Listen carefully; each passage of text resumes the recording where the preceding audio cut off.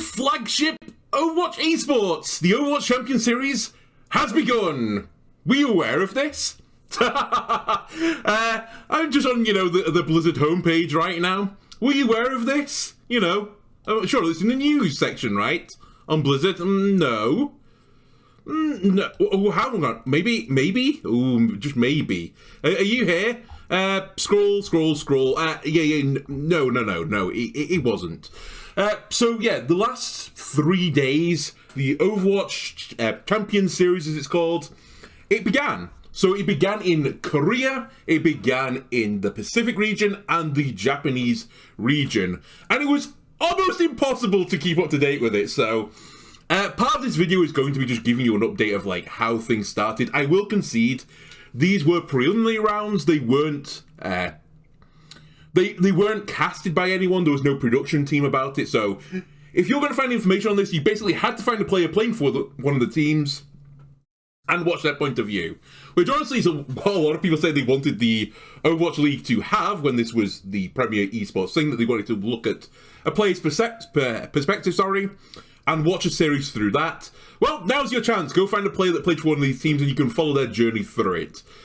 So we've got the qualified teams now for the stage 1 portion of Korea, of Pacific region, and of Japan. So if you want to know, and if you want to try and, vaguely get an idea of what went on through this, I'd recommend following the Overwatch Esports Asia account on Twitter, because they provided information at the very least. Not a lot of other places did it. So it began with this round robin stage. I believe this was seeded. Now, I don't know if it was seeded via an equivalent site to Faceit, who is doing it for NA and EU. I believe they're using something called Wara.dg, I believe it is. I can't actually remember. Does it say on here? No, of course not. That would be far, far too simple. It does say it in here, though. Let me just check that before I upset everyone. Yeah, Wara.gg, I think, did all the Asia ones. I know for the EU and the NA region, they were going to use the Faceit rankings to seed the preliminary stages. I don't know if that was the same here, but either way, it definitely seemed to be seeded because the best teams all avoided one another.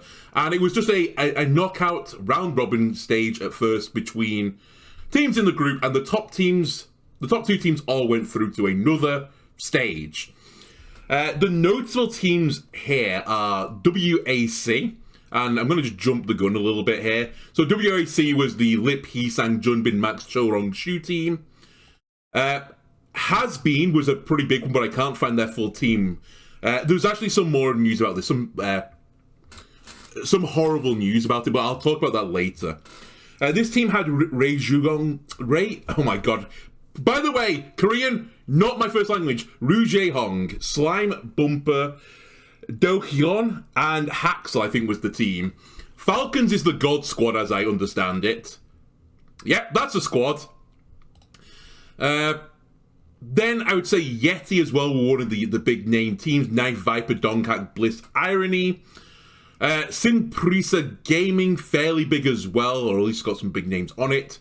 2U, for example, Lee Soo-min is on that team as well.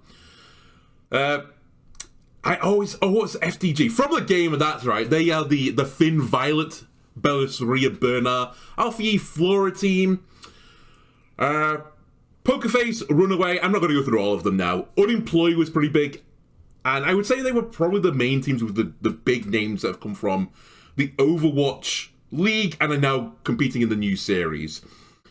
The highlighted teams here all went through. There were no huge surprises at this stage, as I understand it. Again, tell me if I'm wrong, because it was almost impossible to find information. Also, almost impossible to find any scores. Just throwing that out there. If you're going to do this graphic, please put the scores in. It's just nice to know. Anyway, so we went through this stage. Then this got to another group stage, but this one was more important than the previous one, because if you won this group, you automatically qualified for stage 1. If you came second, you would go into the last chance qualifier, and then the 2 best third place teams also went into this last chance qualifier, and only 3 of those teams, from the second place teams and the 2 thirds, would make it through to the stage 1. So 9 teams in total from Korea make the stage 1. There were also equivalent things for Pacific and for Japan, but I'm just going to jump the gun here to their final stages. As you don't really want to see this, but again, no results were shown here. There were no, like, humongous surprises. And in fact, at the end of this, I'm going to probably go through one of the games just a little bit. As I said, there was no casting on this. However, Runaway did have Runner doing some casting from their perspective. So we'll give a watch of the game of Runaway versus Samprisa Gaming, because this was a pretty big game. This had a few of these, pretty large teams in there going up against one of, like, Yeti and Pokerface played against one another. So there were some pretty good games at this stage. Again, no scores here, because, why not? And then finally, this led to the last chance qualifier. And this is how it played through. Again, there are no scores here. I'd say the biggest surprise of all of this was that I think if people were going to draw and, like, you look through all these teams of, like, recognized household names, and you were going to pull out your 9 best teams, I think 8 of them were, like, I understand that. I think everyone would have expected Pokerface, Samprisa Gaming, and the 6 group winners to go through.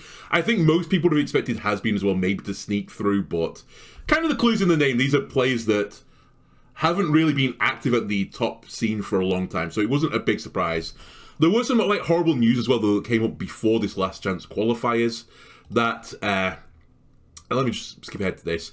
Apparently, the Rouge Hong was in a car accident before it, so had to undergo some pretty major surgery. I'm wishing him all the best from this. There's not any other, at least I've not found any update stories on this, but I wish him a speedy recovery. I hope that, obviously it sounds like it was a horrible accident. I hope it wasn't, I don't know. I just don't want it to be as bad as it could be. Obviously it was horrible, but hopefully he recovers quickly from this and, has a happy, healthy life going forwards. So we did lose team Has-Been in it. As I said, the team was Rouge Young, Haxel Slime, Bumper, and Du Hyun. I think that's how you pronounce that. Sorry if I'm pronouncing your names wrong. Again, English speaker. Anyway, the way this all worked out, here are your 9 teams that are going into the stage. 1, Korea. I believe this will be broadcast, so here are, like, your 9 big Korea teams for this group stage. We have Whack, Lip Hee-sang, Junbin, Max, Chorong, Shu, very strong team. Genesis, Decay, Choi Se-wan, Kellen Karios, Teru, and Marker, pretty strong team. God Squad, Team Falcons, Proper Stalker, Smurf, Han, Binchio, Fielder, and Sir Madjed. From the game are also very good, like God Squad, Flora, Alpha Yi, Bella, Saria, Bernard, Violet, Finn, Yeti, Night Viper, Dong, Hack, Bliss, Irony, Runaways, Prophet, Zest, Mag, Lee J. Gon, and Vigilante. Pokerface, they said, do you want some DPS, Pokerface? And they just said yes. They have Probe, Proud, Finale, Spectra, then Peppy, Face, Simple, and Iris. Again, a lot of flexibility in this squad.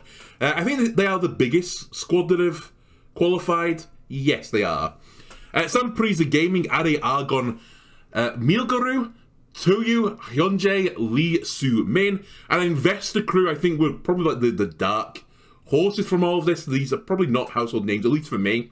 If you're more familiar with Asia esports, specifically Korean Overwatch esports, maybe you have heard of these players, but I've not. So, mine not too. Is that how you want to say your name? Dart, Gurum, Off, and Daegun. Again, apologies if I butchered your names. And as I understand it for Korea, what is the next step for them?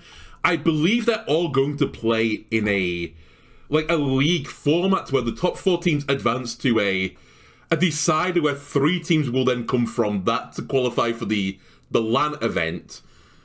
Then 4 teams going to like a last chance qualifier situation. Basically, there's going to be another stage after this, I think is how it's all going to work. Let me not complicate things too much. I think the first 4 teams will qualify for the next stage. Then 1 team will just get automatically eliminated. 4 will go into last chance qualifiers. And yeah, this will go into a second stage, and eventually from that second stage we'll get 3 Korea teams. I think it's 3 Pacific and 2 Japan. Maybe I'm wrong, but I can check that up in a second. From the Japanese region, again, I'm not super hot on Japanese Overwatch. This is getting a bit niche for me. I think the 2 big teams for Japan, though, are viral. There's actually players I've heard of in this team. Nico Kyuki, right? KSG, Plankton, Mint, Cloud, and Mihawk. I recognise a lot of this from the World Cup. There's a lot of these were the Japanese players for the team. And I think 6 Blue is like that other big team. I was kind of surprised. I was expecting a lot of these Pacific and Japanese teams to have a lot of import Korean players. There are some, but not as many household names as I was expecting. I think a lot of them actually got picked up for Saudi E-League instead, so. And then finally in the Pacific region, I'm all about Team Honeypot. Why? Australia got done so fucking dirty during this. They basically weren't recognised as a country, according to Blizzard.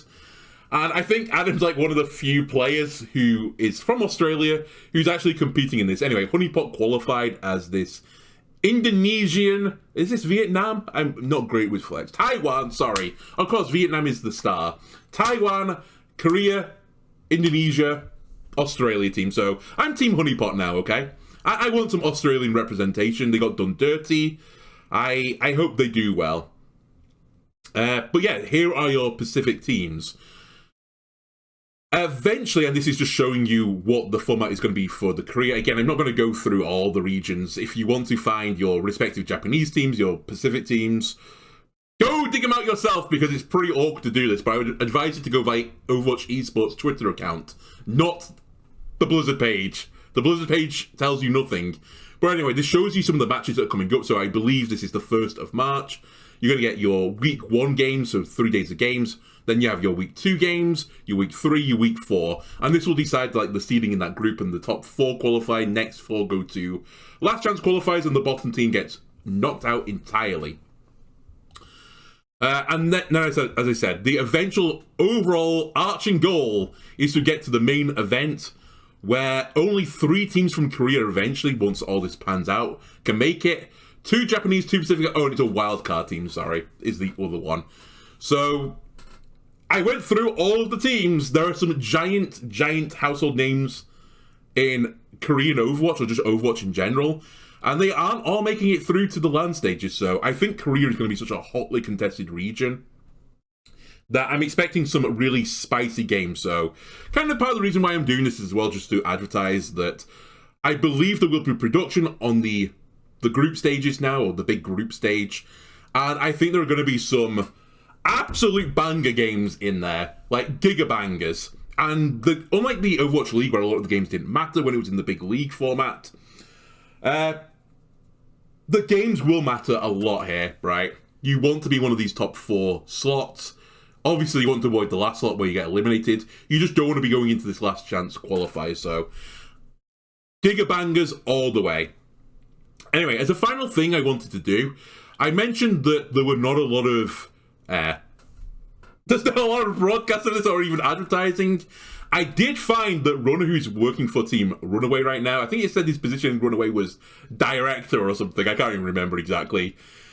He was going through he was spectating the games from Runaway's perspective, so if you want to know, and we'll watch a bit of this. Now, normally when I go through like these VODs of games, I watch it beforehand, so I have an idea of what happens. I only caught the first map of this, and then I had other things to do, sadly, so I did see the first map. I've not seen any of the maps after that, but I am aware of the result. So just as a reminder, this was a game that I think was this one, when we were in the group stage. It was trying to decide the first place team in the group. So whoever won this game automatically qualified for the stage 1 event. If you lost, you were going into the last chance qualifier. So there was a lot riding on this game, right? You don't want to do these last chance qualifying games if you can avoid it. Give me my pen a second. So yeah, this is Runaway. And this was SPG, Sanprisa Gaming. And these are 2 pretty household names for Korean esports. Even I, a European, am familiar with these teams. Okay, you may just experience the world's largest cut and may notice that I'm no longer on Runner's perspective. As I was recording, I got a phone call, I had to do something, so this is a little bit into the future for me. I lost track of what I was doing. I was just going to re-record everything I was saying before so that, you know, there was actually some continuity to it. And then suddenly I noticed on competitive Overwatch that Reinforce, and I don't know how he got these, he has the SPG Runaway codes and went through them on stream. So I looked at his stream, the codes were there, and I was like, you know what, I'll have those, right? So now you're going to see the world's most orangutan human try and use the owl replay viewer. I say owl. The Overwatch replay viewer. And I'm really, really bad at using this. So, at the very least, it will be better than using just a single person's perspective who misses a lot of the stuff. No offense, Runner, but you you miss a few things. Let's put it that way. Anyway, the only downside of this is the pen is a little bit more awkward for me to use, but we can make it happen. Just as a reminder, I can't remember exactly where I'm going to put this cut, but this is your Runaway. Well, good thingy. Good writing, and this is SPG. Probably should have put you in blue. Oh, that looks beautiful. That's perfect. That's very clear. Anyway, there are your teams, and there they go. All right. So, as we're going to run this out, we'll take a freeze as they come out of spawn, because, you know what games are like. In fact, let me just go 20 seconds in the future. A lot of messing around in spawn. You're not necessarily on the comps you expect them to be on. So let's do the sim TP out, and they meet here. All right, let's take a look at the comps, right? So on one side of things, we've almost got a mirror comp here, and I think in the whole grand scheme of things, there are some things about it that are basically the mirror comp, right? We have the Junk Queen on both sides. We have the Lucio Moira backline on both sides. We have the Tracer on both sides. Then the one exception is this. Sombra versus Echo, right? But other than that, it's kind of like, even Stevens matchup. It is basically Sombra, which is kind of like this, common flank hero. Echo can be like a pokey flanky hero as well. They have similar briefs, let's put it that way. Anyway, we are going to just look at the fight from up above and try and work out what happens during the chaos. So, first things to note.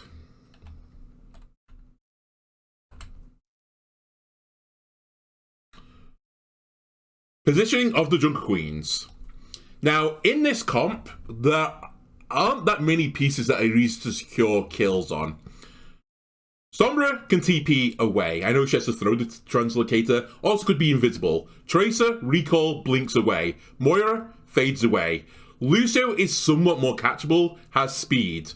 The only hero that doesn't really have these great movement abilities are the Junker Queens. Now, they do have the movement ability, is the commanding shout that gives them a speed boost, and anyone around them also gets the overhealth and the speed boost, right? But it's not as big as like a Lucio speed, it's not like a blink, you're still going to get chunked out. So these are the two fat kids, so to speak, in this comp. And they're kind of here for a few reasons. Firstly, the knife will pull people out of position, and then the rest of your team kills them. They all focus that target down and they will die. Secondly, this is more of a rush comp. What is rush but a horizontal dive comp, right? Mag can shout at some point, or you can shout, impart speed on heroes that like speed, like Tracer, like a Sombra or something like that, like an Echo. And they can rush down a target with an additional, I can't remember how much the shout gives, it's like 150, 200 health, over health that is. They can run down a person pretty free, knowing they're not going to get killed in the process, and then they can just all in and try and kill them. So the Junk Queen is like this pick potential. However, the other problem with the Junk Queen, and you're going to notice this throughout this first map, I can't remember through the cut as well if I've mentioned this, I've not seen the full game of this, I'm aware of the results. I've only watched the first map, I didn't watch anything beyond that, so we're going to learn as we go along as well. But you'll notice in this comp that the Junker Queen, if she ever starts taking damage, you are in big sad times, as it is so hard to heal this hero back up. And if she's using a shout defensively, you're putting her on the ropes. And you're putting the rest of the team on the ropes as well, because they're not using the shout offensively. It is just big sad times, right? So a lot of these fights I find are either you focus the knife target, or you're focusing the Junk Queen, you're just trying to chip them down, as it is so hard to heal them back up again. Other things to note from this first neutral fight are the positioning of some of the other heroes. Your Lucios, they're not with the Junk Queen, they're on the flanks. Tracer, I mean, she's just coming through now, so we'll give her some time. The Tracers go onto the flank. The Moira down here, pretty close to the Junk Queen, pretty close to help the other support, close to help the DPS, playing in a pretty safe position, right? It's so weird, this first fight, because it's kind of like, you would look at this comp and say, Lucio, Moira, Junk Queen, it's a brawl comp, right? You're going to run into someone and try and kill them. The first fight will play out like poke, as neither team wants to go up past this line. Why do teams not want to go past this line? Well, there's this nice lovely cover here for this team. There's this nice cover here for this team. Look at this wall, that's cover. Cover. You know, if you're going out here and stepping this way, you're basically walking into no man's land, right? There is no cover. You are just going to get shot to shit, right? So the only thing that makes you want to walk into here is eventually gaining some sort of advantage over the enemy team, so that you can actually step past this line of scrimmage, so to speak, and, you know, then you can start actually getting into the back line and stuff like that. So as we play this out, and again, I'm not super familiar with this, so apologies for a second. I wanted to put it into a slightly slower speed. Oh, it's just here. I'm dumb. Alright, let's slow it down. So let's see what happens in this first fight. So we've now got our more settled positions. One thing you will note throughout all of this is, or at least I noticed, where Prophet plays on the Sombra. Now, I think most people, at least on the ladder, they would immediately, the first thing they would do is go invisible, and they would be playing, like, in this room or something. Maybe even hack the pack here, and would just be peppering, like, Hyunjae, Lee Sumin, maybe even Argon. They would just be harassing the backline.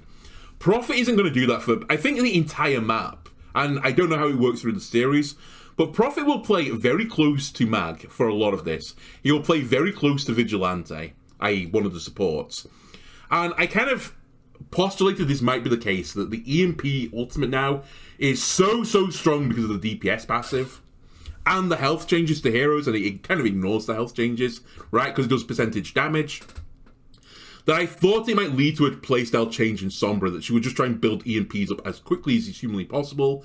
To do that, you want to just always be fighting, therefore you're not going to be invisible because you're not getting ult charge while you're invisible, and basically you would stop assassinate people and you would just play on the front line and poke.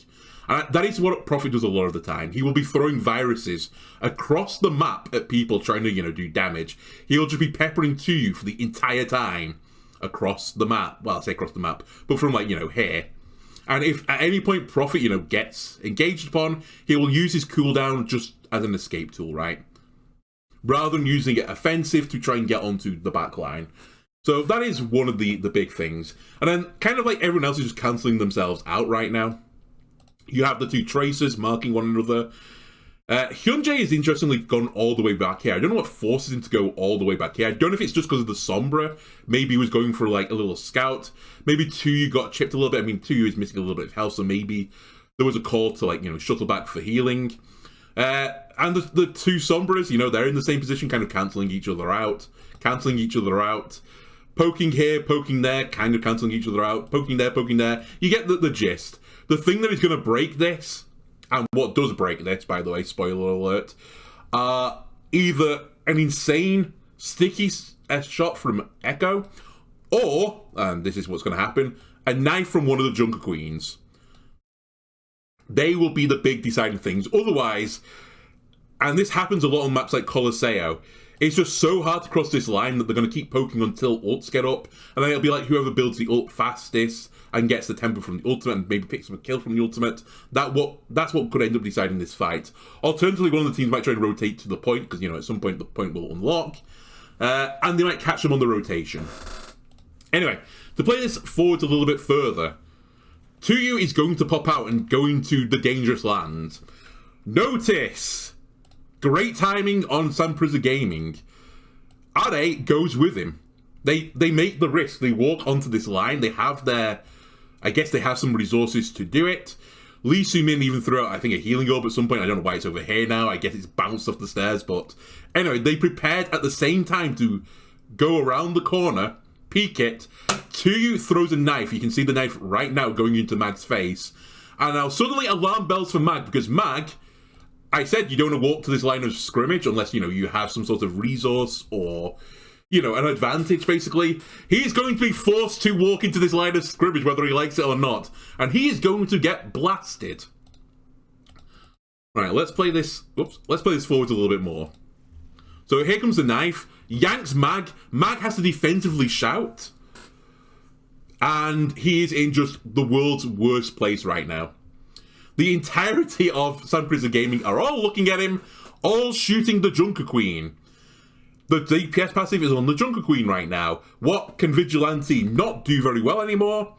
Single target burst healing. It's all going on to Mag right now. It's not being split anywhere. One of the nice things about Moira through this patch, and why she wasn't hurt as much as someone like, you'd say, Anna or Ilari, is that she can, like, you know, passively or accidentally heal other people, right? She's spraying her P heal out. She might hit other people. She gets no value from doing it right now. Prophet is in overhealth. Lee J gone, overhealth. So she's basically single targeting using her P and getting so little value. Look at Lee Soo-min at the same time. He's peeing all over Argon to you, probably getting Hyunjae in this. Ade probably will step forward and he's being forced to use his recall. But he's going to get P'd on as well. Look at the P value from Team Blue versus the P value from Team Red, right? Which means Lee Soo-min is probably going to build up ult charge pretty nicely. Now, Vigilante will probably also be building ult charge pretty quickly because, you know, he's actually actively healing someone that is dying. Whereas some of Lee Soo-min's healing is still going to nothing right now, right? There's overhealth here, there's overhealth here. There's basically 0 health missing here. But this was all from the first knife, the aggressive swing with the knife. I think Runaway were a little bit too passive on this opening. Now, this might be because of the Sombra. Maybe they're just trying to build an EMP, as I mentioned. And perhaps they weren't super interested in this neutral fight. They were possibly more interested in trying to get to the ult phase, so... Either way, Sun Prison Gaming made a play and were rewarded for it. Zest has gone into the flank and he's just peppering away right now. But look at Mag's health. They just can't get it up. Where the fuck did Vigilante's orb just go, by the way? What happened to your orb, Vigilante? Oh. Is this in the...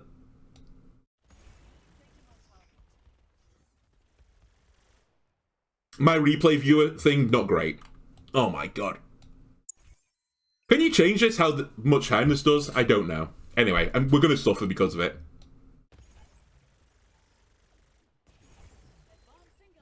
I just... this replay viewer. Oh, whatever. They miss it. They miss it. The orb doesn't get a huge amount of value, I think. You know what? We learn. Is there an option here to change the replay thing? Yes! Holy moly, there is. Never mind, I take it all back. This viewer is fantastic. We'll put it on 5 seconds. There you go. Okay, so the orb does it does come across, but, like, it's just a perfect example of the DPS passive, right? They receive 20% less healing from it, and orb is flown past, it's going to bounce back again and hit them, so Vigilante actually makes a pretty good play here. And max health is just not going up. Simply, they are not being healed. I think Mag might also miss the swing there, I'm not 100% certain, maybe they just catch to you, but Mag has now got bleed on him. He's got the echo beam on him. Like, look at this. Look at this. For Death Ball. Da, da, da. That's the entire Sun Prison Gaming team. All adjacent to one another. All 5 on top of one another. And this is Runaway. Now, normally I like, you know, taking the angles, and I think that is a good thing. But if you're just focusing someone down, this is pretty obnoxious, right? Pretty good. Pretty good. Anyway, Mag is going to die, or at least so many resources are going to get burnt out that they will die from it. Are makes the aggressive decision to blink into the enemy team to confirm the kill on Mag. At this point, Vigilante is probably out of pay. And again, I just want to, you know, I mentioned this before. It doesn't matter a lot right now. Lee Soo-min has 8% more ult charge as a support in a fight that they're winning. Right? It's kind of weird. Normally the team that is losing, the advantage of the team losing, are their supports build ult charge quicker. Now, Lee Jae-gon is, you know, 10% ahead of Hyunjae, so maybe that is what's happening. Maybe an amp heal was forced on the Runaway side of things, and they got a big heal bump from that. I'm not sure. Actually, I think that is what's happened. So Hyunjae may still have amp. Anyway, Mag is just getting blasted, and they get him, right? There was just nothing that could be done anymore. They'd used all the healing resources. I think they have used amp, so that's that. I think Hyunjae right now is amping speed as well, so they can just chase down people. Now, they are going to get a trade on this Runaway. Lee Jae Gun and Zest just say, like, nope. You do that to my tank? Fuck you! And they both just go backwards and, kill the Tracer. However, in this, not all trades are made equal, right? You would definitely want your Junk Queen over your Tracer, so this is going to sound the retreat. They can't get to the point cap anymore. The hero that's probably going to stay on the cap as much as possible is the Junker Queen, right? She can trade or toggle with the Tracer, the Lucio, the Moira, the Sombra. I think this is part of the reason why this comp was selected. On control points, having these extremely mobile heroes is good. Firstly, because you get more fights via Lucio. You get to the fight sooner, so you get to get this prime real estate position. Because if this team didn't TP, Runaway, if they didn't TP and use Lucio, whereas this team, SPG, did do that, they might be able to bottleneck them here instead, and the line of scrimmage would have been over here instead. So that's kind of makes sense for the Lucio. Also, the Junk Queen could shout as well from spawn. I didn't check if they did do that, but that is like the turbo ultra speed option, right? Anyway, as I said, you kind of need your tank to contest the point, so not an equal trade. And they're just going to force them out. Let's go back to one-time speed now. Do a little bit of chasing.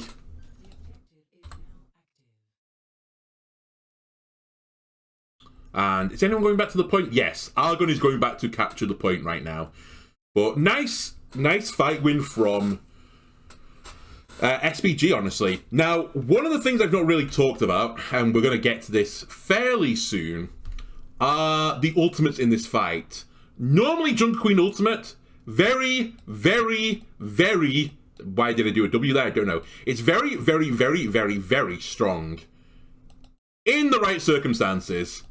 Sometimes it's extremely weak because, it can get cleansed by just an ability.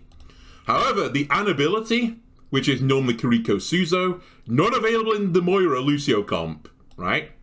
So once you're antied, you're fucked.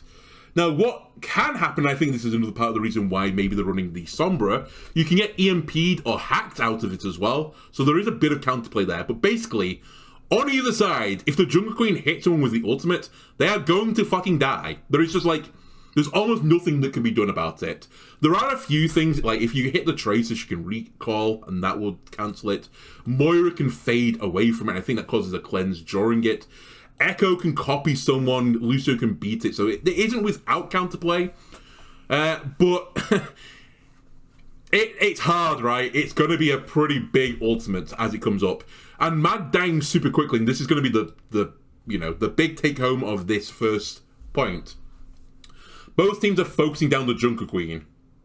If your Junker Queen dies early, she's not building ult charge anymore. So 2 is going to get ult up faster than Mag. And Team 2 does not have a great way of dealing with it. Especially since they're probably not going to get beat in time. But you never know, 55% to beat, maybe they do get it. Spoilers, I don't think they do. Anyway. Where are we going now? So we get the cap. And immediately, as soon as the cap's done, SPG are like, give me the high ground again, baby. We want this high ground. A little bit of poking. There is a little hack that goes on here that I kind of like, but they don't end up using it too much. I mentioned before that the line, it's like the equal side of things, and certain things will give you an advantage over others. Hacking this pack of Sombra is a pretty big advantage. A lot of teams will use this pack to recover health on. If your health pack is coming up quicker than the enemy teams, that means you have more sustain. So I like this play, but they are going to rotate out of this pretty soon. Oh my god, what have I done? What have I done? Actually, you know what? Give me a second. I just need a quick bio break, and I'll fix the camera. I'm so bad at this. Alright, apologies. I don't know how I fixed it. I alt-tab came back and it was fixed. Anyway, so yeah, this hacked pack is pretty nice for this team. They do try to get out Runaway from this upper door, but like, look at the positioning right now of SPG compared to where they were before. They don't really give a shit. The line of scrimmage has changed. The line of scrimmage is like over here now, right? If you want to come out this door, you have to basically get to the next line of cover, which is this gap, and we're going to shoot you to shit if you try and do this.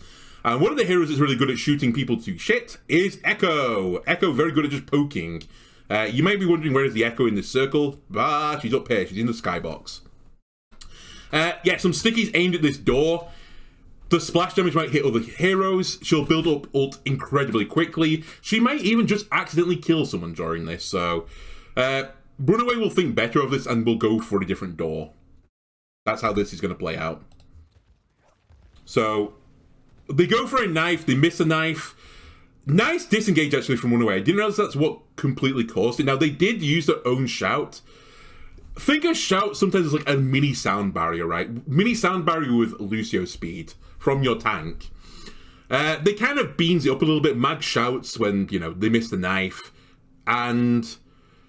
they recognize on SVG, they do their shout, and instead of, you know, just standing there dawdling or, you know, just keep fighting, they use the remainder of their speed to just disengage from to shout. So they shout, they rotate, very nice. A little bit of fighting going on in mid, but basically now we're going to rotate round towards the point.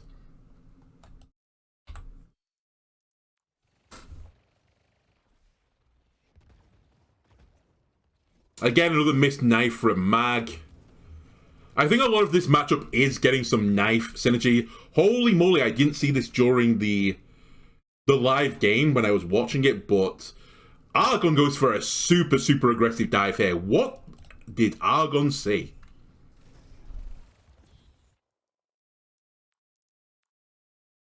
Look from your perspective, Argon. So he's trying to catch her on the rotate. He headshot Vigilante.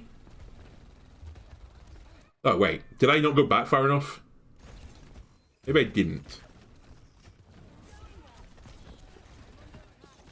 Wait, was it not Argon? Who went, like, absolute buck wild right at the end, then? Oh, my God. How did I get out of this view? Was it alt? Was it alt? Ah! I'm just pushing all the buttons. It was just left click, apparently. Okay. Was it Hyunjae? Who? Or was it a replay thing? What the fuck happened? Am I losing my goddamn mind? It looked like someone was, like, here on SVG.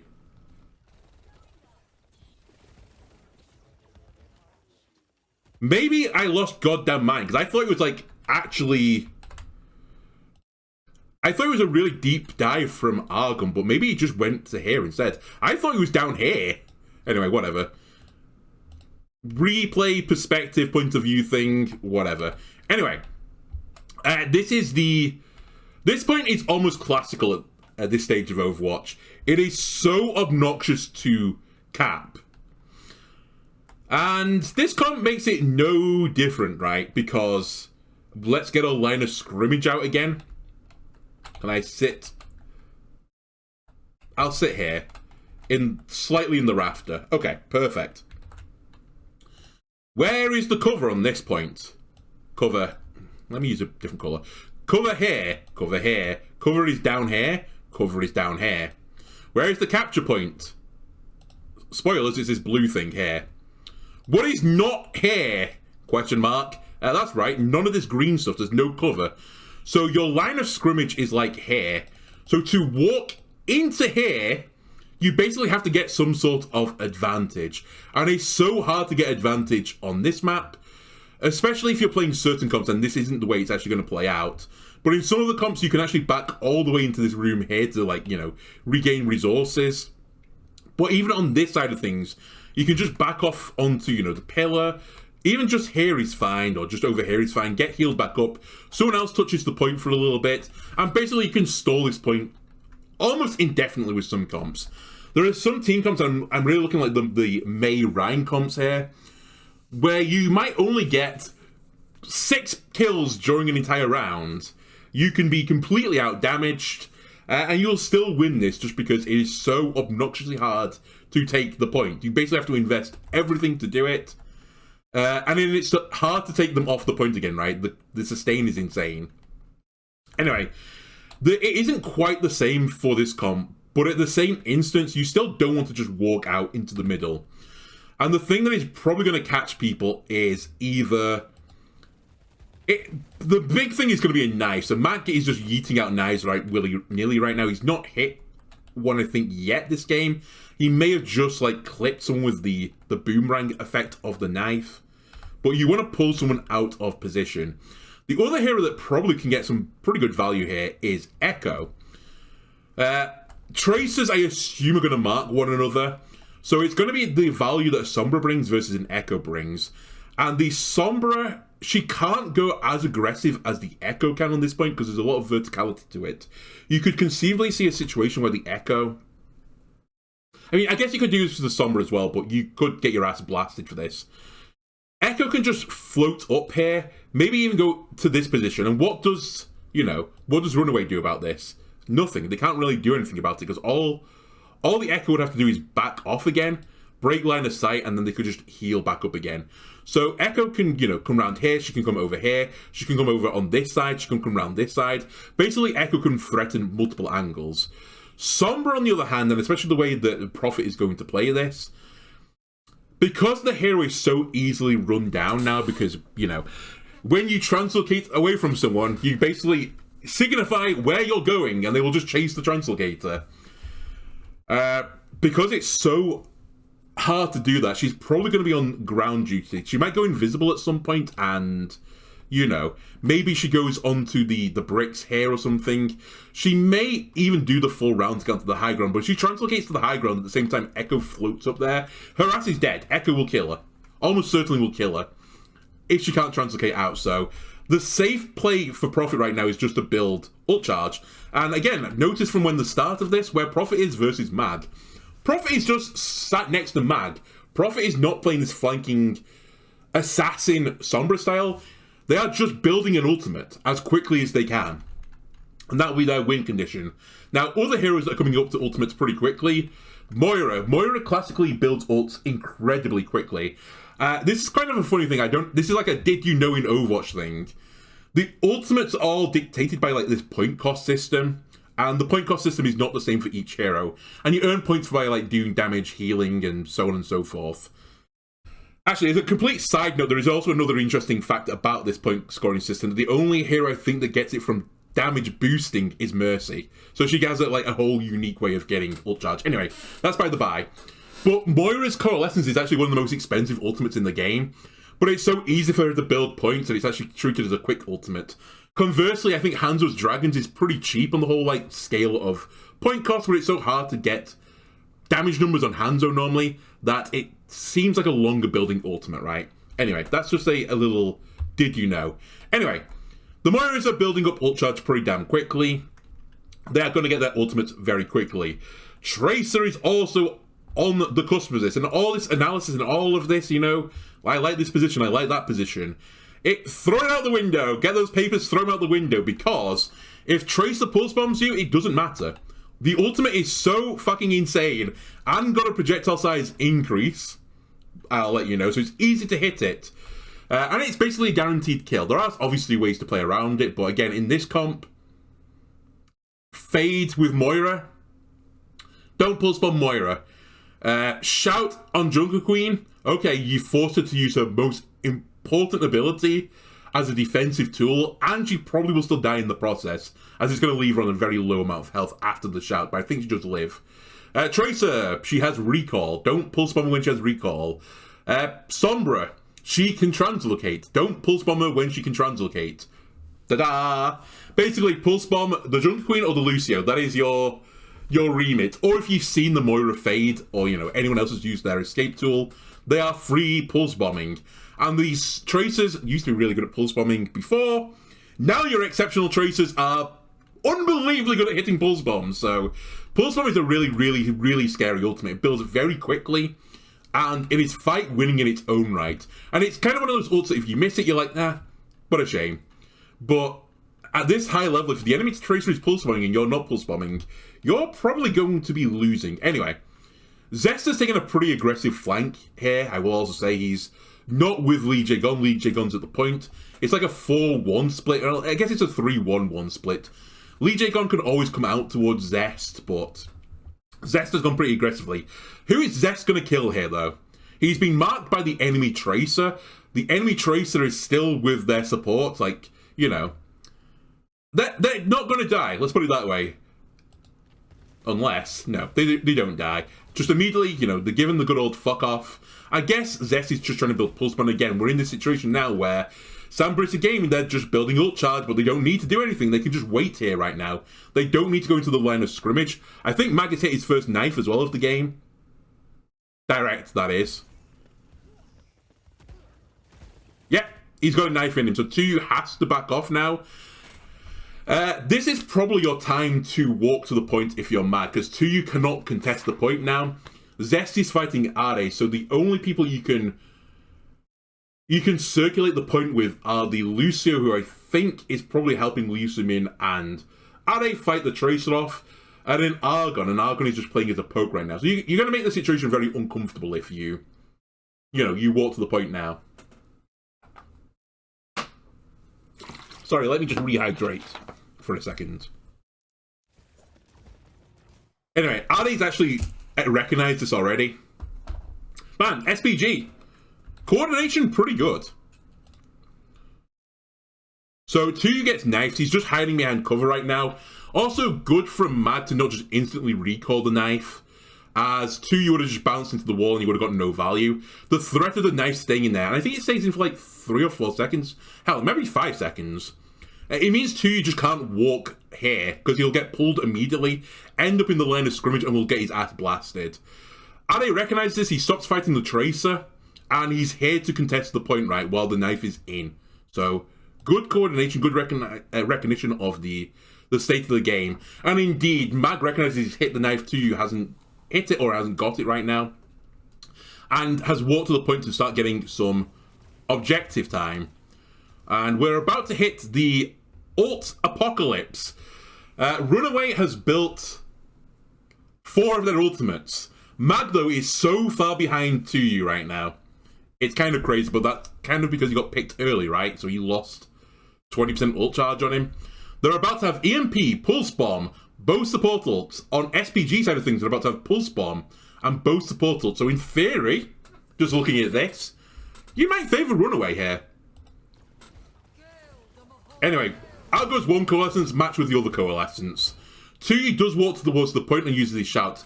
And absolutely ass blast Zest. What the fuck happened to Zest? How are you dead instantly? Let me look at Zest from 5 seconds ago, not in the spawn room. So, oh my god, he gets... Let me go a bit further back. And let's slow this down to half speed. So he walks out towards the point, because Maggie's contesting it. He gets blasted for 50 health as 2 walks around the corner. I think the knife either is broken at this point, or 2 has the shout to counter the knife. Either way, he does shout. And at the same time, Addy is now gone from the point because he's recognized that 2 you can touch the point, and has gone back to marking Zest's duty. And Zest just gets blasted. Walks back towards the point. And just gets beat up by the Junk Queen. I'm not going to lie. If I'm a Tracer on whatever it was, 60 health, and, you know, I had somewhere to choose to go, I don't think standing here next to the enemy Junk Queen is the place I would recommend going. I assume that Zest has come here expecting to get some Coalescence healing from Vigilante. But Vigilante is in fucking red eye laser mode. And it's like, kill. And he's just shooting to you, so... a little bit of maybe a breakdown on the communication side of things there. I'm not sure. Maybe Zest was expecting the beat on top of it, but you don't really want to overlay your support ults like that, so... Either way, he kind of got giga-fucked. And that's going to be real bad news bears if Ade hits a pulse bomb. Ade is at the same time getting his ass blasted as well. Where is Ade in all of this? Oh, I think Ade has Ade just tried to pulse bomb? Yeah, Ade has just tried to pulse bomb. Hold on a second, give me 5 seconds into the pass, please. What is happening here? Oh, I know what happens here. Prophet makes a huge outplay. So Ade's going to pulse bomb Prophet. And I mentioned before, the heroes you don't necessarily want to pulse bomb until you force their escape abilities are Sombra, Tracer, and Moira. Prophet still has his Translocator, so he's going to get pulse bombed in a second. Prophet does... Oh my god, this is so cool. So cool.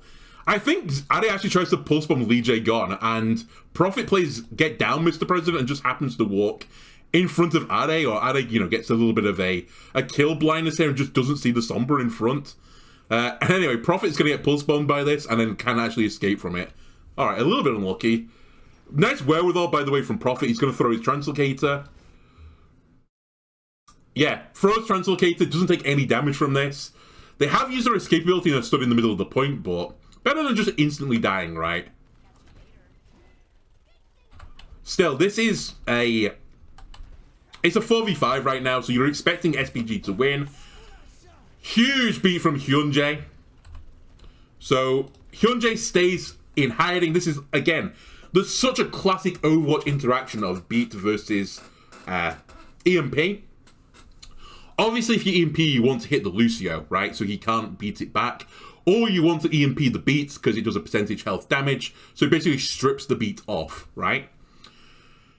If the Lucio just plays out of line of sight of the rest of their team, you can't EMP the team and the Lucio. It's it's really hard to do, especially if you're playing very smart as the Lucio, and maybe you're playing, I don't know. Rather than just sitting on this wall, which I think he was, to be fair, if he sees a Sombra like translocate in, or, you know, they know the Sombra isn't in the fight, he can always come around this side of the wall instead. So he's still pretty close to helping his team. He can get a beat off, even from this side of the wall. He can beat, and then just run here because the beat lingers for a second. Or the application of the beat lingers to give it to his entire team. Anyway, he's just hit a 5-man beat on top of an EMP. Basically just cancelled the EMP out completely. Very, very good support play. Anyway, let me just let me move the camera so you can see this. The fight is still breaking down right now. Tuyu has got his ultimate as well before Mag. That was, you know, as expected. And decides to just send it. And that is fight over. Look at them just falling over. All bleeding, all antied. You know, there was just no way out of it. There was no counterplay to it. I mean, there was, but at this point when, you know, everyone's used their cooldowns, there was basically no counterplay to it.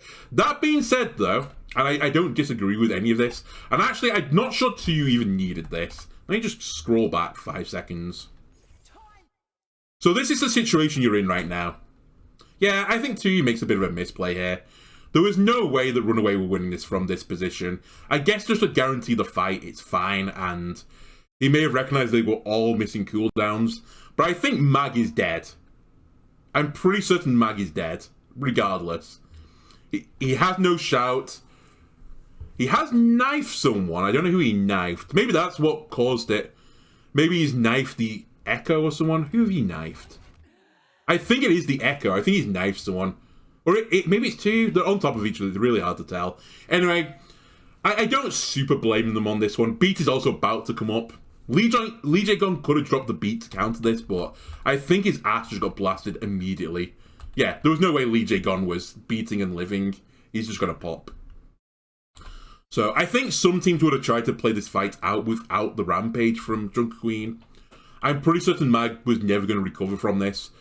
I don't know what Vigilante's P status was at this point. Half P? I don't know. I think that is, again, a little bit of, do you just want to guarantee you win the fight, or do you just want to, you know, maybe run the risk a little bit and be a little bit more greedy? Personally, I think I might have tried to be a bit more greedy on that one. You have used 4 ultimates to win this fight because you've used Coalescence, you've used Rampage, you've used Pulse Bomb. The enemy team is going to come back with Rampage, Pulse Bomb, and Beat. So you're probably going to lose the next fight. Just on the economy, right? Anyway, Lee Jae-gon doesn't beat this, which was good because he definitely would have Ajaxed it, and the team just falls over. Moira is a kind of awkward hero to stagger, so I don't think it's too unreasonable just kill the Moira there and not go for the stagger. All she has to do is like one fade, and she can fade back to high ground again. And what are you doing? Yeah, can fade back and, you know, get away. Zest is just trying to do some poking right now. A little bit risky because his team is on the respawn right now. You may be noticing the great bamboozle going on here, and I really didn't like this play in real time, and spoilers, it's not going to pan out very well for them. I mentioned that SPG right now, economy, it's dead, right? They went through this positive boon, and now they're in a recession. Only have the Echo Ultimate, and it's not saying the Echo Ultimate is bad in this, in fact it really isn't. If you Echo copy the Junker Queen, you get Junker Queen's Ultimate, potentially. And that is really strong. You also have a nice synergy with Junker Queen plus Junker Queen. Double shout, double commanding shout, gives you an insane amount of overhealth, gives you an insane amount of speed, and you can just blow someone up with that, right? And you get another knife on top of it, so you could conceivably knife someone and knife them again to keep them out of position, and just kill them, right? You can pull them out of position twice and kill them. So the Echo Ultimate is really, really valuable in this comp. If I was going to throw up a scale of, you know, Ultimate versus Ultimate, do I think EMP is better than the Echo Ult right now? The duplicate? Probably, but it's not a lot in it. Like, they're fairly close in terms of the old power levels. It also does depend, like, if you're EMPing one person versus EMPing five, if you're EMPing five, the EMP is just a better ult. It's more fight-winning than Echo Ult, right? Anyway, they're going to do the great sneaky play. They're all playing inside of the room here, and they're going to try and catch out Runaway. They are aware Runaway has 3 ults, they have 1 ultimate, so to try and match things up a little bit on economy, they're going to play sneaky with it. They're going to run at someone, try and force, you know, some sort of mistake from the enemy team, not expecting to get a fight here, and then overcome the ult deficit this way.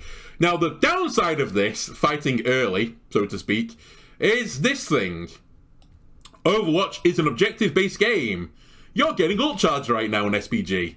In all seriousness, if you just did what you did the first time, which was like poking, eventually retreated back to the point again, and then, you know, once Runaway got to this point again, they started investing their ultimates and you lose, you're probably getting this number up towards, you know, 90% plus, right?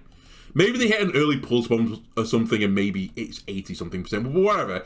You're going into one fight territory. What happens if you do this, though, and you instantly lose the fight? This might flip over at 70% instead. And then you're not in one fight territory, you're in 2 fight territory, so I don't like this. I mean, I don't mind it sometimes, you know, surprising the opposition, very good, very nice. But I feel like you have to have some sort of plan on top of it. And I feel like SPG just go like, we're going to sneak up on them, we're going to give them the great bamboozle. And then they just sort of like, they bamboozle them, and then like, wait a minute. What do we do now? And sort of get trapped in no man's land. So they're going to run out in a moment. Also, it's very scary to do these great bamboozle plays when, you know, there's a fucking invisible hero in the game. Da da da da da da da da da. Invisible scouting hero is there. So yeah, that is pretty spooky. In fact, does Prophet? Prophet sees them, doesn't they? Yeah, Prophet sees this. Show me Prophet. Show me Prophet. So yeah, Prophet is invisible. It's like, hi guys, hello. I think this is what's going to cause the Great Bamboozle to initiate, because I assume this gives the detected message, which is why 2 is running now, and I think Hyunjae is already amping the speed. Prophet's like, holy shit, I've walked into the wrong neighborhood. Get me out of here. Yeah, gets knifed. Throws the translocator though so he doesn't get pulled. And now this is going to fall apart as we've run into the enemy team and they have ultimates. Argon copies, so now you have literally 0 ultimates, but does copy the best target. And this is just broken down into pure chaos, right? Prophet's over here. Mag is just in the center on the stairs. I think that is Lee Jae gone, and It's just a horrible fight. Now, what I want to check... Okay, no. I didn't know if Zest had carried on towards the point, because if Zest had just started fighting the point right now, and could cap the point, this would be probably fight winning for Runaway. This would have decided the map. After, you know, getting 64%, if they'd won this point and started getting percentage without using ultimates, or, you know, without the need to invest ultimates to get it going, that probably would have been game over. Sadly, he gets marked. So we'll let this play out again at times half speed. Argon gets a copy, and what is going to happen eventually is Mag just ults down the stairs, hits Argon. I don't even know if he means to do this, but I think he catches Ade and Tuyu. Yeah, he does. That is Ade dead. Tuyu is just, you know, slowly bleeding out and is antied. Argon on the Echo copy is also antied. But this is just going to now devolve into picking up kills. Tuyu is getting hard chased while antied. They can't heal him. He dies. Very nice. And now Lee Simmons like, holy shit, I need to get to the point. Slow him down a little bit, even if it's just by one tick. Doesn't get anything. Nice cleanup. And what did this cost? What did all this great bamboozle cost?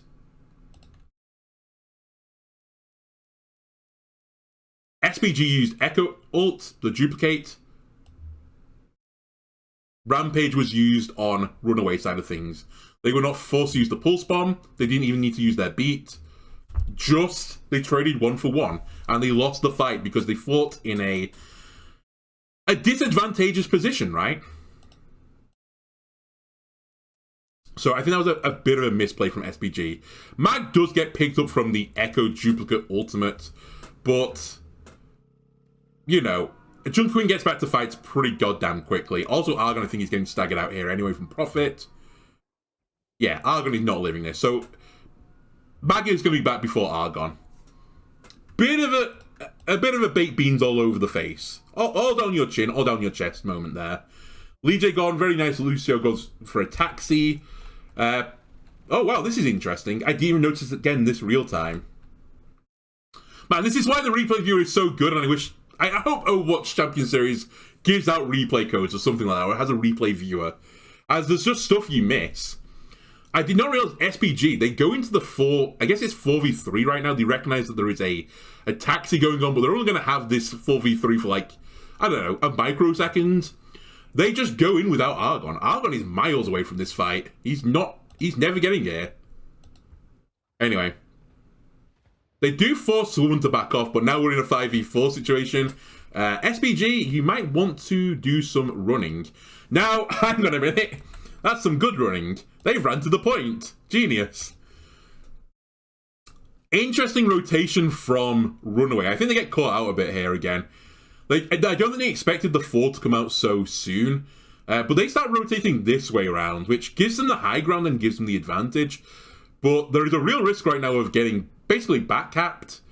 And this will then go into single fight territory. By the way, that great bamboozle as well, they flipped to 81%, which is not quite one fight territory. You could definitely get another fight after 81%. Sorry, I need to rehydrate again. Now, I can't remember this real time. I think the cap gets interrupted. Probably by Zest, but let's see. Yeah, they suddenly realize, here goes the amp speed, they just run it down. Straight to the point. Do not pass go, do not collect $200 dues, or poundy dues, depending on your country of interest. By the way, Argon is now just in the fight, and, you know, it's basically already started. Tuyu is dead, probably because he's fighting a 4v3 without the Echo. What actually kills him will slow it down. In fact, I wish his roof was just a slightly bit higher. It could be such a good camera angle. Anyway, let me go back 5 or 6 seconds. We'll go back 10. So they're going to make the great run to the point. So what happens here? Does Zest pulse bomb Tuyu? I think that's what's going to happen here. Amp speed. Just fucking run it down. Zest on point first. Mag on point. They literally just run it down here. They can't let the flip happen. Yeah, Zest pulse bombs Tuyu. Tuyu uses shout to stay alive, but has literally no resources left, and that is their ass.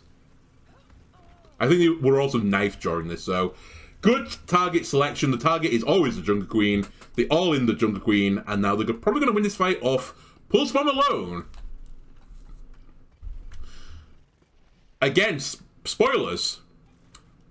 That's 2 fights in a row now that Runaway have won with 1 ultimate. If you can win fights with 1 ultimate consistently, you're probably going to win a game of Overwatch, ladies and gentlemen. That's all it takes. Oh my god, I'm just always in this fucking building. Let me out. Alright. The economy is still slightly in shambles right now from SPG, but the time is on their side right now. Both support ultimates are going to come up fairly soon for Runaway. They are 4% off the coalescence, so they're going to have that this fight. By the way, Legion Gun is still not used his beat yet. Hyunjae might actually catch them and lap them. Lee Sumin is approaching his own coalescence. The big question here is, can Ade pulse bomb a target that then dies? Namely, can he pulse bomb Lee Jae-gon or Mag and then get the kill? If he can, then this fight is winnable for SPG. Otherwise, they're in trouble. They basically need to force out these ultimates. Also, EMP is coming online very quickly. And again, Prophet is not playing dangerous right now. He is really full-on poking as Sombra. Anyway, I'm pretty certain this fight develops into this room here. Oh no, it doesn't develop in the room here.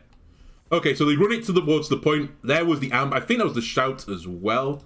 Was that the shout as well? Was it full speed ahead? No, it was just amp speed. Okay. That's fine. And we're going to have this fight again. So it does seem like SPG likes fighting on this side of the point, which makes sense because you can back off into this room and get a health pack. Force the Moira Orb out early. Early coalescence. And Ade misses the pulse bomb. Who do you try and pulse bomb, Ade? Let me have a little looky here. Is it Mag?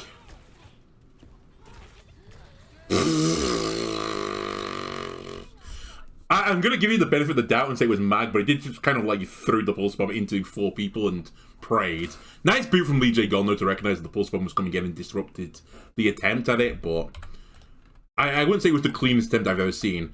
Vigilante just throws coalescence out aggressively. I'm not sure how I feel about that. Let me just go back in time again. Apologies for like 6 seconds. Did people get low from the splash of the pulse? Is that what causes this? No, he's already sent it. Vigilante, are you out of P? Have you spent all your P already? Vigilante was running out of P. Okay. So I think that's what causes this. But it just... I don't like it. Like, SPG doesn't really use anything right now. Ade is low, but... Is he in the midst of recalling? Either way, I can't fucking see him right now, so he must be pretty goddamn safe. I think he's recalling. I can see the star. 2 is the only one on the point. You can easily kite this all. Just run away. Just leave them. And that's coalescence wasted. And they go chase the fat kid. That is what the name of the game is here. But they kind of reach a little bit on this. I think they recognize on Runaway that they kind of need to get some value here. And they try and chase down 2, so they do cause a split. Does 2 die during the split? The 2 gets split off. By the way, we mentioned this earlier about Echo versus Sombra positioning. Look where the Echo is. There's no one on Runaway's team that can really contest this right now. The only person that can get up here is Sombra with a Translocator, but if Argon has any cooldowns, the Echo is going to win that 1v1. Otherwise, you literally have to go up the stairs to get here, I think is the rest of their comp. Maybe Moira can do some sort of bounce tech to float up here, but you probably don't want the Moira to be using her escape ability to get onto the high ground to contest the Echo. That seems like a really bad use of resources. Anyway. Runaway is like fully like ran it down right now. And there's a little bit of a disconnect. Mag is chasing Lee Soo-min. The rest of the team are shooting to you.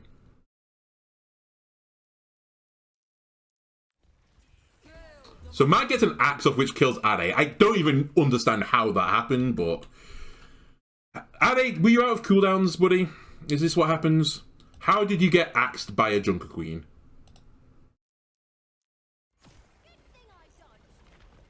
Two blinks. One blink. Two blinks. Just misplays. Simply put, misplays. Should not have died there. This is probably going to cost SPG this fight. And the sad thing is they coalesce at the exact same moment, so... they go 4v5 down. Now, nice play from Mag, but... Really, he shouldn't have got any value from running out and axing a fucking Tracer with 2 blinks left. Whatever. Anyway, Vigilante's coalescence is about to end. Lee Siemens is just about to begin. Also, I think 2 used his shout there, maybe to try and help Ade. I don't even know, but he shouted. And it's all a little bit of a disconnect. So I think now SPG are going to do their version of reaching. 2 even dies during this. He just runs it down. How? Sorry, how? This isn't... We're not at the point in the fight yet where it's like, it's all lost.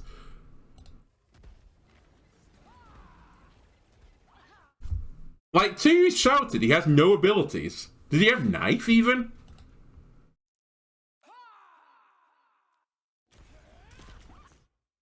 Do you knife someone? This is your only saving grace right now.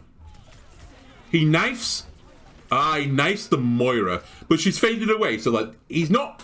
He has no knife, no shout. He is at 272 health. He has the DPS passive applied to him. It's 100% you do. As you're playing against Sombra Tracer, one of them is going to hit you with a bullet at some point. You are not getting knife value because your knife went into a Moira who's now faded away, so you can't pull anything. The only thing you've got is an axe. So, was the game plan here to axe 3 people? I don't know. I think maybe the argument here is the fight is lost, or Tracer has died, will die quick. But you were mid-coalescence, so I wouldn't necessarily have just thrown the fight away immediately. Anyway, they get chased out now. And worst case scenarios happened again. Runaway, they use 1 ultimate. Just 1. And they have won the fight. And what was worse was on SPG side of things, they used 1 ultimate. No, they used 2 ultimates. That was -1 ultimates that fight for Runaway, and they won it, so... it looks a little bit sketchy now. The percentages, they're getting up there. You're in trouble. And you're running into EMP beat. Lee Jae-gon has still got beats. He's had it for, I don't know, maybe 12 hours now. Maybe since Overwatch 1 he's had this beat.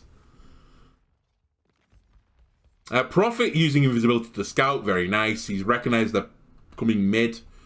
Oh, I think they call it kitchen, right? That's what the cool kids call this now, kitchen. Prophet is going to set up to EMP you coming out of the kitchen, and you're going to have a really bad day. So they show from kitchen. Actually, I think Prophet thought they were going fully to main, and now is like cycling back to kitchen. Still invisible. Just poke, poke, poke, poke, poke. Again, you're not in a rush on Runaway side of things, right? Why rush this fight? Make this a 1-fight territory game.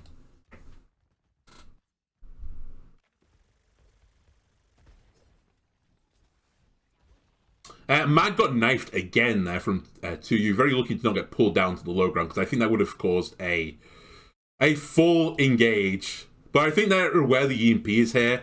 Again, look where the Lucio is stood right now. Hyunjae, he doesn't have the ultimate yet, though. There was a really big play here from Hyunjae. Let me just go to his perspective. I've seen this from... He dies for this, by the way, but I've seen it from Prophet's perspective. He beeps the EMP away so it doesn't hit his entire team. So, taking an alternate angle from the rest of his team, it's fine. It's Lucio. Yeah, sees the Sombra in front, immediately boops, recognizes they have EMP. EMP goes off here. Kind of bullshit. Lucio gets EMP'd here. Let me slow this down to a snail's pace, please.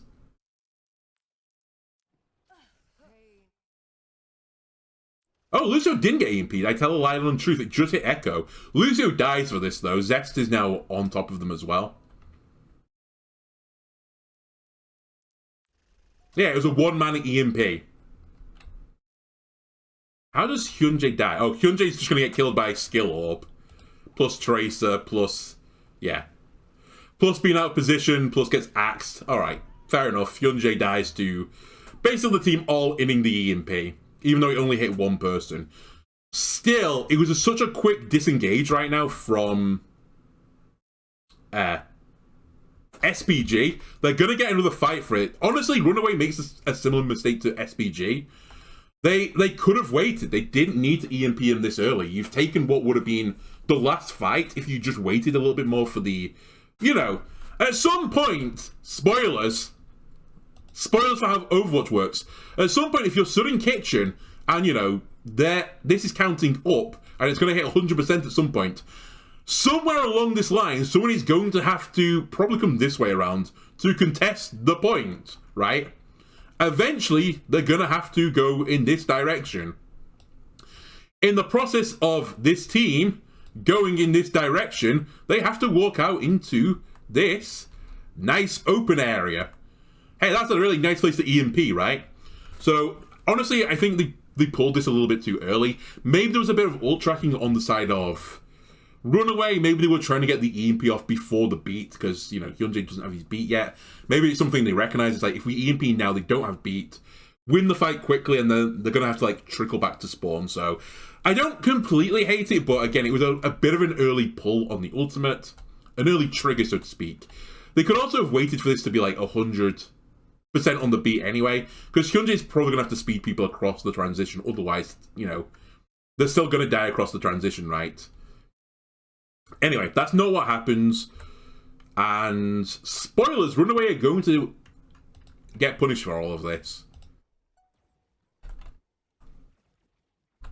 Anyway, people are going back to spawn. You're going to see Arya eventually go and take the safe flank over here to try and touch the point. In fact, he's already fucking here. Look at this guy. He's going to get the check. Prophet is even looking for him.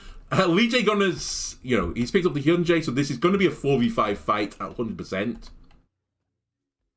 Prophet goes invisible. Tracer, sneaky. Sneaky. But again, Prophet plays this so safely on the Sombra, just staying with the team at all points. And I don't blame him at this point because, you know, this is literally last fight territory. Anyway, Addy's going to get the touch to get the overtime. They're trying to wait as long as they can for Hyunjae to come back. Hyunjae will get back pretty quickly because, you know, he's a Lucio. So they're going to have to fight 4v5 for a little bit of time, but not too long. During the course of this entire round, Lee Jae Gun still has his beat, and now Hyunjae is about to rebuild his beat, so we're in an economy situation that it's starting to go to SPG's favour, finally. They're going to get beat, they're getting copy soon, they're going to get the Junk Queen ultimate very soon. That's a pretty big 3 ult combo for this team comp. That being said, close to Junk Queen, Pulse Bomb, beat. So some of this fight is going to be dictated by a few things. Firstly, it's going to be how good Lee Jae Gun's beat is. Can he save the beat to counter the Junk Queen ult? That is what he kind of needs to do at this point. From the reverse side of things, Hyunjae might have to beat the Junk Queen ultimate. So there's probably two big things that can come from this final fight to decide it. Firstly, Argon, who does he copy, and what ult does he get, and what value does he get from the ultimate? Because Lee Jae Gun can only beat one of these things, right? He can either beat the Argon ultimate or the 2 ultimates. Unless they do them both together, in which case, you know, that's fucking giga insane value. But assuming they don't overlay the ults like this, he can only beat one of them. So he's probably going to beat this one. Oh, well, let's be real. He'll beat the one that comes first, probably. Zest, on the other hand, basically just needs to pulse bomb someone that can be killed. If he pulse bombs Hyunjae, and you deny them the beat, you have won the fight. So, if I were on Runaway right now, I would be trying to get Prophet to scout me where the fuck Hyunjae is on the way back. Because, by the way, he is, you know, coming back from spawn. And I would be contemplating getting the pulse bomb save for him. Failing that, the second target, and this might be what they go for anyway, is Junker Queen is going to have to run to the point, right? If you can pulse bomb Junker Queen and follow up with more damage, again, I would then be talking to Prophet about, like, stay with me right now. I'm going to pulse bomb to you, and we're going to kill him. Hack him, I pulse bomb him, he dies. Right? Right. That's kind of how this should break out. And Runaway obviously has the position, so I think this is still advantageous to Runaway right now, but it's losable. Let's put it that way. Anyway, you're going to see Ari blink from below me any second now to touch the point. Let's trigger overtime. Let me look from this perspective. So yeah, there was the blink. Why has Moira used her orb? Vigilante? What happened?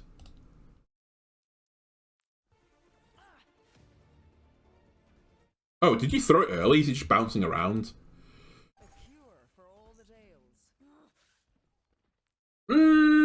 Okay, I think... Okay, going back 5 seconds. I think Vigilante's thrown a orb that bounces off the bridge above and then onto the floor below, so they can build up the cooldown to another one, because the cooldown ticks down whilst the orb is in flight.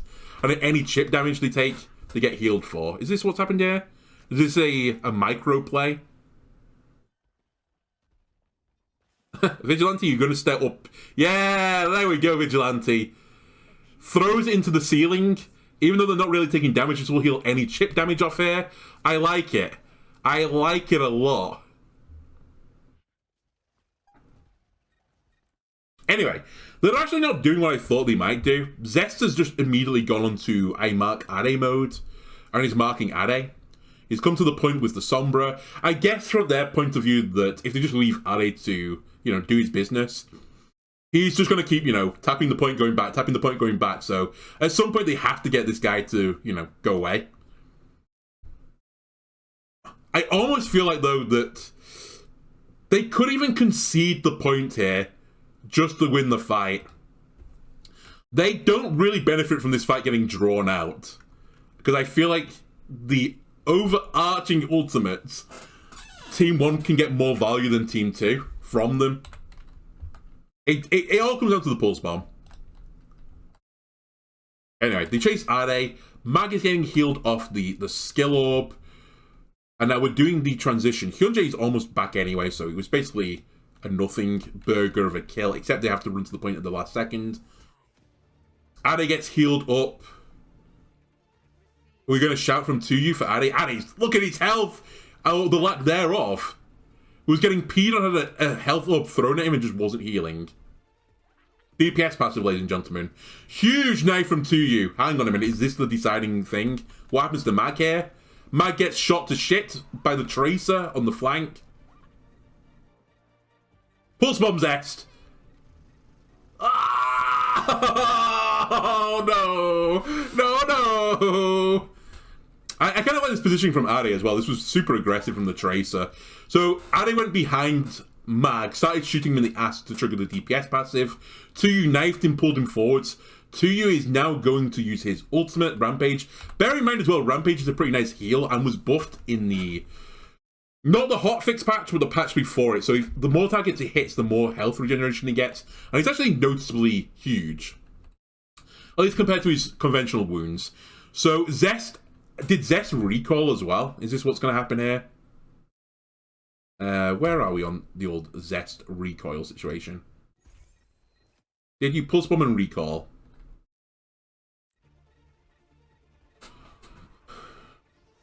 Also, Mag used a shout pretty early there, but I think that's because he's had a knife thrown in him. Yeah, the knife's in him, that's fine. Had to use it defensive. Pulse bomb from Zest. Whiffs by a large margin. He sells recall, I think. Prophet this time gets axed. What is with these Tracers and Sombras getting axed by Junker Queen? I don't understand. Time for the reckoning. Yeah, Zest. Let me have a look at your cooldowns. Interesting. Has recall, has a blink. Junk Queen just ulted in his face. Now, Junk Queen's hitbox is really weird. It's kind of like Reinhardt's Fire Strike. It starts behind you, so just being stood behind this hero is a little bit sketchy still. And Zest gets clipped by it, so... But Zest has recall, so Zest can get rid of this. 2 more to the point is going to hit Mag with this, right? And Mag is kind of in no man's land again. But surely this gets beat now, right? Surely Lee Jae-gun beats this. There you go.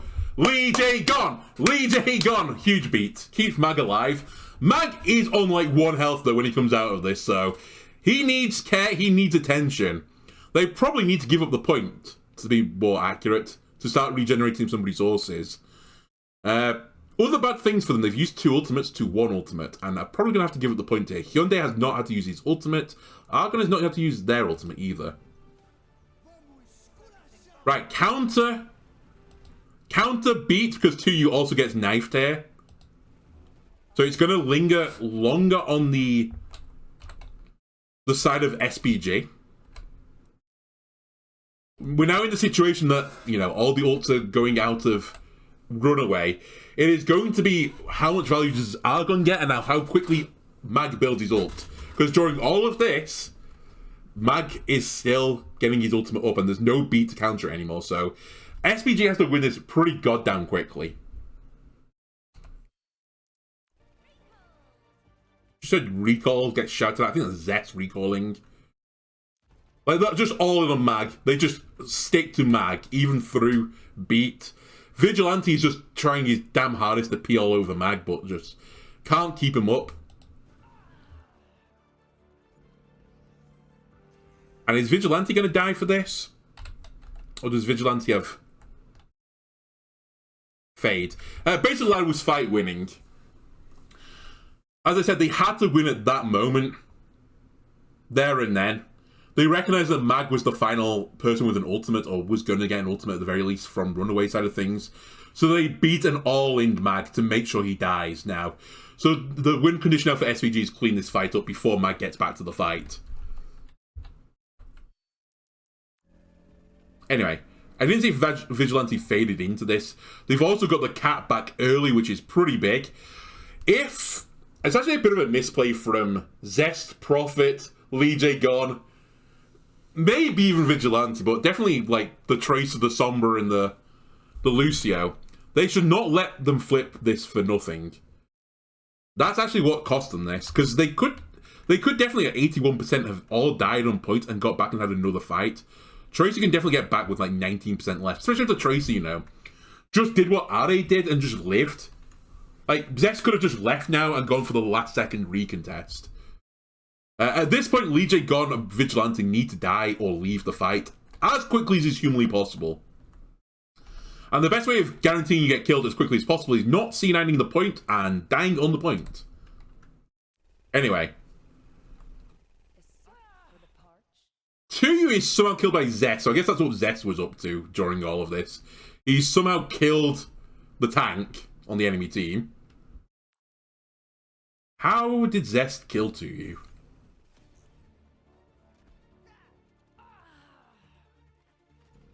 So they kill Mag. 2U chases Vigilante. Realize you can't kill Moira. Nice boot from Lee Jae-gun. They have C9'd the point, but they're going to trade 2U for it. Yeah, and then just 3 people kill him. A bit of a whiff from all teams here. Bit of a whiff from all teams. Nice heads-up play from Lee Jae-gun to, you know, boop 2U out of this. The problem with this, though, is Lee Jae-gun basically walked into the enemy team. And I think Lee Jae-gun is going to die pretty quickly now for the pleasure of that. So this is going to be a trade, surely.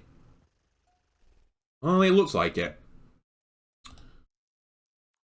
The other nice thing for 2U is he's kind of expended all of his resources, right? He can come back on fast here and now. Mag has to come back on Jungle Queen because they need the ultimate. Anyway, Argon chases down Lee Jae-gun. Prophet has kind of been pretty chill this fight. I kind of want to go back and see what Prophet was doing this fight. Because it feels like he was somewhere. Whoops. He was certainly somewhere in all of this.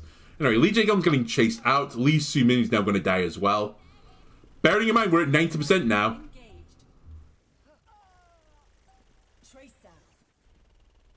How? How? Lee Su-min lived and killed Lee Jae-gun! How? Oh my god. Two's come back on Doomfist as well. Mag's not even gonna get the ultimate in time, is he? Nice from Tuyu. Who's coalescing here? Oh, Lee Sumin has also got coalescence. Okay. There's a few things I want to see here. Pause it, please. I want to see what... Pause it, please. I want to see what Prophet was up to. Because he seemed to be pretty quiet in this fight. And I'm going to go back to here. Let's have a look at what Prophet's up to. So Prophet marks the touch. Fine. Then gives his Jungle Queen a nice, you know, rounds of bullets just to say hi. By the way, I'm only joking on that. It makes sense to, you know, pre-shoot corners. Shooting to you. Fine. Don't think that virus hit, but I could be wrong.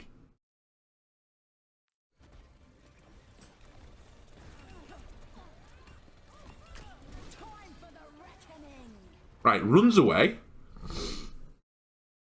It doesn't get hit by the Junk Queen ult, that's completely fine. So you're just on the high ground shooting people. Shoot to you. Ah! I know this would have been a bit of a heads-up play, but Prophet, if Prophet had hacked Hyunjae here, Runaway wins this fight. They seem to be really caught up on just shoot the Junk Queen out, and really the person who needs to be getting at this point was Hyunjae. Also bearing in mind too is just Junk Queen ulted, so she's getting Rampage, like, what's it called? The adrenaline health gain from it. So Tuyu is pretty hard to kill. They will kill Tuyu from all of this. But yeah, Prophet is just being fucking ignored right now. Keep shooting Tuyu. They've C9 the point. Keep shooting Tuyu. Keep shooting. Tuyu's dead. Problem. You've C9 the point. Now they're going for Lee Sumin. How the fuck does Lee Sumin live here? This is the next thing I need to figure out. So I guess Hyunjae is going to get killed by the two double flankers. I feel like Prophet was still in build EMP mode, but he should probably have switched at this point to win game mode. Where's Lee Sumin? Right, Lee Sumin, how the fuck do you live here?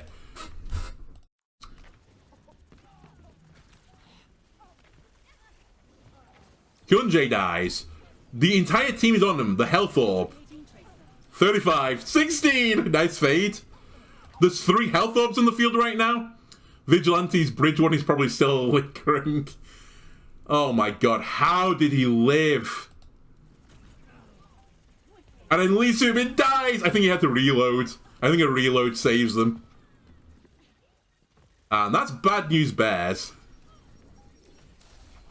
Argon traces you'll... yeah. Just a few minor things here and there. Well, this was a close map. Very competitive, very close, very good. Anyway, SPG wins. Hey, Matt got his ultimate off.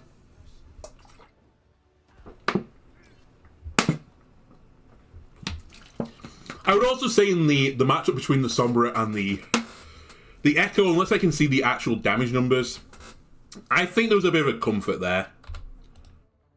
Like, there wasn't a huge difference between the two. Like, every time someone EMP'd, they typically won the fight. I would say every time they duplicated, they didn't win the fight, but it was mainly because they used duplicates in fight-losing situations, which is interesting. But I can see why both of them being tested right now in scrims for, like, EU. They both have their own little niche advantages. I will probably say from all of that, though, that Sombra got out-damaged by the Echo. I think that would be a fair assumption.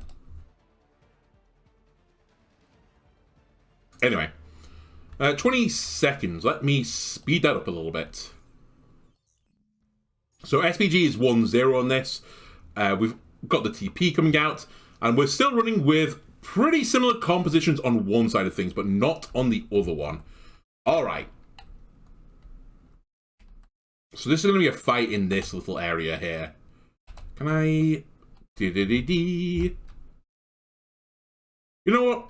I don't know. Maybe this is fine. We'll be Runaway here, okay? Give me my pen. So very similar... Well, in fact, it's the same comp. The same comp from SPG.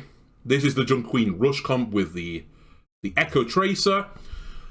This is the Doom dive comp, and I saw a few of the games from the preliminary stage of Korea, and it seemed like a lot of them were playing this type of comp.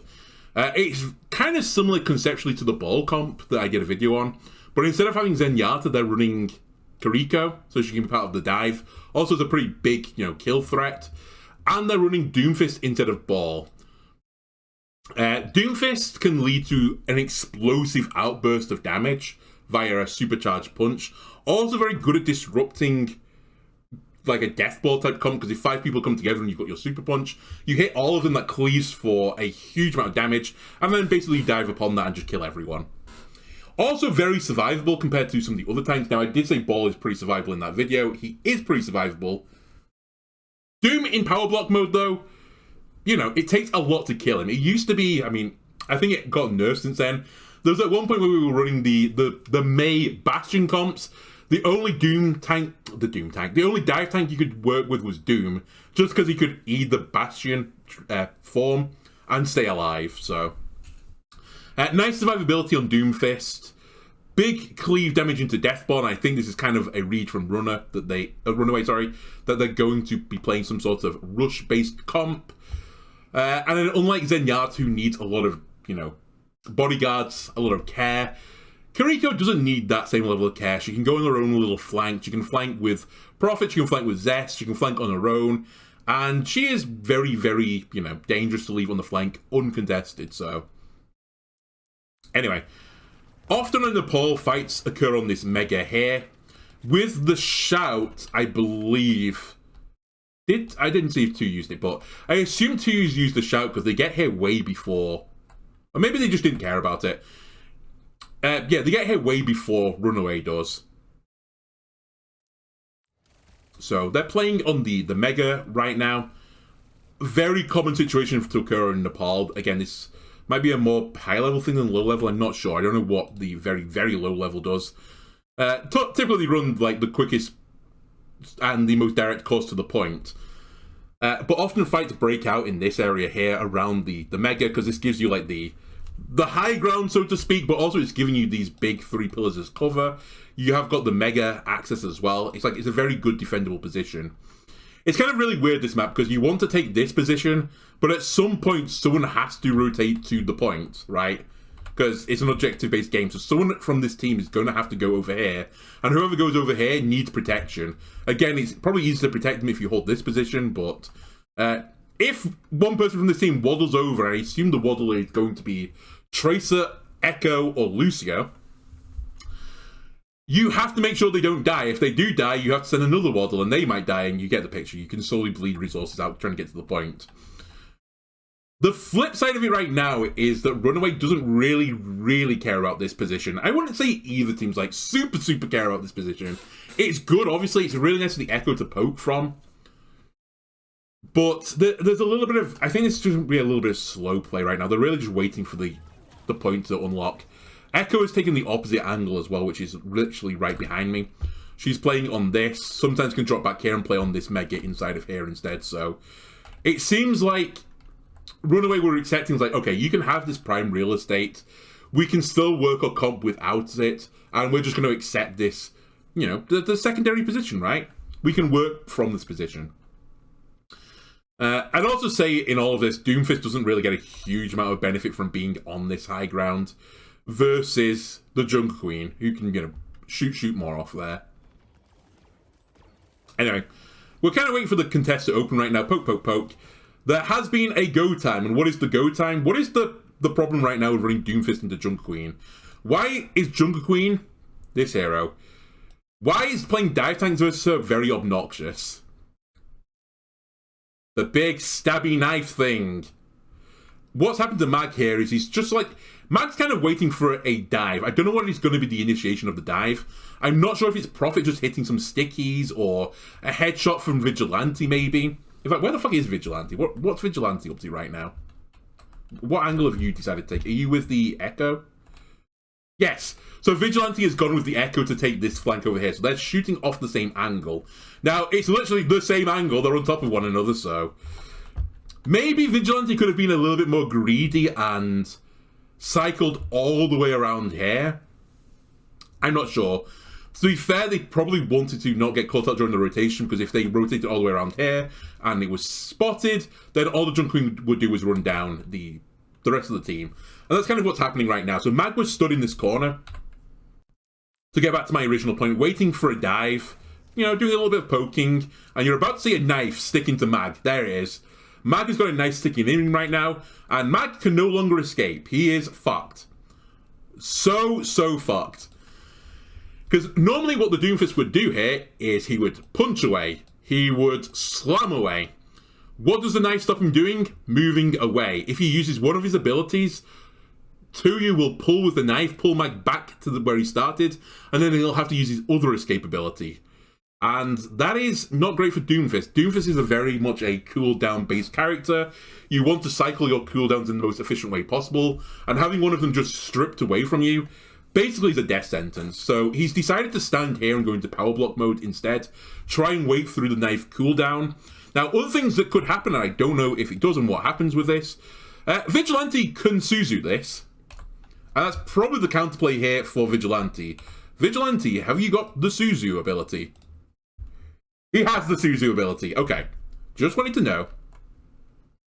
Because I'm pretty certain I remember Matt getting his ass blasted here. Nice from Ade as well. They've recognized Tuyu as like, I've knifed them. Go. Go, go, go, go. Go time. Ade blinks behind them, is getting shot in the ass by Mag. Mag can't power block from all sides. So he's, you know, he's flanked, and one of them is going to have advantage on their attack rolls, right? And right now it's Ade's getting advantage on his attack rolls. He's ass blasting Mag for so much damage. He got all the stickies on it. The invested shout. Just want to go back to Vigilante. Still has Suzu. Okay. Just wanted to know. Deciding not to invest it on the Doomfist that was knifed, full stickied. Tracer was shooting him in the ass. You know. Anyway, that's the tank dead. And now, I mentioned before, someone is going to have to touch the point to contest it.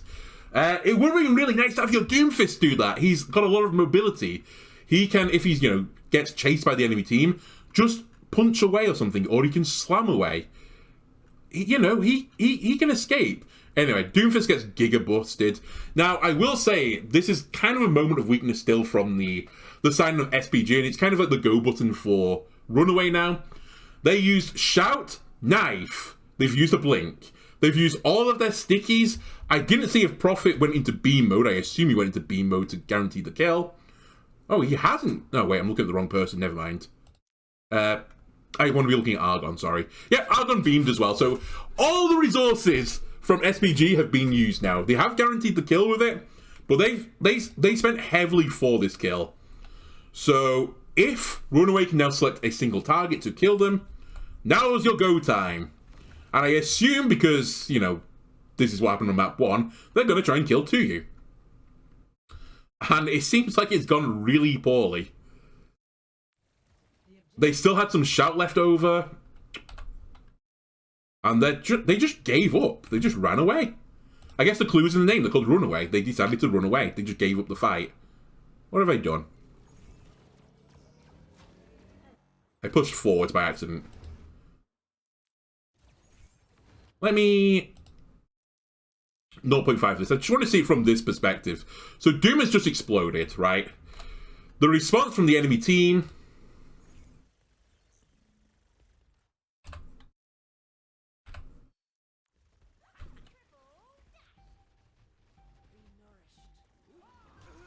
Dead. Lee Jae-gon just runs away. Yeah, they just run away. They give up instantly. Ah, Vigilante Suzu'd. Very nice. Good timing on that. Suzu'd himself to make sure he escapes. Very nice. Yeah, they just give it up. Kind of a weird fight from Runaway. Like, they didn't use that many resources there for anything. Like, they didn't use the Suzu. They had used their stickies, I suppose, to, like, you know, poke out the guys on the Mega. But they folded so quickly. Like, I don't understand. I simply don't understand. I guess Lee Jae-gon also probably used amp heals and stuff to try and keep Mag up. So I'm going to guess that's what happened. Anyway, this point is so obnoxious to get out of. It's not as obnoxious, oddly, as a ladder would be, or even like, quick play or something like that. As I imagine most people experienced the quick play version of this map where the enemy team is probably just playing in here. That's not the best way to play it. Well, actually, depending on the comp, it's probably not the best way to play it. If you hold them at this door and this door, that is way, way more obnoxious, because this is a tighter choke, right?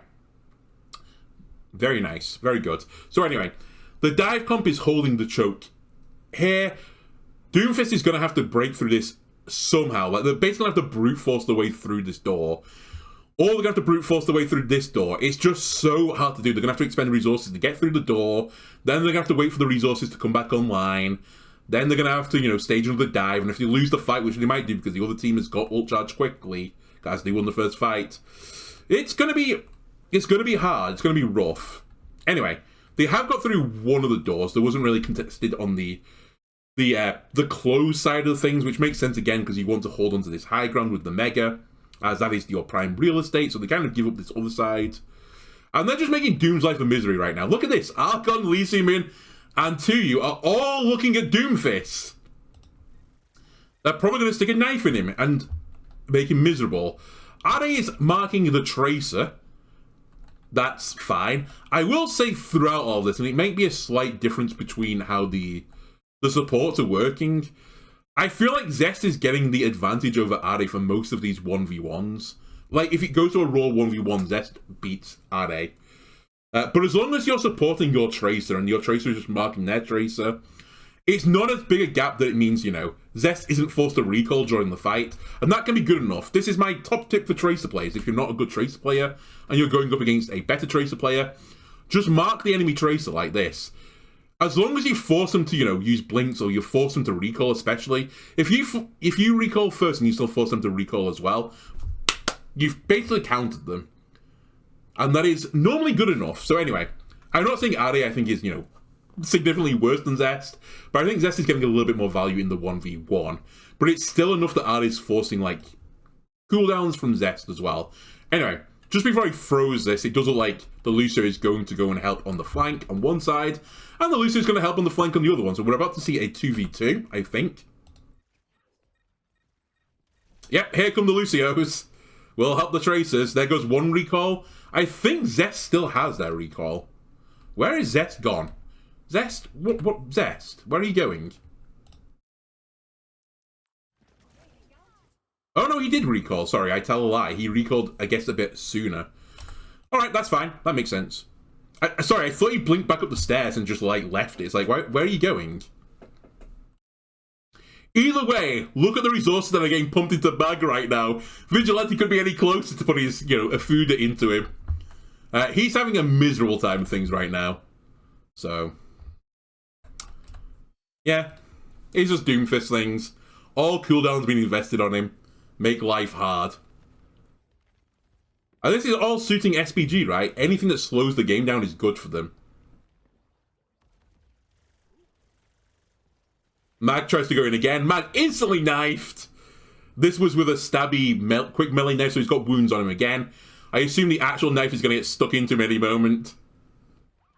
Yep, there goes the knife in him, so Mag can't do anything anymore. He can't play the game.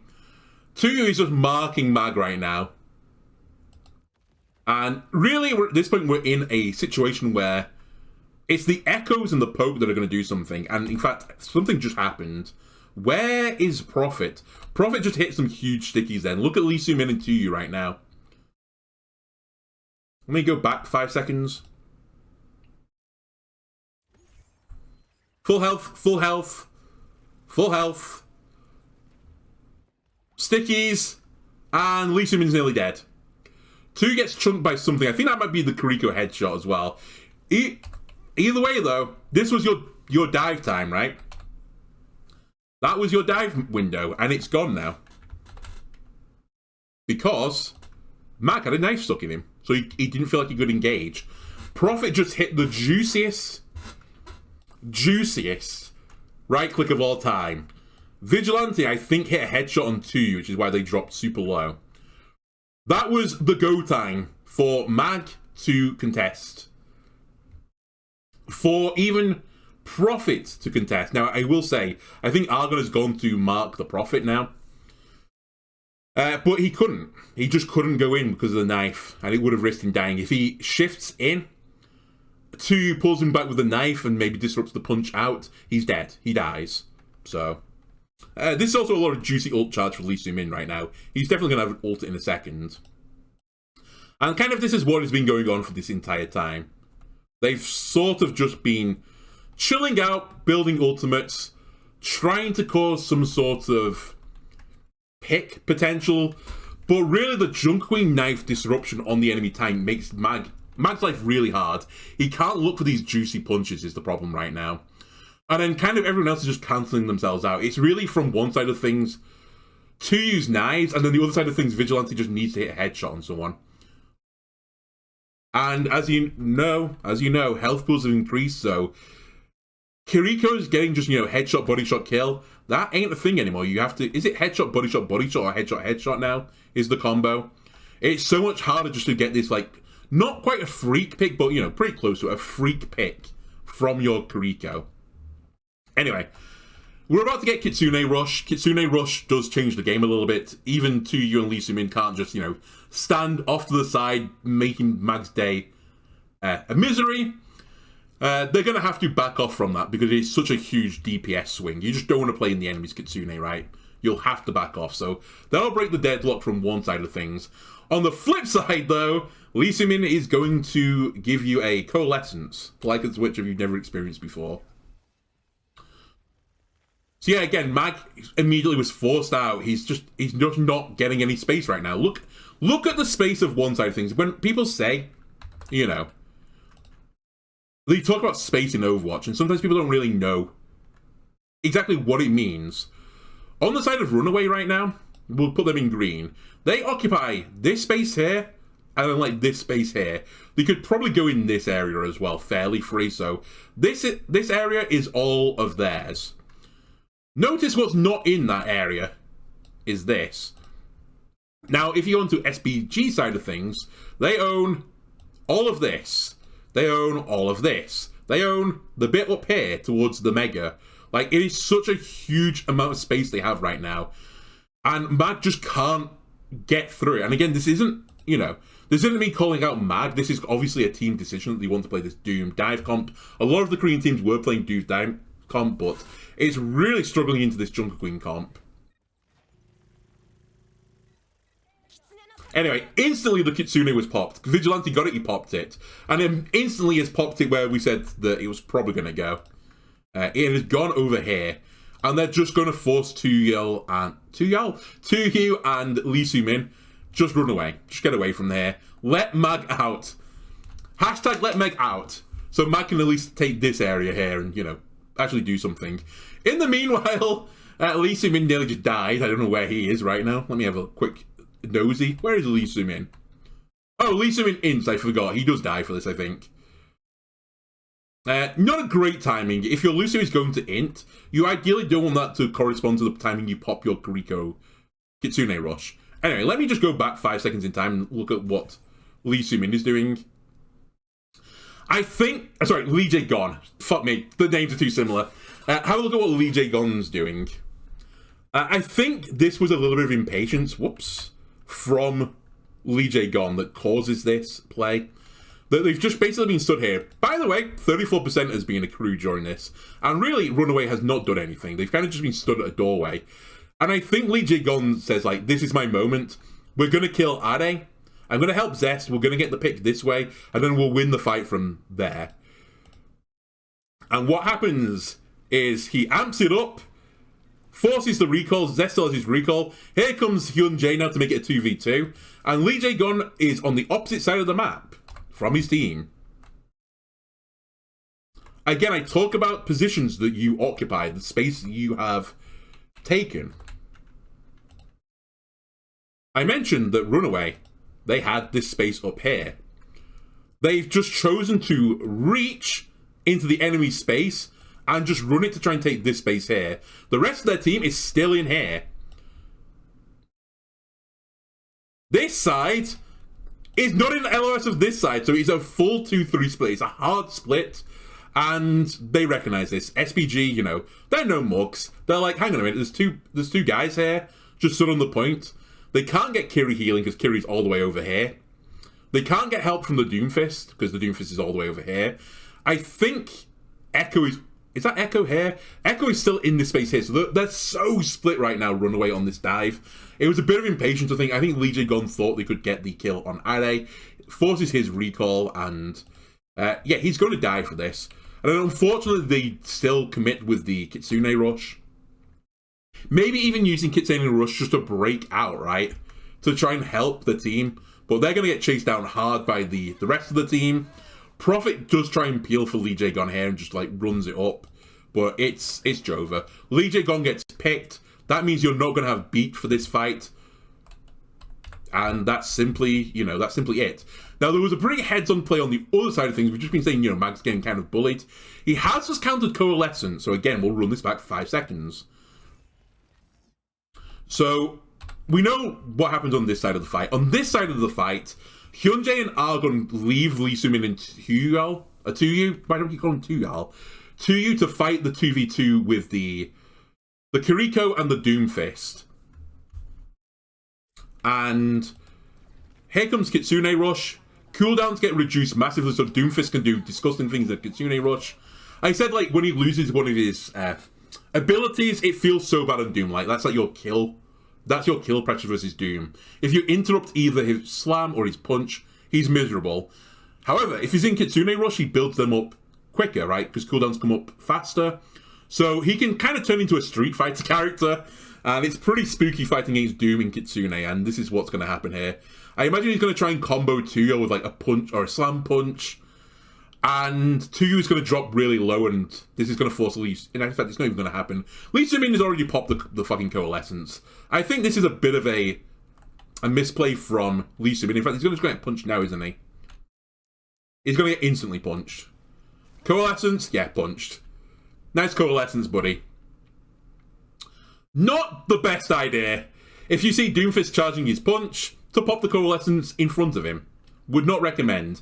Tuyo wasn't low either, so he didn't need healing. In fact, none of their team was low when he popped the Coalescence. Now, again, Coalescence, it does healing, it does damage, but you kind of want to, you know, you want a bit of both worlds, right? It's not a lot of damage, it's not a lot of healing, especially not a lot of healing with the DPS passive.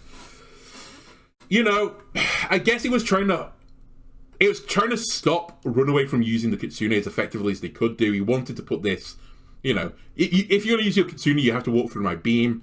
But it was so risky going in the face of a Doomfist, and he gets punished for it. So they lose Coalescence, basically for nothing. There's Mag again. Cooldown's back up again because he's in the Kitsune. Another punch, doesn't use it. But you see what I mean? They use this ultimate. Nice from Tuyu as well. Very experienced head on this team. He just runs it back. He's like, okay, you can have the space. You've earned it. You've used an ultimate for it. I'll give this up for you. We'll take this really nice space back here with a Mega instead. And that's what he does. He just sits back there. He still has this threat of the knife again on Mag. Mag has to play super scared right now, Tuyu, or like Jungle Queen in general. As if he goes to try and help the rest of his team, which he looks like he's doing right now, and he gets knifed, he's probably going to get fucked up again still. Not as bad because he's in the Kitsune, but he's still going to get fucked up. Also, during all of this, Vigilante has not been able to walk, so Vigilante is still a mile away. And they've had a pick, so even though they cancelled the Coalescence, it hasn't really worked for them this fight. Okay, so Mag does actually go in. Out again immediately because he can't risk the knife getting stuck in him. Zest has pulse bombed Hyunjae, so we're now in a 4v4 situation. The Kitsune's run out. Prophet has gone to the point. Prophet is getting absolutely manhandled by Argon. Holy moly. And yeah, it's just been... Adi has just been over here. I think he was with Hyunjae as well when he got pulse bombed. And they're just marking the tracer. That's all they're doing. Just stopping him getting towards the point. And now Argon and Prophet have also walked over here to do that. Very nice play from Argon to pick up Prophet. I could keep... Oh, man, this is going to be like an 18-hour VOD if I do this. It was Ade. So nice pulls from Zest. So Zest pulls his Hyunjae underneath. Zest is so low, though, that he has to just fully disengage. And this is a misplay again from Runaway. a bit of a lack of coordination. Zest is running away. Prophet is running in. Not the coordination you want from your flanker heroes. And basically this is now going to be Addy is going to go in. At the same time, Argon is going to go in. And one of these arrows is not like the other. So Prophet is going to get killed from this. To be fair, Prophet I don't think knows Addy's here. And I think he gets caught out by it. So he just gets obliterated by the Tracer. Look at his health! Holy moly, he just evaporates. Vigilante can't save him because Vigilante has been poked out as well. And he's still on the Mega. And they're going to die for it. Argon just follows them, beams them dead. Very good play from SPG. Very good play.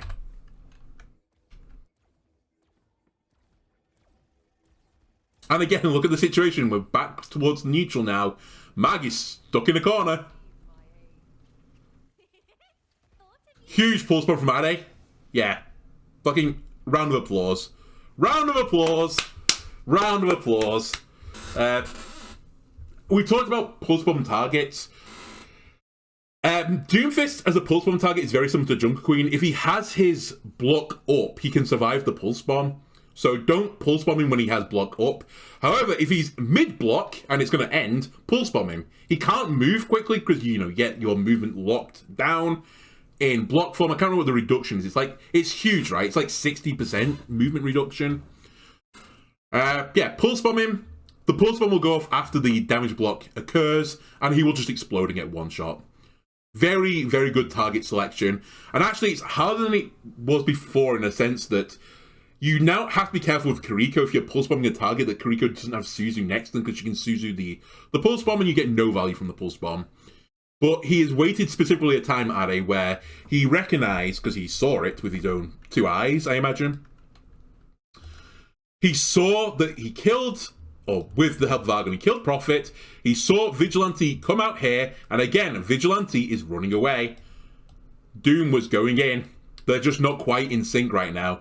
And they recognize that he's over here. They could probably also see him through the glass if they really wanted to look at it. No Suzu. Doom used his block. He's dead. Dead to pulse bomb every day of the week. And it's kind of just like a bit of a stagger here from Runaway. To tell you the truth. And this kind of makes the pulse bomb on Hyunjae meaningless. Hyunjae's back in the fight now. They have to wait for Doomfist. Doomfist does get back pretty quickly, but they have to wait regardless. More Tracer marking going off on this flank. Very nice. And we're getting back up to another ult cycle. And what did we spend through all of this? What happened? Coalescence was spent. Kitsune was spent. Pulse bomb was spent. Pulse bomb was spent. 2 for 2 on the ultimate, and SPG is 70%. Also, sorry, actually another quick bio break, so give me a moment. Apologies, sorry, I need to grab some rehydration as well. Alright, hydrated, and I guess at the same time dehydrated. So, we're back in the same situation we were before, right? Ults expended on both sides. And Runaway has had no percentage, and they really haven't looked like getting any percentage so far. There are some big ultimates about to be incoming, and we have a new wrinkle on the situation from what we had earlier. Before I mentioned that the Junk Queen ult was pretty free into Moira Lucio comps, it's not free into a Kiriko comp though, as Kiriko's cleanse can just undo the ultimate instantaneously on the spot. So 2 is going to have to play around this cleanse. They're going to have to force the cleanse out of Vigilante before 2 ults. Now, there's a lot of ways to force out abilities, and one of them with cleanse, which gives you invulnerability and removes any status conditions, is shoot the fuck out of one of their teammates and force them to use the cleanse to keep a teammate alive. So that's your probably numero uno best bet. And one of the good ways of doing this is to copy someone with Argon and just all in them, because it's kind of like giving you a second life, right? You can just go fucking balls to the wall, hyper aggressive, try and kill either Vigilante. It doesn't have to be a team, it could also be Vigilante Suzu himself. Try and kill Mag, try and kill Lee J Gon, that type of thing. So I think that is what is going to be the name of the game. But again, I don't think SPG should rush this. Like, they look at the map of what they control right now. They control so much of the map. They control all of this, all of this, all of this, all of this, all of this, all of this. Like, all this area is theirs. Okay, maybe not that bit, but all this area is theirs. What does Runaway control? They control that. Soon to be this. And you may notice, SPG aren't really fighting for this area. They're like, you can have this area. It's not worth us contesting it. The point, very worth contesting. Anyway. The other key thing about this fight is Doom has got his ultimate, and Doom is a little bit of a different beast when he has his ultimate, as normally he wants to use one of his movement abilities to, engage on the fight, and then he uses the other one to disengage from the fight. That is like the cycle of Doomfist. He can either slam in, punch out, or punch in and slam out. That's like the typical thing. His ultimate, however, lets him do something special where he can punch in and then slam, or he can slam in, then punch in again. He can just go balls to the walls, hyper aggressive. And we've already seen it once. The big win condition here for Runaway is if they can get someone low and then mag all in Hyunjae to threaten cancelling the beat. It's so spooky to play as Lucio when you're against someone with a stun, especially Doomfist, who can get on you like lickety split. He's immediately on you. So Hyunjae's gonna have to play very carefully. He's probably gonna play like halfway up a wall as well to make it harder for Doomfist to punch him. And he may also play round the corner. So he's over here right now. He's threatening to go back towards where this Mega is. I would not be surprised to see him play out of this fight so that he makes sure he gets his beat off. Other than that, this could all just trade out in the wash. Hyunjae is going to beat, Lee Jae-gon is going to beat. Argon probably will build up his ult at some point. There is a small window right now for Prophet to ult where Argon doesn't have it. Prophet would also. They're, again, going to cancel out. Then the only other big thing is Doom has his punch right now.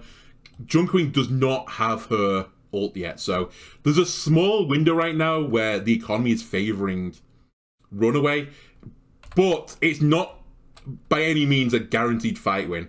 So yeah, so Hyunjae's halfway up the wall. It's like, I'm not getting this beat cancelled. Mag punches in. We did get a copy. Who was it? Prophet copies the Junker Queen. Makes perfect sense. I mentioned the first time, that Junker Queen, there's not a great lot of counterplay in your comp right now. You kind of have to, fade it off, beat it off. You have to recall it off. It's really, really fucking annoying. Also really fucking annoying with the Doomfist, because you can shout your Doomfist to give them even more overhealth, and it gives them a speed buff so they can really, chase people down. So Junker Queen is a really, really good Echo copy target. So that was the first thing that happened. We got the Echo copy target. 2 is shouted and they're disengaging off the shout rather than going aggressive with it. I think Argon is desperately trying to build his ultimate at the same time. Again, look at this. Lee Soo-min behind Argon, behind Tsuyu, in a line. Huge Moira value, right? Also, Hyunjae above them. This is 4 people in your death ball type rush situation, all getting Moira heals if they were taking damage. Very good. And they're just leaving Ari as the one to mark this flank. He's just marking Zest right now. And Zest is kind of a non-entity right now in this fight. Same with Ari, to be fair, on the reverse side. They're marking one another.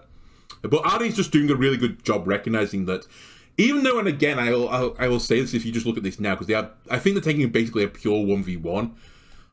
Ari's having a slightly worse time of it than Zest. But it's by no means like Ari's getting trounced in it. He's going to force cooldowns from Zest, and that's all he needs to do. Literally, all he needs to do right now is make it so hard for Zest to get to the point to touch it. Because obviously, what they would love, if Ari was forced to recall early and Zest wasn't, and he could go get a pack, Zest could bully Ari all the way back. Zest could start capping the point, and that would force a breakaway from one of these 4 players to go to the point to help Ari, and you would get a pseudo 4v3 here. But they can't do it. Ari is simply just doing his job right now. And I bet you I don't have the damage numbers on this, and I don't know if there's a way to get the damage numbers off the replay viewer. Maybe you can off the match stats, I'm not sure. But I bet you Zest is out damaging Ari, but I think Ari is doing more than a good enough job to keep him in check right now. Anyway, we get the Junker Queen, we get the instant shout from Prophet. Mag actually didn't get the shout here, so he's not got the speed or the overhealth. Obviously Zest didn't, because Zest is on the other side of the map. Big punch from Doomfist, picks up a kill. I said it before, the supercharged punch, the downside of having 4 people in the line for the Moira heals, you are very susceptible to being cleaved by Mag. Mag punched everyone, Lucio hit the wall, took extra damage, and then Mag picked him up. Very nice. Very nice. This is probably going to be the fight lost now. You've also lost your beat here. So now what you want to see from Runaway is to clean this fight up without using any more ultimates. They have a huge advantage right now. And the only reason they should invest ultimates from now is if any other ultimate gets invested from SPG. They don't have one right now. If Argon counter ults immediately, then maybe you might want to invest something else, but I think they'll clean it up from here without anything else. Again, very nice from Ade. He actually forced the recall early. But yeah, they're just fully disengaging. Argon's got his ultimate now. Prophet gets his rampage and you're all dead. You're fucked. Fucked. Fucked. Zest finally killed Ade as well, but it was fine. They were so split off. And yeah. Good play from SPG, right? There are some fights you're just almost destined to lose. The positive side from Runaway is they won that fight with a single ultimate. Which is, again, very good for the economy. If you can win fights with one ultimate, it's fine. But still, it's 90% you got. That you have the ult advantage coming back in again. So, SPG in a really nice spot right now. The kill feed kind of got fucked up there, by the way. If you want to know what happened there, there's some really weird buggy interactions with his Echo Duplicate. But Echo Duplicate had rampaged to you. No, yeah. Prophet's Duplicate rampaged to you. The Duplicate converted back, and then the kill feed just got completely confused at how to you died to the take rate of Rampage when there was no Junk Queen on the other side of the field, so it just went like, somebody rampaged to you, we don't know who, but that's what happened. There's also some really, really funny buggy interactions with Echo. If you... And this is so off the beaten track. Fuck me, this video is going to be like 7 hours long. If you Echo copy an enemy Mei, and you wall, and then you go out of copy and the wall is still up, that wall can be damaged by both teams. It's treated as like a third entity, like it's team 3. It's just really weird, the Echo interactions. Very buggy. Anyway. Also that lookout thing, you know, which is like a feature, is actually a bug they just couldn't fix, so they made it a feature. Very funny. Very good. Anyway, Vigilante does pick up Lee Sumin very late into the fight. Where were you, Lee Sumin? I'm just kind of intrigued right now. Were you at the spawn door? Did you get headshot across the map? Yeah, you're basically at the spawn door. Alright. Very, very good from Runaway. They made the most of this. They captured the point early. They chased out. They got a pick at the very end. That's some good ult charge there. That's some good ulting. Anyway, Addy's off on his quest again to mark Zest, and probably vice versa. Where is Zest right now? Oh, Zest is waiting for Addy. That's just the name of the game for the Tracers. They found one another. It's like Romeo and Juliet, a love story. Anyway, let's see how hard it is for this team to get out. Wait, they just walked out. It's kind of the downside again of Doomfist versus like Junker Queen. Junker Queen has a lot more pokes. You can poke through the door. Doomfist just doesn't have that, so Doomfist is fully backed off. And they're immediately taking his space for free, and they're just going to go run up here. Mag's probably going to have to kite this for the most part. Yeah, Mag simply is going to have to kite this for the most part. Now, if you can get a superpowered punch, now is the time to be using it. All 5 of them are on top of one another, so... I think the name of the game here is going to be Who Does Argon Copy. Argon is probably going to copy Mag, and we're going to have the reverse of the previous situation that Argon copies Doomfist, Tuyu will shout his copy Doomfist, and the copy Doomfist is going to all-in Mag. Now, Mag has got an escape tool. He has his ultimate this time, so he can get away from that. So that probably wouldn't be a bad situation to be in for Runaway. If you can trade copy for Doom ult, that's a trade you'll take every day of the week. There is no really great target to dive onto right now. This is one of the nice things about having Kiri Lucio backline. Your backline is almost undiveable. Similar to the Moira as well, but they're going to TP, right? Vigilante will just TP away. Lee J. Gon is going to have Boop. Boop is buffed as well and can just amp speed away. Trace has recall, can blink away. Prophet is just going to fly into the skybox. And Doom, when he has his ultimate, can just basically teleport away again. So maybe they don't copy the Doom. Maybe they try and copy the Tracer. But the Tracer is in the backline right now. Actually, this is kind of an interesting thing. Is it, again, a bit of a difference between dive and something with a bit more poke to it. We talked about areas controlled before. Runaway controls, basically, this area here, this area here, this area here. They decided not to take this area, which is where SPG were holding. However, what is happening here is that Runaway is also taking this area, and soon they're going to hold this area again. Like, the Tracer is flanking all the way on the back line. And if you fully panned out on this, where the position of all the players are, there's basically a player here, player here, player here, player here, and probably somewhere the Echo is like up here somewhere as well, right? They're all over the place. They're just fully deathmatching the opposition. Then you look at Sam Priza Gaming, and they're all just together in this like little death ball. This is one of the things that Dive can do better than almost anything else. At least if you're playing, Dive Heroes and Dive. They all have these big movement abilities. They can all play on their own little islands. You're not playing this, like, 3-2 split or the 3-1-2-1, whatever you want to call it, splits. They can literally just be 1-1-1-1-1 and be all over the map. You do get hybrid variants sometimes where, there is a poke hero in that dive, and you just have some bodyguarding him, and it's like a 1-1-1-2. But no, this is full Korean dive. It's kind of all or nothing, right? This is the Korean special. And the Korean special is going to be when this comp goes into an open area, probably somewhere around here. That is going to be the kill box, and they're going to all in them. Tracer will be in your ass. Echo will be in your face. Doomfist will be somewhere you don't want to even speak of. Lucio is spamming this angle here. Kiri's spamming from like all the way down here as well. It's gonna be, do you survive being in this kill box? If they survive the kill box, they're probably gonna win the fight. The economy is in their favor as well to do so they can spend ults to survive the kill box. But if you're spending more ultimates than the opposition, then the opposition eventually is gonna get a better economy than you. Overwatch 101. Anyway, let's see what we get here as they walk through what I think is going to be the kill box. Ade is still fighting Zest, so Zest didn't go all the way behind. He's decided to mark Ade. Ade is going to try and put some pressure on the point with the help of Hyunjae.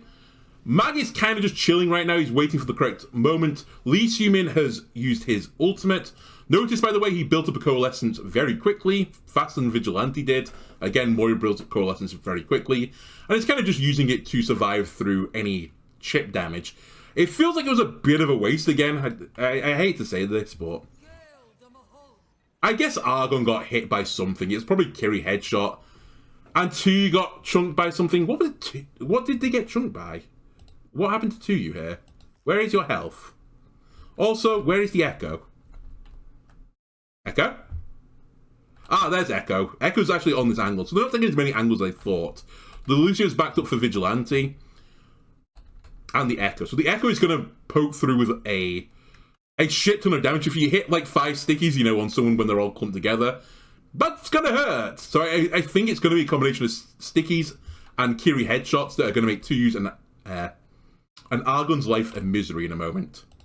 And it's going to force out the Coalescence. They're just hard focusing Tuyu right now. Argon kind of got hit by something, I think, in just the splash damage. And Lee Sumin has the Coalescence Tuyu. Tuyu also defensively shouted and isn't doing anything with it. Mag is just like saying, this is my high ground, I'm playing King of the Hill right now. Tuyu walks up to him, fucking knifes him in the face. And this is first beat. Where is Lee J gone? Who did you beat, Lee J gone?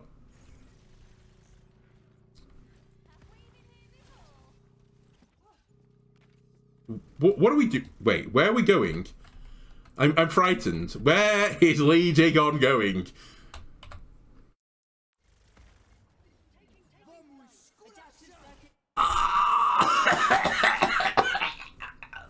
That's not... No.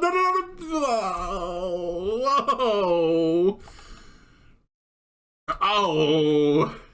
He does hit 3 people with the beats. It's not the end of the world, but it's pretty fucking bad. So Lee J Gon beats because he goes to try and help Zest by just running it down mid. And a combination of the Coalescence and Ade beam him down. So he basically beats himself here. So Hyunjae is going to have a huge beat advantage in a moment. Argon then gets a copy during this vomitrocious situation. Trying to see what causes this. It just uses all of his abilities and goes in. I think they've basically decided we're going to try and kill Mag here instantaneously. But Mag has his ultimate, so he's going to be able to get out of this. Also, he does receive the beat. Honestly, through luck more than anything, I think. Algon doesn't even go for Doom. They recognize Doom is worthless.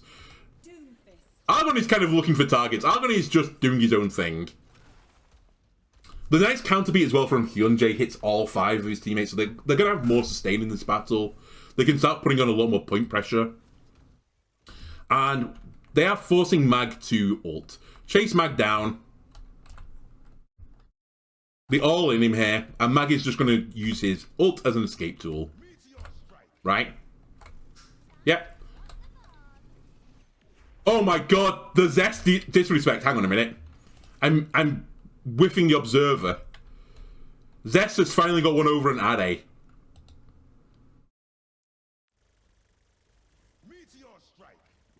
So I assume that the recall is being forced out from both players. Ade has no recall. And Zest has no recall. But he's actually getting his back up online earlier. Alright, let's watch this from your perspective. Oh, nice. And then he recalls so that he can't get counterpicked by his own pulse bomb. If you're wondering what Ade was doing there, because he recognized he didn't have recall, so he was definitely dead to the pulse bomb. He tried to blink where Zest blinked, but Zest then recalled on the blink as well, so he actually just did the dirty on Ade.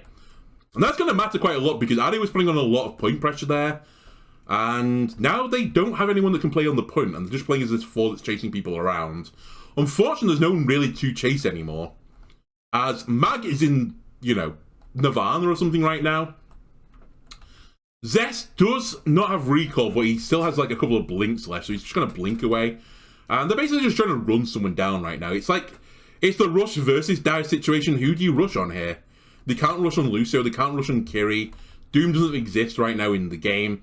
You can't get onto the Echo, you can't get onto the Tracer, so... nice play from Runaway here. Very nice play. They actually, oh my god, they Doom ult them still. Bearing in mind as well, the Doom ult does heal you as well now, so Mag is coming back down on full health. Nice boop from Lee Jae-gon. You know what? We'll forget about the beat. Boop them all into the Doom ult. It did negative damage. In fact, I think it healed the enemy team because Doom ult is a little bit cosmetic. And again, they're just focusing to you down, and now you just have to die. I'm not sure that Doom ended up being the best copy. Just jump off the map. Okay. Argon killed Prophet, of course. It's kind of an irrelevant kill. They'll get back at the exact same time. Not turbo irrelevant, though. As I imagine that Lee Jae-gon is now going to have to go in taxi, so they're not going to quite get super poked out as they walk up anymore, but... what the fuck is happening over here? You know what? Let's just not look at that. Yeah, I don't know what the best copy was there for Argon.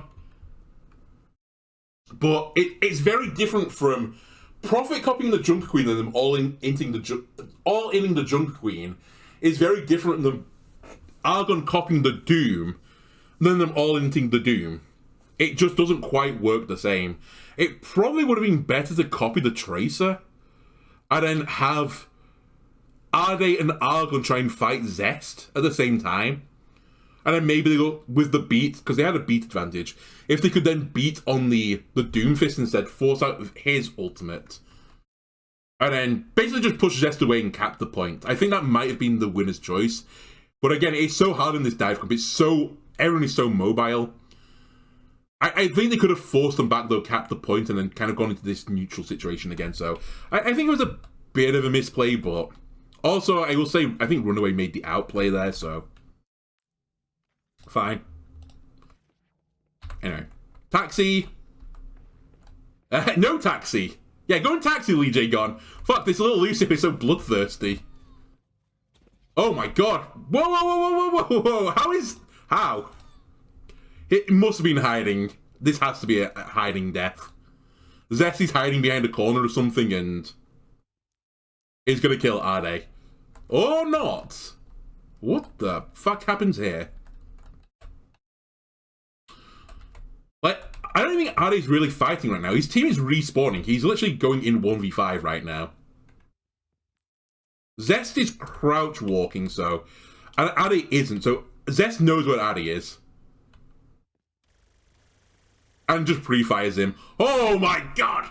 Ari got manhandled. Alright. I mentioned before that Ari's kind of marking Zest, even though Zest is getting, like, the advantage. That's a situation where, like, it can't happen. You cannot just get one clipped by the enemy tracer. That's basically... It's not the end of the world, but it's pretty fucking bad. It's like, it's basically a late stagger. It means this taxing is almost irrelevant at this point. Huge from Zest, though. Anyway, you can't push right now fully without your tracer. They can do a little bit of poking, but they have just no point pressure. They're still going for it, though. I'll give it to SPG. Whenever they're down one player, they're more than willing to fight 4v5. This time they've gone around the Mega instead. Again, this is a pretty safe route, so that's fine. They're just getting poked all the way. Just look at all these rotations. Zest is immediately going to mark Ari again. They're flipping the entire map round. This is a bit of a whole lot of nothing, though, to be honest with you. As the other comp is so mobile, they can just flip the map. Like, literally nothing has happened here, I think. Ari has forced a recall out of Zest. I think he's also lost his own recall, has he? No, he hasn't. So he's actually got the advantage on this one. Cool.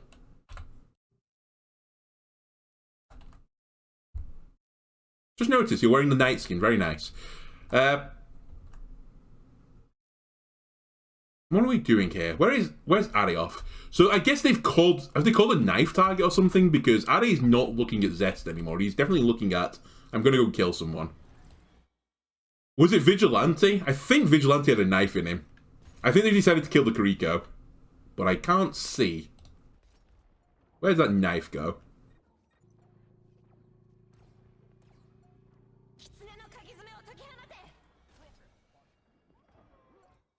I have no idea.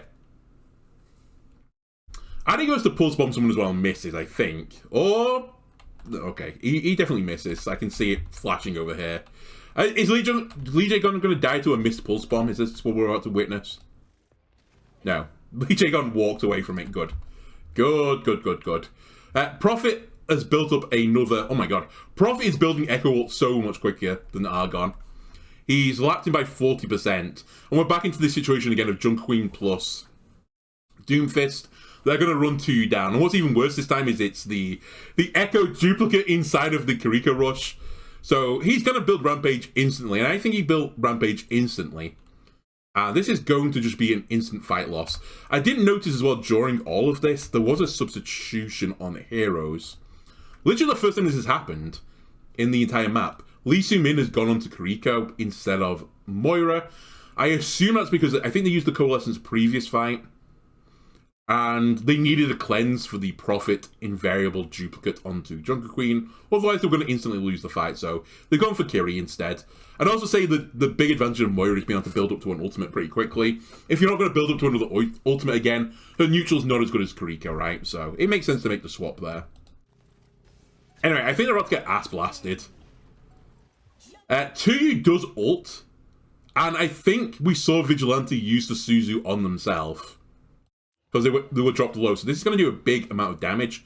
Now, Prophet can use his duplicated shout to give them some overhealth as well. So there is a bit of extra wrinklage there. And because they're in a Kitsune rush, they're going to get the duplicate shout back quicker. I'd still expect someone to die during this, though.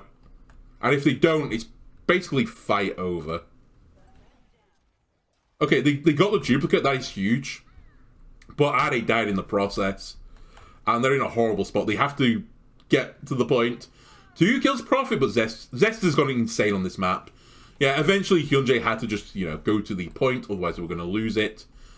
And I expect Runaway just to take the fight here, win the fight here, and then come back and take the point. Did you... Oh, okay. Okay, Lee Jae gone. You know what? We showed your foible. Let's show your... What's the opposite of a foible? I don't know. Let's show you a great moment here. He's so boopy! He's so boopy. Gets the queen. He wasn't even going to hit the Kiriko. I think she had teleport anyway, but she could also just climb back up the wall. But killing the queen is basically just fight winning, right? Let's kick this off. Cool. Next map.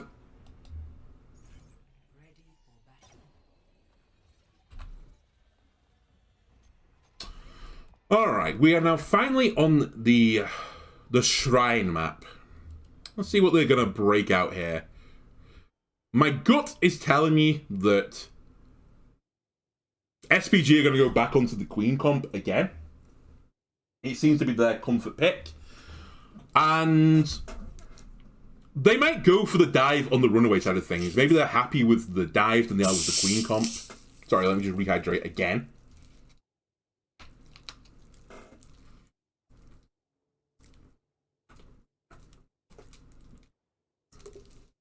To you on dive.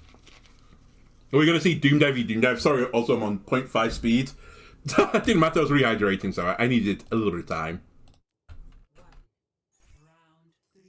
Capture the objective. Alright. And pause. So, there has been a change. We're on mirror comps now, we're both on the Doom Dive comp. Okay. So this is our first time seeing SPG on the Doom Dive comp. Let's see how they do it differently. Okay.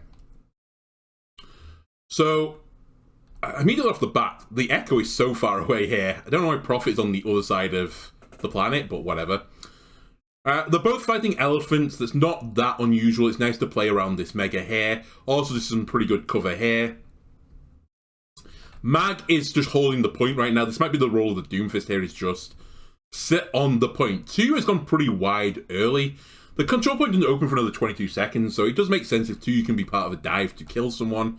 Then he wants to be a bit more out in the open. Also, in terms of Doomfist play, you probably want to be in a situation where you can punch against the wall, if you know what I mean. I mean, you know what I mean, punching against the wall. Mag on this side of things, if he's going to punch presumably this way, he's probably not going to hit someone into the wall. 2 on the reverse might hit someone into the back wall here, so... Or he can hit people into the wall. So I kind of like, from the Doom perspective, I think 2's position is a bit nicer. But for when the point eventually, you know, unlocks, I'd probably prefer to be in Mag's position, because someone's going to have to come to the point to contest it, and then Mag can punch people into walls, so... I think it's a bit more a passive positioning from the side of Runaway. But passive is also safer. Yeah, Mag just used all of his cooldowns instantly and has had to punch out. It's fine, there's still 15 seconds left, but he got chunked down pretty hard there. I'm also looking for... Where is Ade? Ade's on the point right now, so Ade and Zest aren't quite doing their infinite fight. Ooh, to you, he's so low, you're so low! But it's fine, he's going to get healed back up again. Right, someone needs to come to the point eventually. 2 and Mag are just punching one another across the map and not really doing anything with it. Lee Jae-gon nearly accidentally dies during this because he actually hits the pillar off the wall. So he must have had a supercharged punch there. Is Lee Jae-gon going to die for this? He doesn't. Yeah, that 2U is just all in on Mag right now. Like, they've definitely decided that we're just going to kill Mag, and if we kill Mag, there's nothing else that can set on the point. All stickies, the beam. Vigilante! Suzu Mag! I love it! You kept Mag alive, he was gonna 100% die there. He had beam and sticky on him, he lived. He lived, baby. They are definitely gonna lose the point for this though, because, as I said, Mag just got absolutely gigabanged. If we slow things down a little bit, maybe we'll get an idea of how he got just completely gigabanged. I think there was a little bit of lack of coordination again on dive on one side of things versus the other side of things. So, Mag... Hang on. Whoa, whoa, whoa, whoa. Stop unpausing me. God damn it. I think what's going to happen here is Mag is going to go in when the rest of his team aren't going in. So, I just want to... I might even slow this down a bit more. Sorry. I know this is like an 18-hour VOD at this point. So, the cap is... Okay.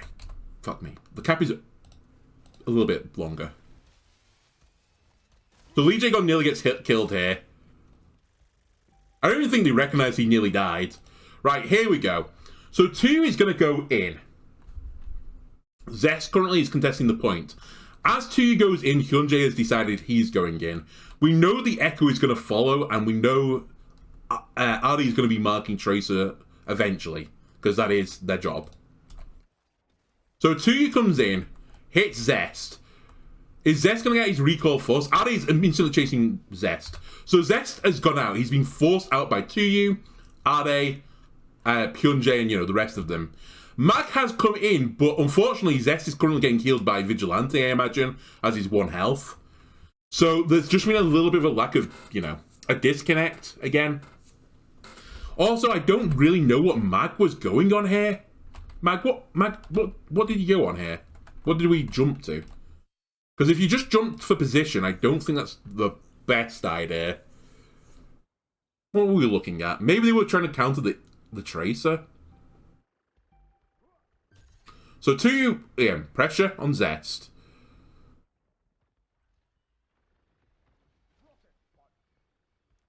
Mag punches, so he tried to punch 2U.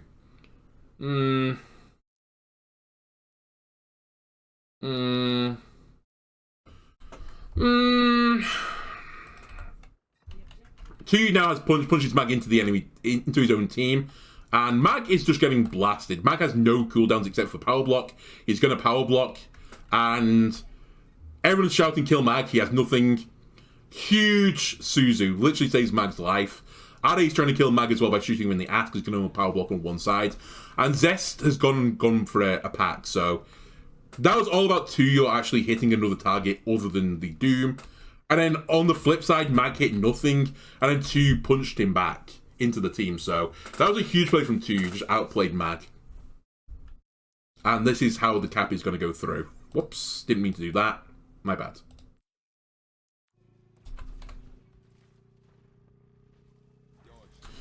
Zest got a pack, he's now back on the flank again.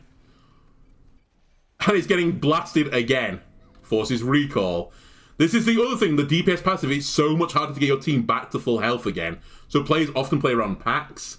You just saw then that Zest got absolutely giga-chunked, and Vigilante was too busy healing Doom, so he just couldn't do anything about Zest. Zest has a recall, Zest has looked for packs. That is the new name of the game. Taking unnecessary damage is so brutal. Speaking of taking unnecessary damage, Arbor is taking a lot of fucking damage right now. As so is 2U. We are so close to one another. Again, they were just sat on the point, just getting chipped. Hyunjae has built Beat, by the way. What? World's quickest Beat? Korea? I think that will catch Runaway off guard, but still, they're going to force Beat out to keep players up, and they might not get anything from this because no one Runaway is low. Anyway, nice Beat. They need to get a kill off this. If you don't get a kill, this is bad news bears. Going on Profit? Profit? Yeah, there we go. Okay, that was worth now. You'll win the fight from this, probably. Unless Zest pulls a miracle out against Ade. No, has recall force. Team comes back to help him. Mag is in again when Tracer is out. Yeah, they seem to have a little issue Runaway. And it seems to be more on the... when they're taking up offensive positions, trying to like attack into the enemy team. That Mag's not quite on the same wavelength as Lee J. Gon, Zest, Profit. But once they have the positioning and they're doing like a defensive dive, they seem so much stronger. Anyway, 2 is poked out. And let's look at the positioning again. Doom, I mean, pretty brawly is what I'll say about this. 4 players stuck together. Other downside of doing that in this comp, and I'll talk about the ult cycle in a second, Mag just went in with a slam there, and if you remember before, I said like the Runaway team was like, you know, player here, player here, player here, player here, so on. They did eventually collapse into one position over here, but the 4 of these guys for SPG on the dive were all very close to one another, and just when Mag entered then, he hit all of them with a slam. And I honestly think with the state of healing right now and the DPS passive, you almost can't allow that to happen. Like, this chip that's happened on all of them is so fucking obnoxious. And actually, what this has caused is Lee Sin-min has used his ult, and it is a counter ult to Vigilante, but I suspect he's going to be healing to you through this more than anything else. On the flip side, Mag has so much more health. I think Mag is going to go really aggressive in this Kitsune. And I actually think just on this positioning alone, I think Runaway are going to win this. And I think the Doom from Mag is just going to go crazy. Yeah, 2 slamming away. They're giving a lot of respect to the enemy Kitsune. No. It was so slow. They gave that too much respect then. Normally you don't want to play in the Kitsune, but if you're both playing in your own Kitsunes, hey, you're Kitsune neutral, right? They were so low then, I feel like that was the opportunity that they should have just gone in and got them. Now they've been fully healed back up. Hyunjae is built 50% towards another beat, by the way.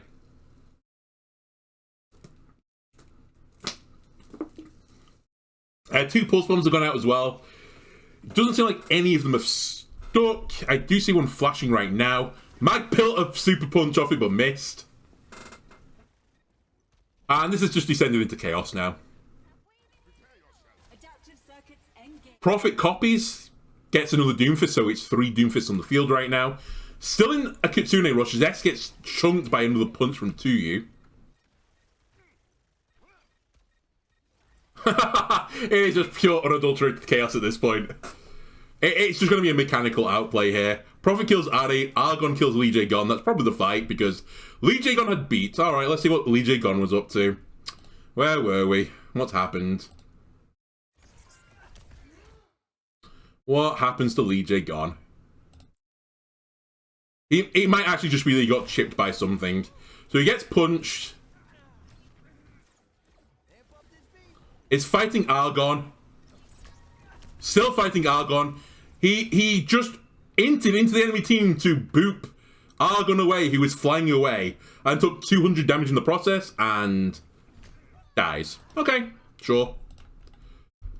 That was a little bit aggressive. Just a little bit aggressive. Anyway. So there's no beat on one side. Prophet is not going to quite build up his Echo ult. We now have 4, well, we had for a microsecond 4 Doomfists in the field. So again, you're not getting SPG off the point here. It's just not possible. Mark has somehow killed 2 in all of this. How? How are you losing this? Oh my god.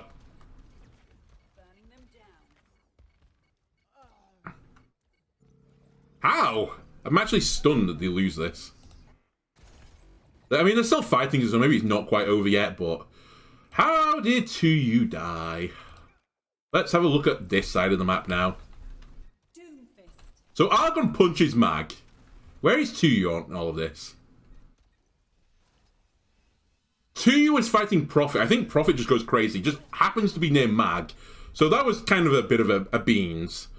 I think Tuyu all in, expecting the fight to be over, and again, there was just half the team was on one side of the map. Like, I want this world to end at some point. There was like 3 or 4 people over here. I think it was 3 because Ari's dead right now and is respawning. And Tuyu was over here somewhere just doing its own thing. Let me have a look at what we're chasing. I think we are chasing... Tracer! We're chasing Zest. So Zest is creating more space than the Big Bang did. The Echo ult has gone to chase him, the supports have gone to chase him, and Tuyu is down in the process. Lee Sin-min isn't recognised in the process of this that Tuyu is dying and is now probably getting caught out as well. Are is respawning. Okay, so that is roughly what happens.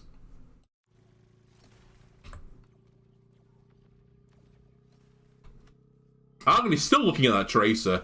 Lee Sin-min just touches the point for ult percentage. Yeah, we're just going to throw bodies on the point now to get capture percentage. Argon really did nothing on their ultimate. Are's back now as well to get some more percentage. This is all worth it right now. Especially if you get another pick. Okay, they don't. Still, 74%, pretty good. They have Doom ult. Hyunjae has lapped Lee Jae-gon. He's about to get 100% to a beat, and Lee Jae-gon has not beat yet, so that's probably another big thing in this series. And then the Pulse Bomb is a big difference. Zest farmed under the Pulse Bomb very quickly. Bearing in mind, Zest and Ada used it basically at the same time. Zest has got 43% more to the next Pulse Bomb, so he's going to get it this fight. The name of the game here is, can Zest Pulse Bomb Hyunjae, I think. Or can he put it on... Well, actually, he probably recognizes that Tuyu and Mag have their ult, so Pulse Bombing them is pretty pointless right now. Yeah, it's Pulse Bomb Hyunjae, and ideally, Pulse Bomb Hyunjae when Lee Sumin is not up his ass. That would be a good winner's choice here. Again, both Dooms can just all in here, as they have the ultimate.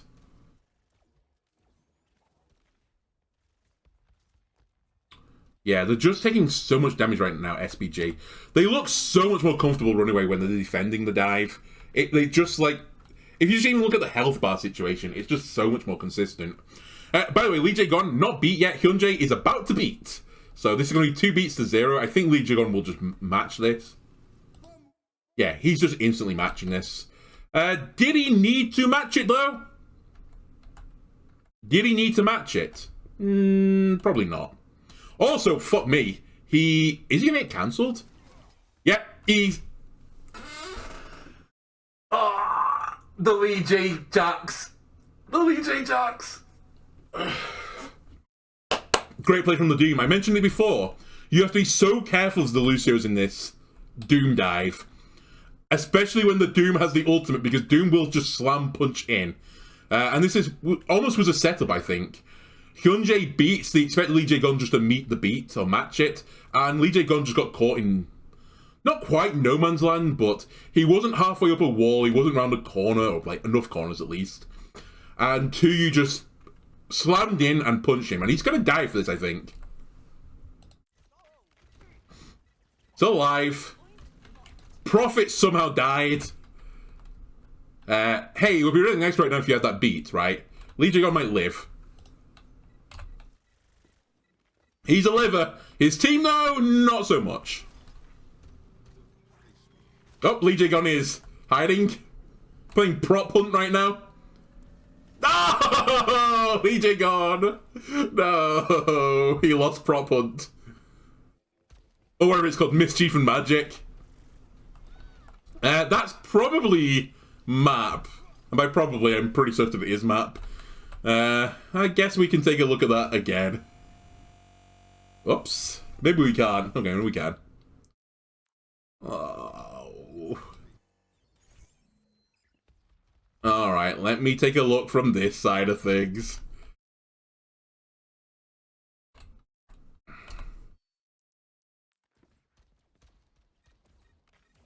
Yep. Tuyu is just looking at Lee Jae-gon right now. They basically decided we're going to C9, Ajax the beat. Beat. Oh my god!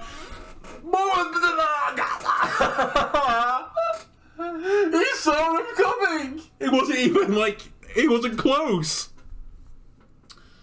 Oh, that was a bad one. That's a bad Ajax. He saw Tuyu slamming into him and just beating his face, so the Doom just punched him. What's funny is, he looks like right now Mag is punching Lee Jae-gon as well. It's like, what the fuck are you doing?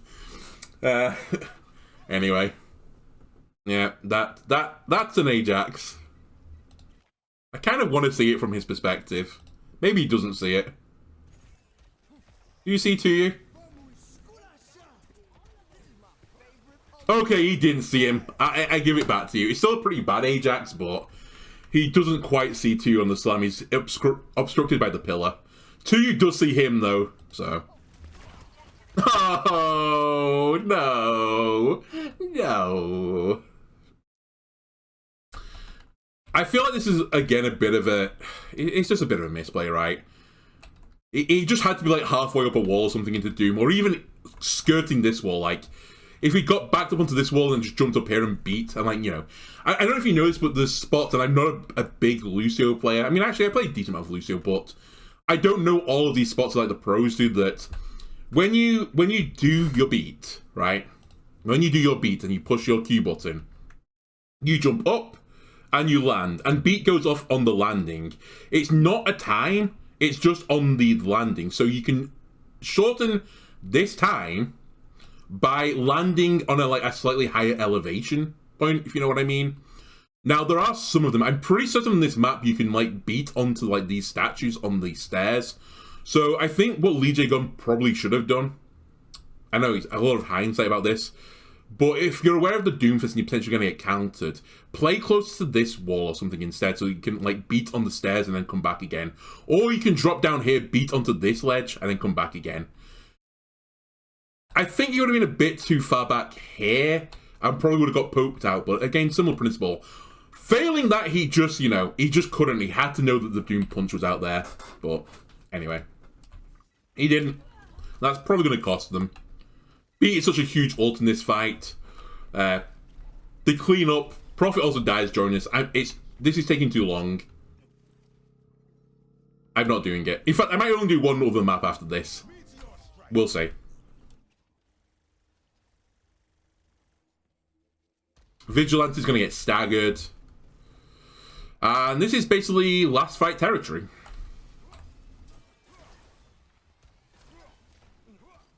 Mag has decided to int. They're like desperately trying to kill Argon here.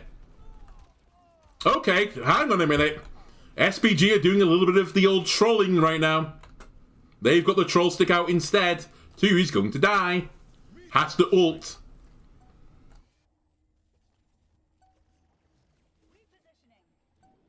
That was a little bit of reaching for kills there. Just back off. Just play slow. You get your players back, SPG. You're at 90-odd% as well. That's fine. Don't give them the point, though. That would be bad news bears.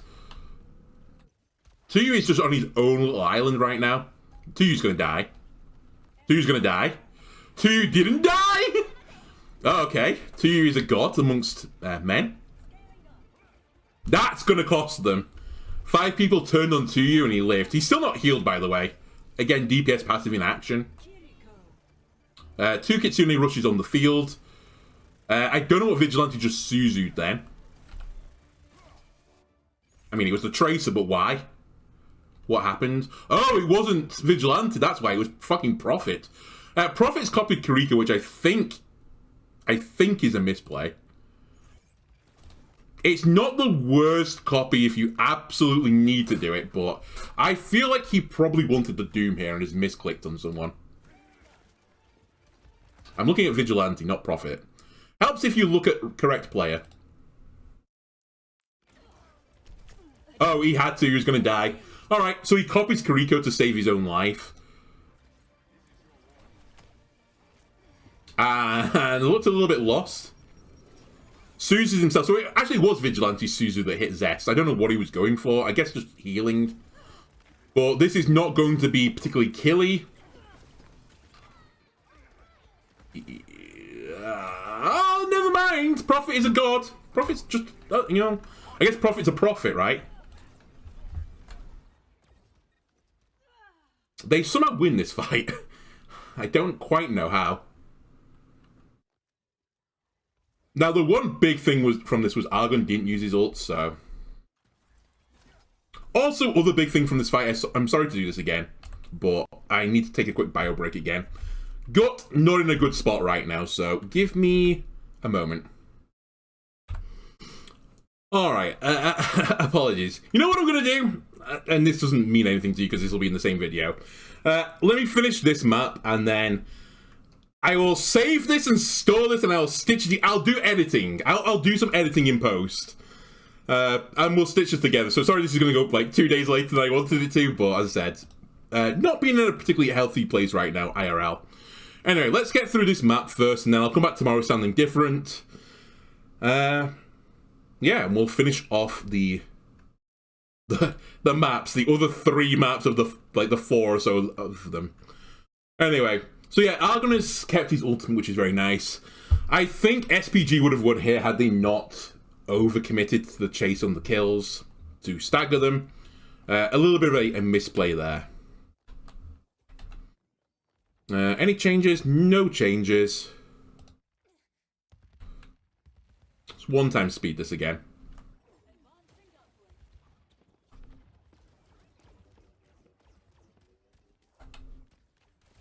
Man, this game looks so chaotic at 1 time speed. No? Anyway. The win condition, I think, on this fight... Zest just got punched in the face as well by 2U. Zest, Pulse Bomb, someone. Lee J Gon beat the Echo ult. And by someone, I'm really looking at, you know, someone that doesn't live through the Pulse Bomb. There's no point in Pulse Bombing the Echo because you'll copy someone to live through it, but I guess it could force a bad copy. Lee Sumin has got Cleanse, so unless you force the Suzu out of her, she'll live through it. Lucio seems like a sensible target, but again, has to be remote from the Kiriko. You can't do Doomfist unless he's got a power block, and obviously Tracer you can only do if you are swag with it. That's the recall forced early, though. Hang on a minute. That's actually a pretty big deal. This gives Ade a huge advantage in the Eternal Battle with Zest. Where is Ade, by the way? Where are you gone? Hello? Oh, he's actually not fighting Zest. For the first time in this game, Ade is not fighting Zest. Where it would be a really good time to fight Zest. In fact, no one is looking at Zest. Lee Sumin might look at Zest in a moment, but Zest has had his recall forced out, so he can't really fight right now. And that's a big advantage to SPG when your Tracer can be a bit more aggressive. Yeah, Zest just fucking puts on the invisibility cloak and walks away, so sure. That being said, Mag has gone in again. Look at the health bar on Prophet. Look at the health bar on Zest. A bit of a lack of communication here. Zest has gone back for healing. He doesn't have recall either, so he can't really push too hard. Prophet doesn't have ult right now and he's 1 health. Mag has gone all in. I don't think he used all of his cooldowns, so I think he's about to slam out again, but it's all well me good saying, like, you know, you can punch in and slam out. If the enemy Doom has both punch and slam, they can obviously out-chase you from then on, so I think Mag is about to get hunted down. So Mag goes into power block. They do beat, but Argon kills Prophet before the beat. Huge. That's, again, fight winning. And this beat, I think, was forced out from... I mean, it was 2 reasons. Mag commits too deeply and was going to die. Prophet does die, but was too low, and Zest was too low. So they just got poked out a little bit too much. And all SVG needs to do now is just live. Live through this beat. Argon has copied Doomfist for basically a reset. They can now pick a target and just kill them. If it's Mag, then sure. They only have 5% to do it in, though. I suspect they'll go on Lucio or someone, though, instead. As Lee J Gon is just running it down mid, as usual. Lee J Gon is now in the entire enemy team. I assume Zest has got recall, which is why he's in the enemy team. Lee J Gon is a Lucio. He doesn't have recall, nor does he have beat or any of the overhealth. It's all gone. Lee J Gon's gonna die. Yep. Okay. Alright, sure. Sure. Lee J Gon just needs to tone it down a little bit, is what I'll say about this. He is kind of running it down.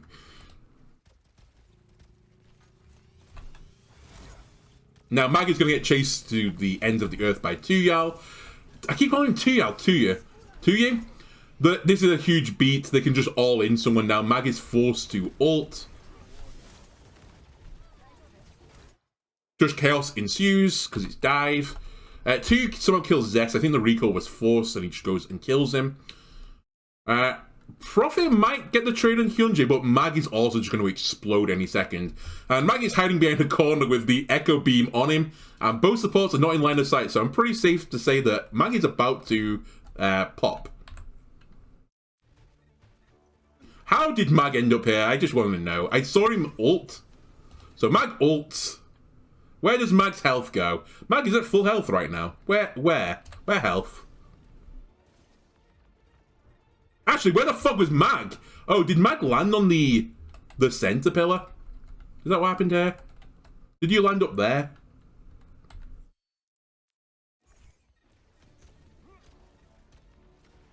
Just watching up here for a second.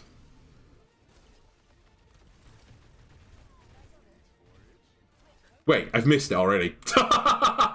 Where did Mag land? I thought the reticle was back there.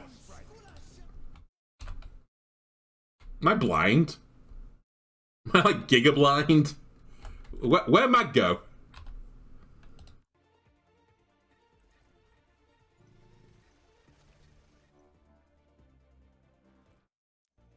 Where Mag?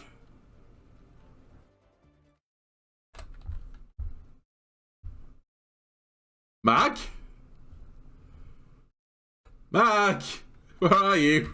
You know what? This will be easier. So currently he's in outer space. Where do you land?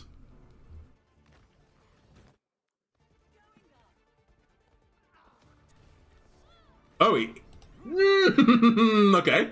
Replay viewer. Okay, so he lands and instantly slams. I think that's what confused me with the replay viewer being a little bit replay viewery.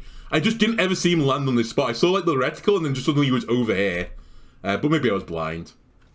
Anyway, Mag just instantly burns one of his key abilities. Also has decided to go into the enemy team, or at least on their side of it. To be fair, at this point, this is such a broke down fight that you can't really draw the line of scrimmage anymore. It's just chaos. Mag is going to get Giga Stickied. Yep. Punches Lee Soo-min into the team. So it's actually a pretty heads-on play. Whoops. From Mag. Unfortunately, I'm pretty certain that, yeah, Lee Soo-min just teleports back into the team because that's what that hero does. And the stickies go off. Mag goes into block mode. If Mag had blocked slightly earlier here, he wouldn't have taken 500 million damage. But I think they were at the point where they had to get picked, so trying to punch, you know, the Lee Soo-min and get the pick, I think that was fair enough. But yeah, he's just giga fucked at this point. Yeah, he dies. Zest also dies going through the contest, and now people just have to run to the point to, you know, die, basically. Okay. So that was not one. That was SBG winning it from Runaway. I would say Runaway were one of the hot favourites. Not the hottest favourites, but they were up there. So this is a bit of a surprise right now. Them getting done by SBG. Anyway, for you viewers, this is probably going to be like a second. You know what? Let me go onto face camera for a second. Where's my fucking... There you go. Let me go to face camera for a second. For you, this is going to be a second. For me, this is probably going to be 24 hours of me being completely miserable and just throwing up everywhere. So, again, apologies. This is going to go up a little bit later than I wanted to. It's probably now going to go up on Friday. So, yeah. Bam! Cut! Alright. I'm back. For you, viewer, mere moments. For me, it's been more than 24 hours. Gut's still pretty bad. That's the sit rep on me right now. And yeah, let's try and get through this in not 3 hours. I had a look at the timing of my previous recording, the raw time, and I might edit this down a little bit, but honestly, the way I feel right now, I might not. It was like a 3-hour recording for map 1, so we'll try and let this play through a little bit more reasonably. Before I do this, by the way, I actually forgot to mention one thing during the Doomfist Junker Queen matchup. When I was talking about, you know, Junker Queen's pretty free to ult, she does have to be carefully and quick punch by Doomfist. Literally at the end of like the last recording, I went to the bathroom to, you know, throw up everywhere again. Came back, sat down, and just happened to catch on the Overwatch browser on Twitch that Zebra was playing on, you know, ZBRA, if you're not aware of the streamer, and just happened to be going into Junker Queen, and as soon as like I flicked it on the preview, he punched the Junker Queen out of ult, and I was like, damn, that I should have remembered. It is something you can play around pretty reasonably, but the Doomfist, you know, the Doomfist punch comes up pretty quickly, so it's a very small window to rampage through, so you have to be a little bit careful of that. Anyway, we're also going into a bit of the unknown for me right now, as I didn't have time to catch this map. I know what the result was from this. I'm aware this was the second map, but I don't quite know exactly how this is going to play out. Like, it could be a full hold, it could not be. I simply don't know. Anyway, Just as a reminder, almost to myself, this is SPG in the red now. And this is Runaway in the blue. Is it double N? I always forget with Runaway. It looks wrong with 2 N's. I think it's 1 N. Whatever. Although Runner is double N. Maybe it is 2 N's. Whatever. I'll spell it right in the title, okay? We are basically on similar comps we've seen before. It's the Doom Dive versus the Doom Dive. Mirror matchup. And we saw this mirror matchup in the first map on the 3rd point for both the Doom Dive. And I kind of came to the conclusion that SPG, when they're attacking, they look pretty good on it. They seem to have a good coordination with 2U going in with like Argon and Hyunjae. The timing seems pretty good.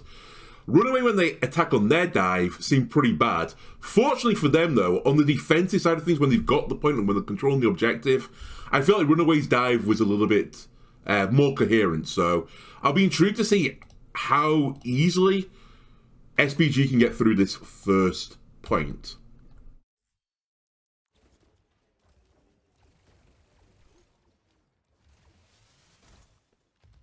We can, you know what, let's pull it down to 0.75 and try and let it flow a little bit. So 2U right now is just trying to create some space.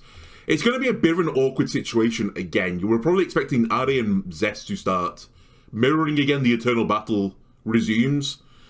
And it's probably going to be, the difference between this is going to be something like a headshot on a Kiri, a big sticky from Prophet with some headshots on the Tri-Blaster. That's probably what's going to open this up, and at least force Warden teams to back off. So I expect to see a decent amount of poke in this. A lot of teams try and take this alley as well. I'm kind of semi-surprised the Tracer isn't going that way, but like right now, Ari's kind of just, you know, shooting from a great distance. Argon and Hyunjae are threatening to go through this alleyway right now. Yeah. Okay, I'm pretty content with this positioning. Zest is set up to mark the alleyway, but isn't doing so right now because he doesn't need to. Prophet and Lee Jae Gon are on top of each other. This seems fine. I'm just watching health bars right now. 2U again is punching in. Ah, there's the first decision. 2U's gone to take the window, and immediately this is going to elicit a response. He's going to get chased, I think. Well, the Echo, yeah, Echo has come in to deal with 2U.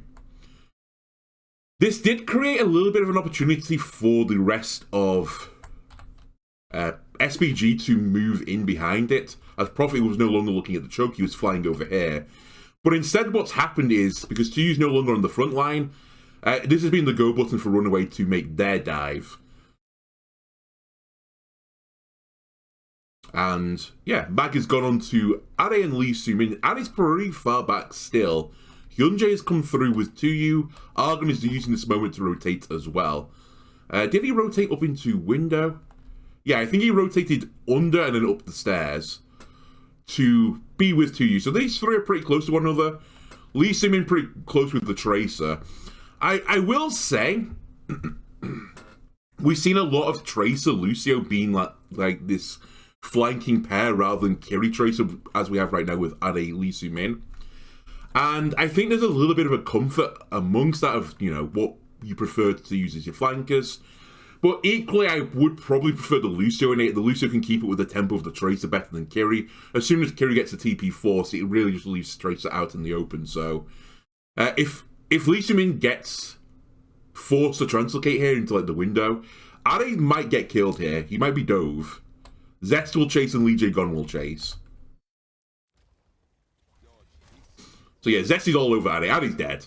There's the recall. Lee Sumin hasn't been forced to translocate though, so he's going to stay alive, but it cost him a big resource. 2's gone to pressure the point, but that's not a huge thing, and now he's punched back. So they are slowly taking space though. I will give them that. It did cause a little bit of a not a misrotation, that's the wrong word. It just elicited the response, right? Doom going into this window and just existing in this presence forced the Echo to come back here to mark it. Because Echo came back to mark, it also then forced Lee Jae Gon to go back a little bit. Or at least they couldn't just sit here anymore with the Echo, because Echo was over here. And this has allowed the backline of SPG to move up. So even though Doom is like, you know, punched back into like this position, they're now here. They were stuck in here. So they're pushing forwards. It was a slow little move, but it's fine. You can't really just all-in dive this comp again, as we mentioned, because it's so mobile, right? There's just no appropriate dive target. Anyway, we're doing a little bit of a poke to you, again, marshalling people. And now, suddenly, you know, you flip the map. And this doesn't look good for Runaway, right? They've given all of this territory. 4 people have been backed up into a choke. And now the defending team basically have to fight back into the attacking team. It's horrible. Now, I will say on this flank, Zest is actually just destroying Ade right now. I said I wasn't going to do this, but we actually fully elicited this back off from Runaway. Why did we all dive out? Let's say dive out. Why did we all retreat so quickly? So Prophet was forced back because he came to the window. Doom came out. And I guess he couldn't get back to the fire truck. So he went all the way back. It's Mag. Mag is just getting destroyed right now. So Mag gets chunked down. He tries to hold front line, but gets poked out probably by Argon to you know, the entire team. So he has to fully leave. Prophet tries to help. Okay, so this is why they get backed up.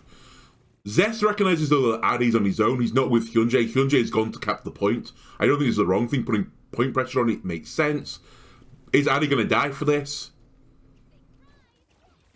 No, Ade blinks out off the bottom of the map as we were looking at it and survives. Forces a recall. Pretty important in this matchup, so Tracer can't just touch the point anymore. Prophet somehow has killed 2U. Question mark. How did you die? Alright, 2U's all in, then it got punched by Mag. Alright, fair enough. That was a bit of a misplay. Again, I don't think 2U needed to go aggressive here. They had control of the territory. All I need to do is kind of stand on the front line, just marshal them a little bit. And then he could have counter-dived whatever Mag was going to do, because that's that he's recall forced. So the next target to go into the point to, you know, contest it was definitely Mag. So all they had to do was wait for Mag to, you know, punch in, power block, and then just punch him out of power block. And then Mag would have had to shift out. And then you would have been looking at Tracer touching again, but you wouldn't have recall. So maybe the Lucio would have had to go, maybe the Kiri TP would have happened, you know. Instead, 2U kind of int, and that's going to cost them definitely the full completion, unless they get a miracle pick. Lee Sumin's dead. Zest has killed Argon. Yeah, this is rip. A little bit over-eager there. Nice cleanup. Nice play, honestly, from Runaway.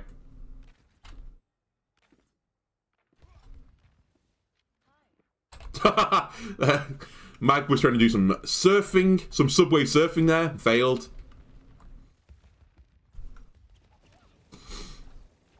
Man, Zest is so aggressive. I mean, him and Ade are keeping up with one another for ult charge, but the blink all the way into their spawn then was... I mean, he couldn't really get punished, right? Anyway, I think we're going to get the same thing now. 2U is going to try and get into fire station. No, he's gone for something different. He's marked the high ground over here. We are getting some slow rotations. And then we get into a Kitsune. Where is Vigil at Lee Sumin? Lee Sumin's not quite on his Kitsune. Zest is going to do a little farm here. This might just be an economy thing. Force Suzu. Back them all into an alleyway. Yeah, they're going to get killed. Nice Kitsune as well from Vigilante. They basically use this the entire time. Bearing in mind at the start, SPG were like in this area. Kitsune up here recognized that the way for SPG to retreat, at least because some of them were, you know, in fire station as well, was going to be back through this alleyway. They chased them fully with Kitsune, even into the alley. They were still getting the Kitsune here, so that was a really good Kitsune from Vigilante. Fight-winning Kitsune.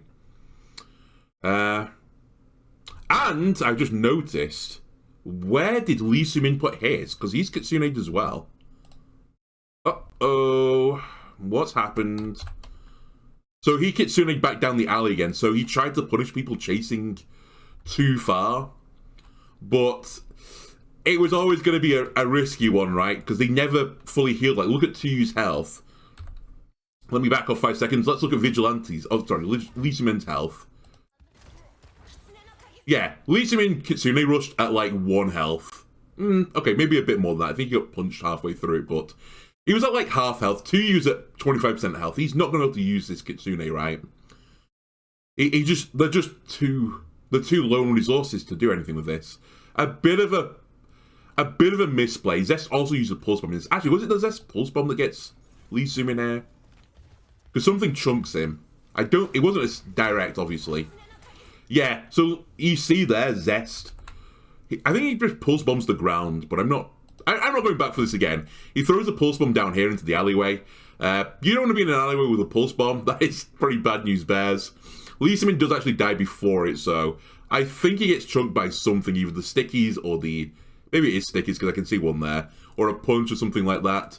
Then they can't even fully back out properly because there's a pulse bomb behind them. Pretty nice. And effectively, all in all, this is going to lead to this fight being won probably by Runaway with a single ult used effectively. They're still fighting this, though. Now, this is time where Runaway should be a little bit careful. You're fighting in their Kitsune now. I know you're 1 up, but still, that's fine. All right, they're just shepherding him in this corner. They don't need to do anything right now. If you can kill someone, though, that is huge. How's you tied? Okay. We're not going to go into this. I think this was just a 5v4. They kind of brute forced into there. They didn't use any more. No, they did use an ult. Ade also pulse bomb. So this was a net neutral fight. And Runaway came out on top. So this is great news for Runaway. There's only 2 minutes left as well. And basically, they are in prime real estate position. And the economy is fairly similar between the 2 teams.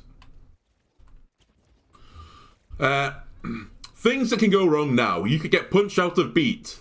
But, you know, that surely won't happen, right? Let's check Lee Jae-gon's positioning for, you know, no particular reason. With Zest again. And actually, I quite like this positioning for the Lucio full stop. As I mentioned, I believe I mentioned like 24 hours ago for you, like, you know, 5 minutes. The beat effect, when you push Q, you jump up into the air, then you land. And upon landing, the beat goes off. This time is based on you doing that arcing jump. If you cut your jump short by like jumping onto an elevated surface, you can beat faster. What is a nice elevated surface? These stairs here. And even this. So you can go onto the stairs, beat up onto the stairs, and get a quicker beat. So it's harder to get... It's harder to get it cancelled here. He can also, and this might be what he's looking at doing right now, play uber safe. Because obviously if the Doomfist comes from this area, and they've pretty much always walked into this area with the Doomfist, he can always leap up and just punch immediately, and use all of his mobility cooldowns at once. In which case, at any point on these stairs, it is pretty scary to be Lucio beating, even if you do the short beat tech.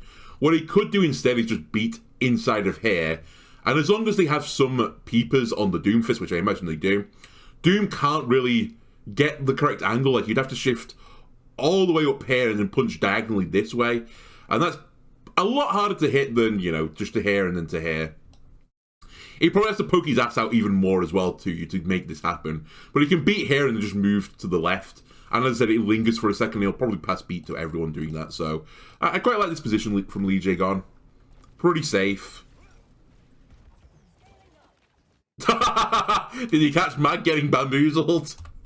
So Mag jumped over the train on his shift to try and, you know, sneak into the back line. And I don't know if it got caught, so like someone saw it, or it was just pure unlucky timing. At that moment, SPG engaged, so they probably did hear the voice line though for the shout, like the shout of him leaping into the air, and it was just go time. They went straight in. Anyway, all the key thing about economy, Zest is 50% to a pulse bomb faster than Ade. Zest is kind of manhandling the Tracer 1v1 on this map. And a pulse bomb could definitely just do it for you. Holy moly, Lee Jae-gon. Big play from him. He got chased by the Echo for so long there with Beam. So Argon went all in on Lee Jae-gon here. Hit him with stickies. Okay, I don't know if this is ping because this was played online, or, you know. It was just played online. Argon should have killed Lee Jae-gon there. I think. He hit a lot of stickies, got into about half. I will say Legion Gun, I think, had amp, so maybe he was okay, but the beam definitely wasn't on him for a lot of that. And I think if it was, he would have just popped. Anyway, during this, Prophet has copied the Doomfist. This is probably going to be the most obvious copy here. That or the Tracer. So double Doom. Spooky. Spooky, spooky, spooky.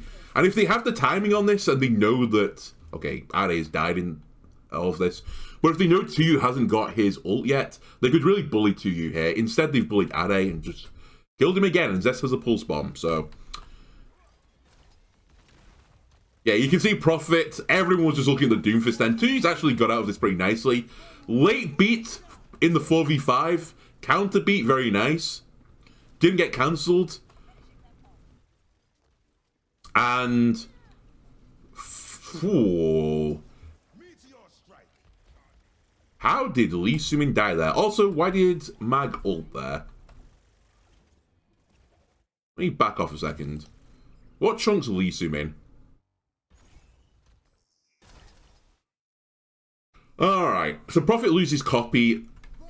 We get double beat here. Where 2U's a mile away, so okay, so Legion Gun was never going to lose his beat. I will say, maybe they've marked the timing on the punch. I'm not going to go back for this again. This is pretty out in the open, just to, you know, beat it down.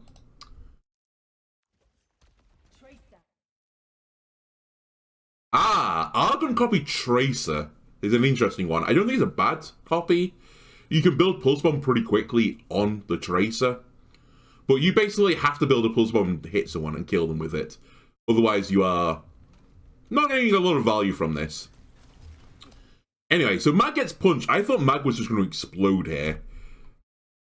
But Mag punched. I thought the beam was on him as well. It's just Lee Sumin was at low health before the fight started. I'm not even sure Mag was going for Lee Sumin there. I think Mag was still trying to kill 2U. And just happened to land on Lee Sumin and pop them, so... not a great Doom ult from Mag, but I kind of respect it. He was close to getting picked. I think he would have just stayed up. He did have the Echo copy shooting him in the ass, though. That being said, Doom gets back to fights quickly. If he had died, would have been the worst thing in the world? Probably not. I think he would have got back in time. Okay. It's not as bad as I thought. Anyway, they're going to lose copy here. Oh, Argon did get a pulse bomb. He pulse bombed the fire station. Now it's going to be Echo in trouble. Echo's just in the middle of the team. Yeah. Yeah. That's not the best idea. While this is all going on, what the fuck is Mag doing again? Where's Mag? Okay, so Mag landed on the fire station to go on the back line. Sure. Very swag. Very swag, in fact. Let's look at this from Argon. Mag's perspective. Goes for the Doom. The Lucio. I'm losing my goddamn mind. Yeah. I mean, SPG just can't walk in right now. So, he's kind of free to do whatever he wants. Kind of would have liked to save his punch for this moment. Man, they're just all-inning them. Have to be careful. You're reaching. Okay, that was a little bit risky is what I'll say. They did get away with it a bit just because Hyunjae and Are weren't with them. They got kind of split off, but Argon was respawning. In fact, I think Argon had respawned at this point. So, that could definitely have gone wrong. It didn't know, so... And in fact, it went well. They got a late stagger. 52 seconds left. I think at this point, it's just Runaway are feeling themselves a little bit. They just mechanically outplayed their opponent there.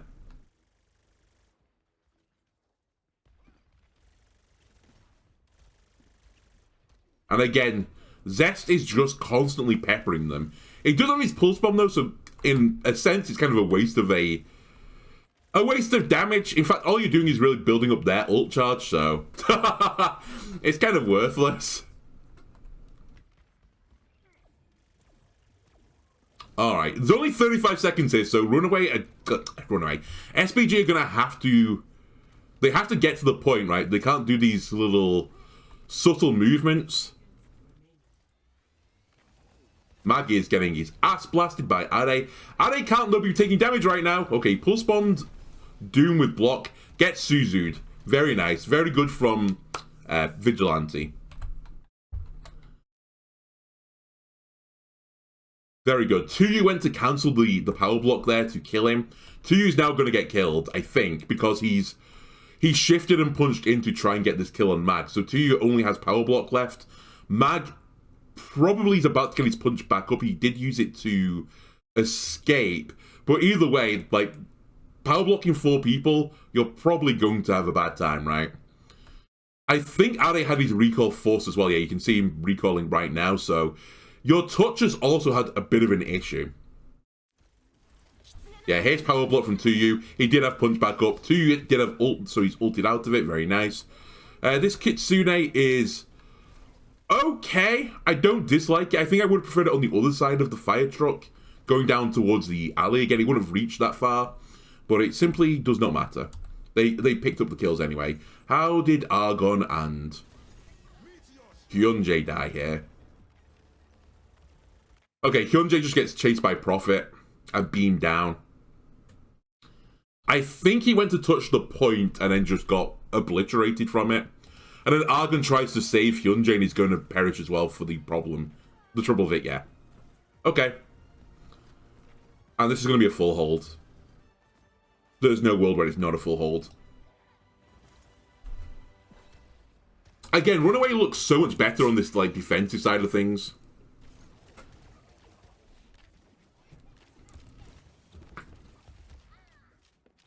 They have this moment where they recognize that if this player is in this position, we dive them.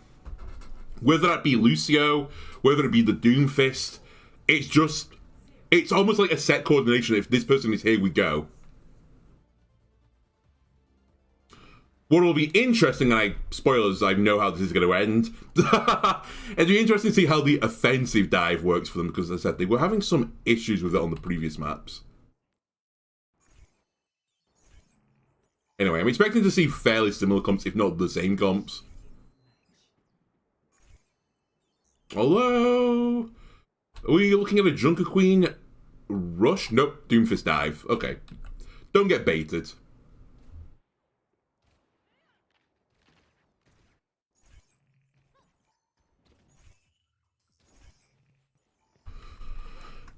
Ah, there is a substitution. No, there isn't. Prophet baited me again. He went on Widow just to see if someone was like poking at spawn. And just quick swap. So yeah, we're back onto the mirror match.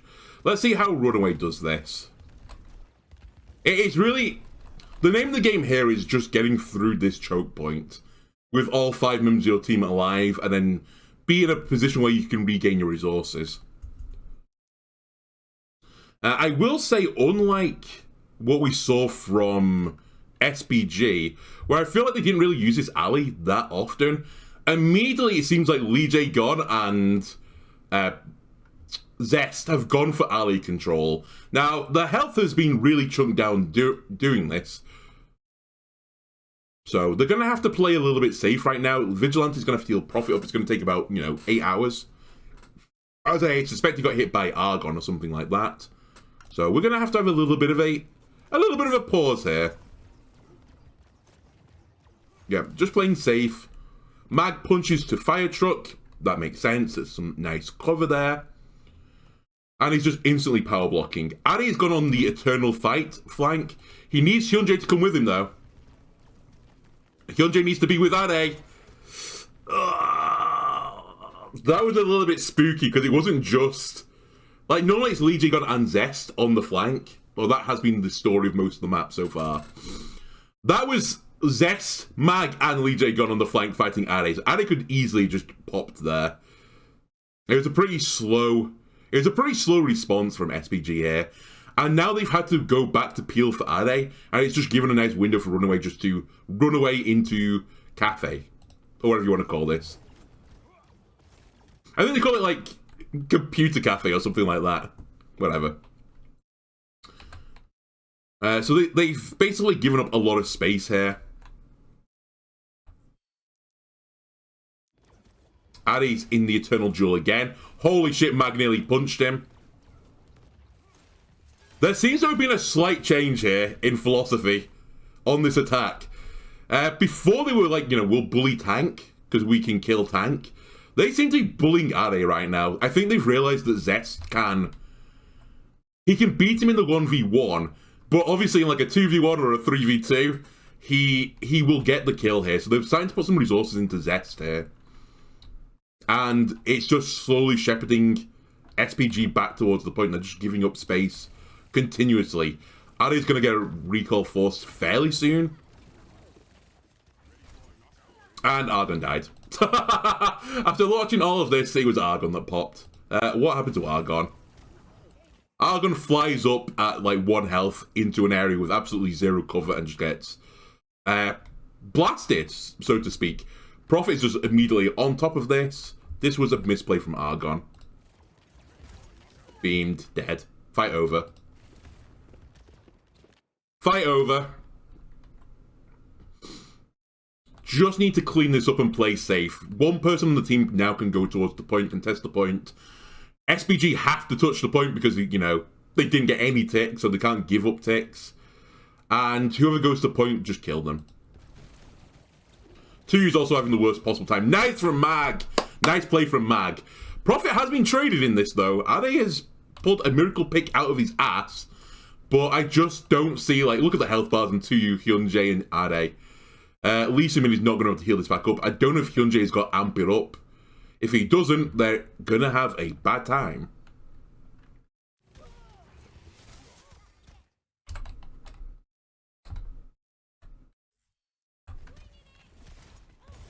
Yeah, bully to you. Lee Jae-gon is the front line right now. We're in this corridor. Kill whoever comes to point now. Name of the game, kill who comes to point. Fighting Kitsune, you might want to just stay alive for a second. Lee Suin got Kitsune up. They have overlapped their support ult, so literally if you live now, you can't lose. Your economy is going to be so much better than the opposition. Mag ult's out, very good. Just hide in fire station. Yes! They're doing it! They're doing it! They're not just running into a Kitsune. Lee Jae-gon has beat, though. Who did you beat? You beat Vigilante, very nice, but why? Why have you beat Vigilante?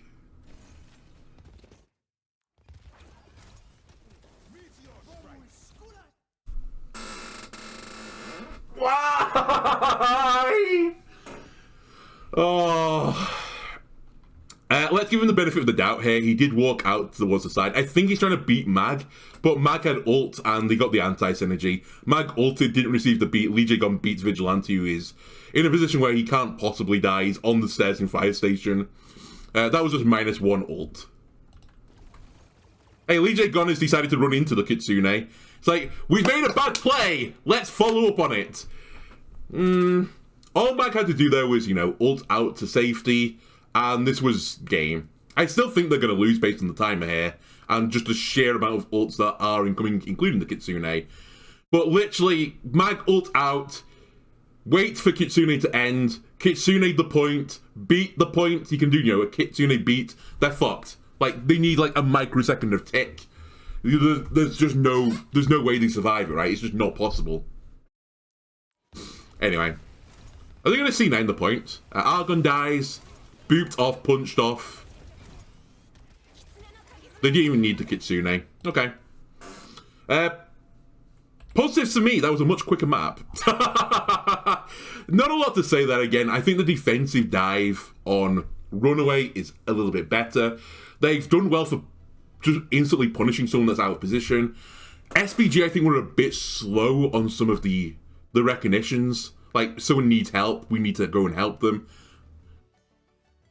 And also, sometimes, someone may not have cooldown, we should go punish them.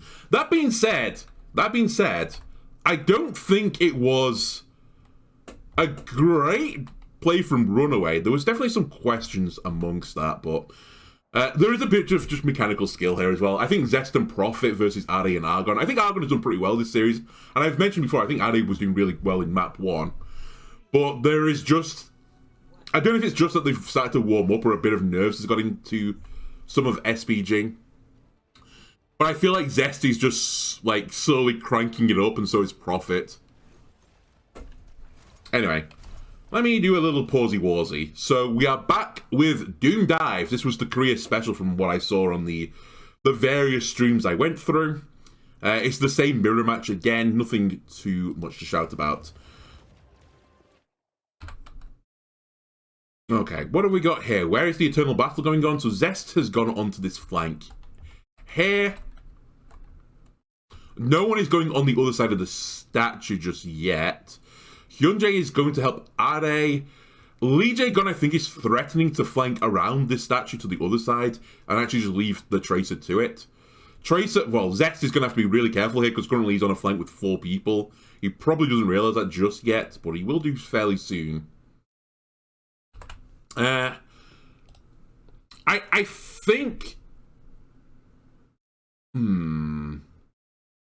think... I think I like Runaway's position very... Well, I think it's a combination. I don't like Vigilante being over here, but he's probably just going to step in here. I think it's just a bad freeze frame to stay behind cover.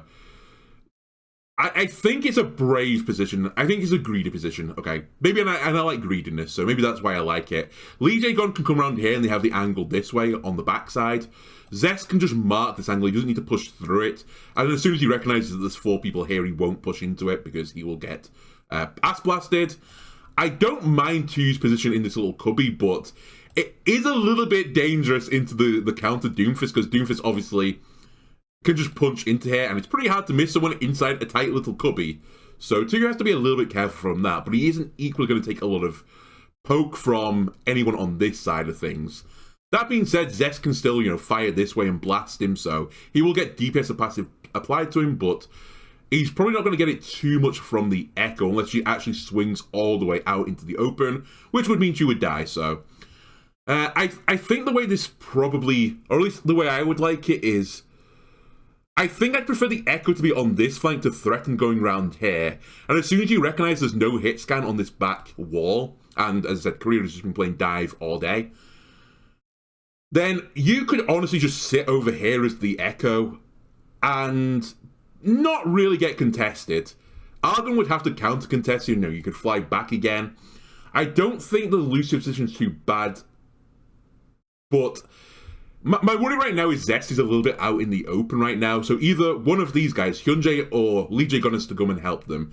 I wouldn't even mind Lee Jae-gun being like in this area or something, so that he could get back to his other support, he could get to his Tracer, he's got a bit of flexibility about it. Right now, he's so far away from, oh my god, I'm just drawing everywhere. He's so far away from Zest to help him. So really, it's going to have to be Vigilante that does this. Vigilante probably has TP, but he doesn't want to TP onto a flank because then you're going to get ass blasted. But I expect Zest is going to see 4 people and just play ultra safe right now. If he doesn't, and they recognize this from SPG, Zest could just instantly pop here. Or they'll force a cooldown from one of the support players that causes the support to get killed instead, or someone else will die as a result of this. So yeah, I wouldn't mind Prophet looking this way. I wouldn't mind Lee Jae-gun being a little bit further over here. I don't mind Vigilante's position. And Mag just needs to play as a frontline presence right now. On the flip side of things, I don't mind the positioning. Hyunjae is, with 4 people right now, pretty close to 2U as well. They just don't control that many angles right now. Nor do they have too much, what's the word for it? They don't have scouting on it either. They don't know who's flanking right now. Like, Lee Jae-gun could be flanking them right now. They can see the other Echoes, and they know they're not flanking, but they always have to keep their eye out on this side, so it's a much safer positioning, but... And Lee Jae-gun is getting his ass blasted. I think what I thought might happen is happening. I think Lee Jae-gun realizes he's out of position here to help Zest, and just all-ins to help Zest. There's also a bit of a misplay here for 2U, to be honest with you. So they do recognize that Zest is out of position. Let me actually slow this down to 0.5 speed. So 2U is going to see that Zest is on his own. Lee Jae-gun did just fly across the map in the open to get to Zest. Yeah, there goes Lee Jae-gun, just out in the open, out in the open, out in the open. Tuyu tries to punch him. Okay, it isn't Zest to go on. It was Lee J gone. He's been really good bait here. Gets punched, gets hit. Oh, it was Hyunjae. It wasn't a punch. Sorry. It wasn't Tuyu that misplayed. Sorry. I think booping the Tracer back here into his own team was a pretty bad call. I would have just left it there. He does do a lot of damage, so maybe they were just going for a kill, but his health wasn't that low, right? Anyway, Lee J gone.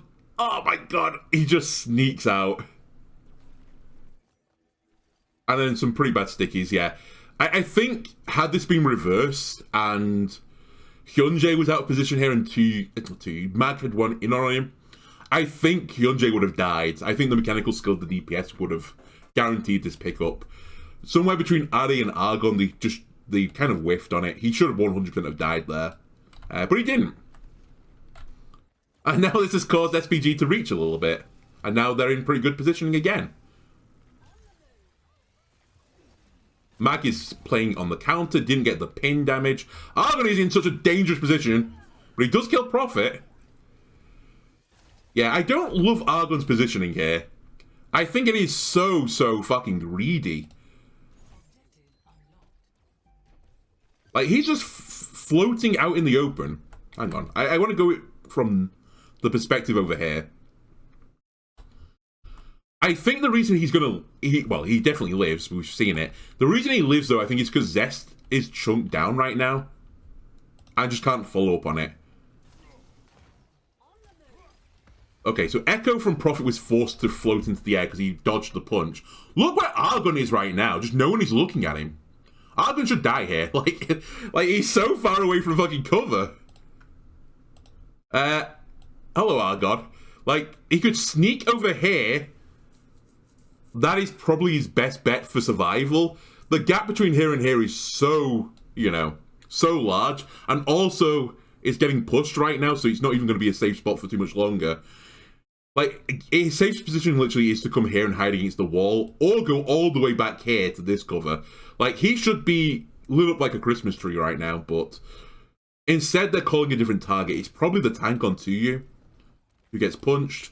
Zest goes into his eternal battle with Ade. Ade ignores it and goes for the kill on Prophet. Good target selection. Ade's going to recall the kill Prophet. And now they just need to stabilize. The recall is also forced out from Zest. Yeah, in the end it's a pretty good result, but Argon took a pretty aggressive position there. Didn't get punished for it, and instead got rewarded for it, so... you can't say like it's a misplay, because, I mean, I guess you can. You don't need to be result-orientated. Whoa, whoa, whoa, whoa, whoa, whoa, whoa! Why? You were up 2! Well, no, you were up 1, but... you were effectively going to be up 2. 2, you just all-ins. Uses, like, all his cooldowns and just gets blasted. How did Zest kill Ari here? I have to know, I'm sorry. This is going to be another 3-hour map. There's just things happening. Because you have no... I guess neither of the Tracers have recall right now. I guess Zest is going to pick up the Mini. So Zest picks up Mini. Ade is already chipped. Is this just going to be mechanical outplay? Yes. Alright, so that wasn't great immediately. Again, you were up 1 player, and we took a 1v1, and 2 just flew into the enemy team, 1v3.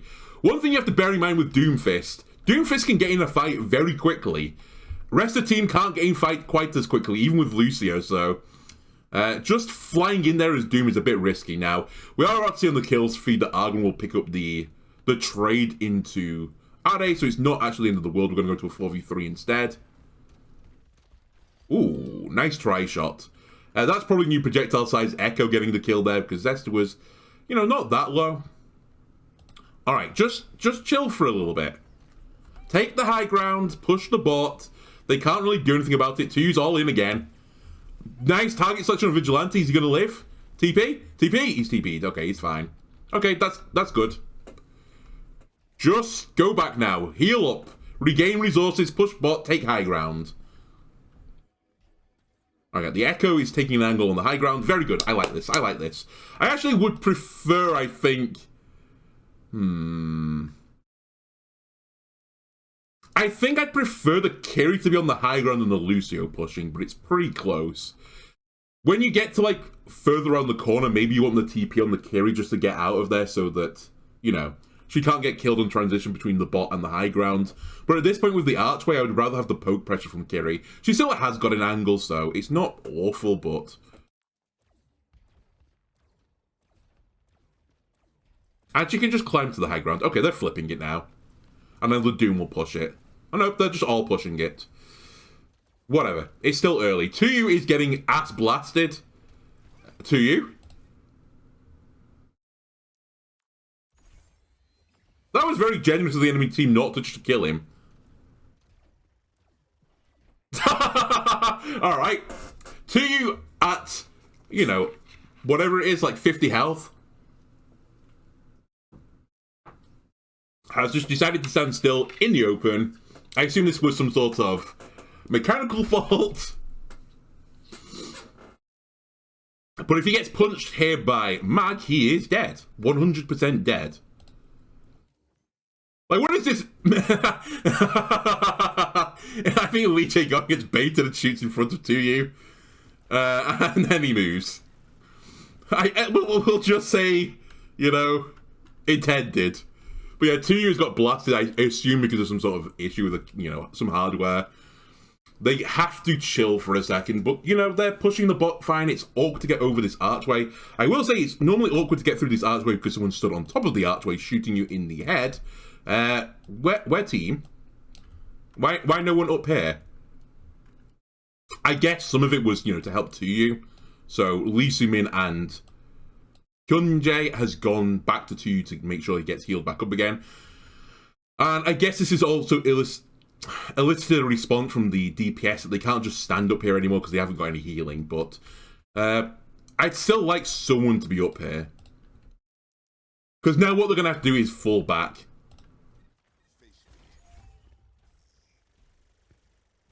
Yeah, they're fully backing now. They gave that up so easily, but I said, I think this was a mechanical issue. And I mean, like, hardware, mechanical.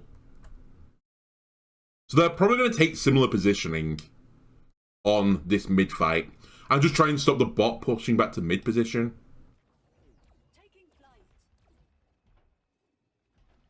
Yeah, Doom's coming back round to the middle.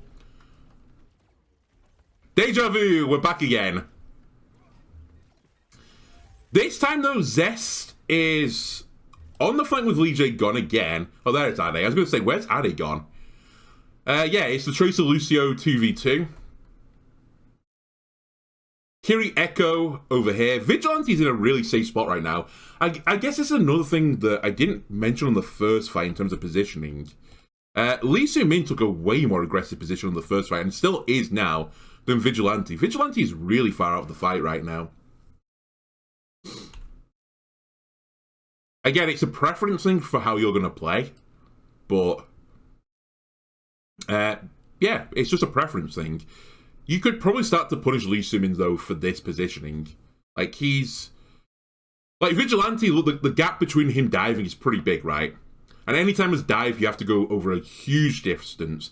You're always susceptible to getting shot to shit during the dive, right? Or at least it's very, very obvious what's going to happen because you have time to react to this huge dive, right? It takes a certain amount of time. Lee Soo-min, on the other hand, could quite easily just get fucking rocket punched by Mag. And that happens really quickly. The time, much, much lower than, let's say this is T1, T2. T2 lower than T1, okay? So, again, it's a preference thing. If that's the way you want to play it, then fine. 2 also in this small room. Mag has decided to help on the flank. We have a Kitsune rush, but what did we Kitsune? Nothing. The bot, I suppose. So, okay, Prophet dies. All again they had to do there was kind of just live for a moment. The Kitsune wasn't bad because, you know, they want to fight near the bot to play the objective, but at the same time, they weren't realistically pushing this much further. If they could have disengaged back through here, then they would have been fine. One thing I will say about this Kitsune, though, it did split the team up pretty hard, right? Like, the Lucio Tracer over here, they couldn't just walk back through this way because they would have to walk through the Kitsune, right? So they would have had to come all the way around here. And in fact, you can already see that happening now. Lee Jae Gon has recognized this and he's already flanking it back round. They've decided to retreat off this. And this is honestly a bit of, you know, we won the first fight. Oh, I say it's a bit of we won the first fight. Again, as I mentioned before, normally when a team wins a fight, right, the attackers and the tanks will build ult charge faster than the supports. The supports will, on the losing side of things, will build more ult charge because they were taking more damage. Obviously, it depends who gets picked. It's not quite a universal thing like that. Lee Soo-min on the side that won the first fight built up a ult quicker than Vigilante. Now, trying to remember back in the memory banks, it was Prophet that died first, right? Then it was Zest. And then these three lived. So, I mean, you could also argue that on the losing side of things for the sports, if someone dies so quickly that, you know, you didn't get any chance to heal them, then yeah, that's a bad thing. So it's kind of like, you know, this hand waving, this is kind of what can happen, but not always what happens. And maybe that's what happened. Maybe Lee Soo-min did just, you know, heal back through the chip damage, whereas for Vigilante, Prophet just exploded and Zest was in his own 1v1 and kind of just exploded. But anyway, they got the ult off first. Vigilante's not there to respond with his own. This is just Runaway, stay alive territory. Now, was Prophet just flying aimlessly in the air? Is that what gets him killed?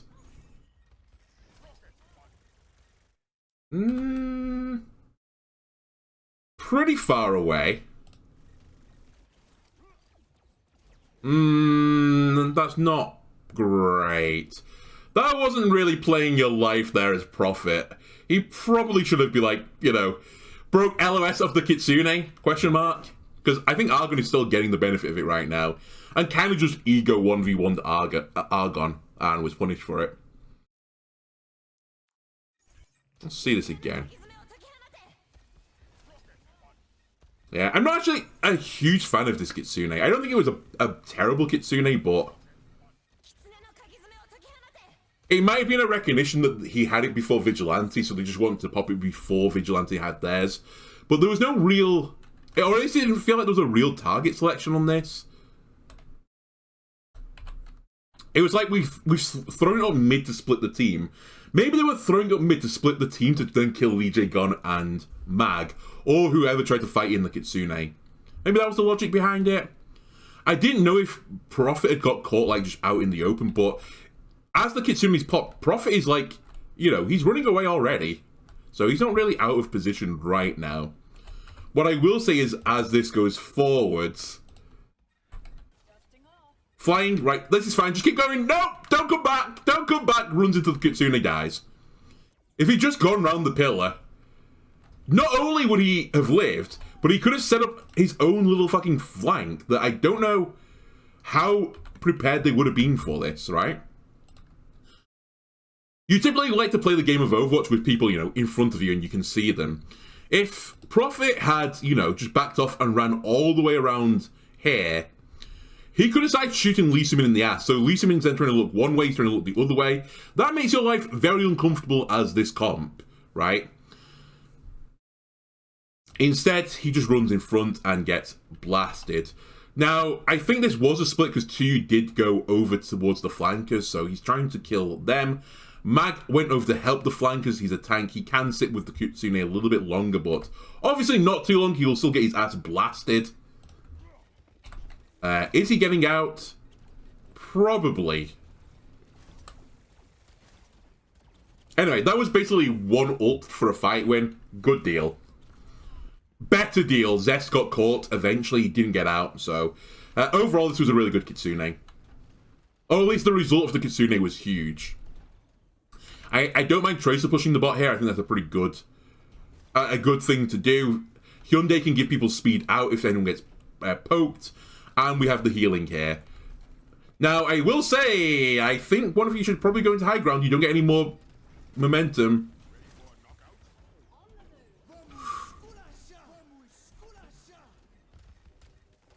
Lee Jae Gon. Lee Jae Gon's beats have been a little bit questionable. I just want to check this. Was anyone on their team low? By the way, I was a little bit concerned when they had 3 people in the bot. They broke it down pretty nicely in the end that Argon ended up taking this position here.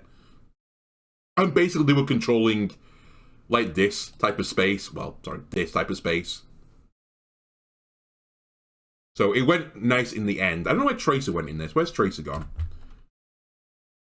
Tracer is out of here! They're going for the next point.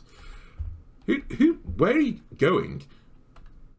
Argon, where are you going, buddy? Let me 0.5 this again.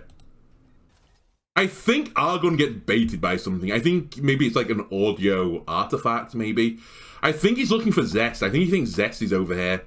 And, like, blinks over there, looks for Zest and can't find him. And Zest is actually in this window here. Which actually means that Argon is in a bit of a... could be fucked position. As Argon is about... sorry, Zest is about to pound his brains with 6 damage pellets.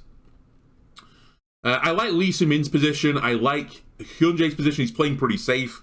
I also, again, you know, I don't want to, you know, say this thing many, many times. An elevated position with a hero with beat. He can beat onto this to get the beat off early. He can also just back off behind this corner if anything threatens him. He's playing just very safe to make sure he gets his beat off. Very nice. Now, Lee Jae gone. Why do we just insta-beat here? Mag's running away.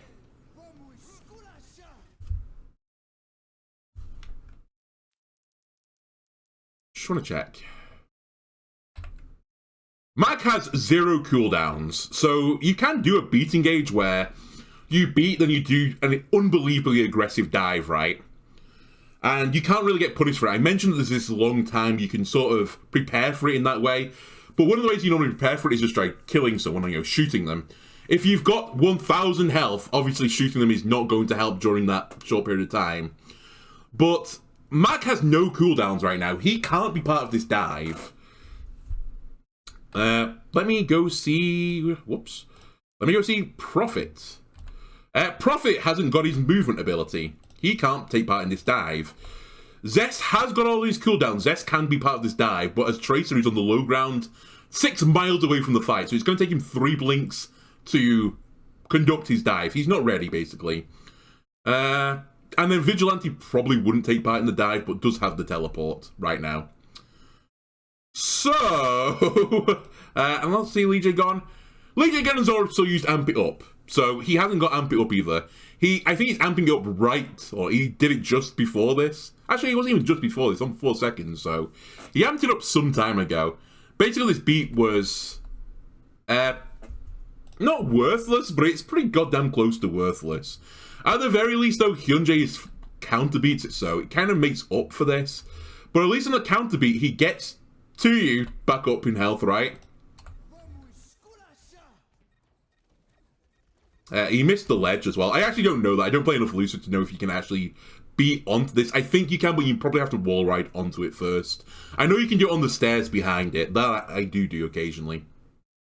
Anyway, he beats to you. Hyunjae is just running it in. Are's also ran it in, so at least, you know, there was a little bit of coordination here. Where is the Echo as well? Did Echo... Ah, there's Echo. So Echo is taking in a very, very aggressive position. She's literally, you know, flying with absolutely no cover, with projectile size increases. So yeah, this was a pretty good dive. They beat engaged. And also because, and a lot of people say this, if you beat second, it's better. That's kind of like a bit of a hand-wavy, yeah, but you want to beat when, you know, it's the best time to beat, right? If Lee Jae gonna beat and they'd all gone for an aggressive dive at the same time, and then, you know, Hyunjae had beat and, you know, they'd gone for their own aggressive dive, then fine. It made sense to beat first, it made sense to beat second. But yeah, I think Hyunjae just got way, way more value from this beat. They actually did, they started to take aggressive positions off it. He's got his tank back up to health. It's only really 2 that hasn't taken part in this dive. Let's see how it plays out from here. Echo is being forced out into a horrible spot. 2 has gone onto Vigilante, forced to TP. Vigilante is in danger. Nice TP though, in the end. It kind of worked out for him because Prophet went around this safe area, so he wasn't really taking part in the fight anymore. Vigilante was able to TP back to them. Zest has now thrown out his Pulse Bomb. And if he gets a hit here, it's going to be pretty massive. It was a pretty aggressive disengage here. I'm not entirely certain why. It felt like they had positioning. Who gets fucked here?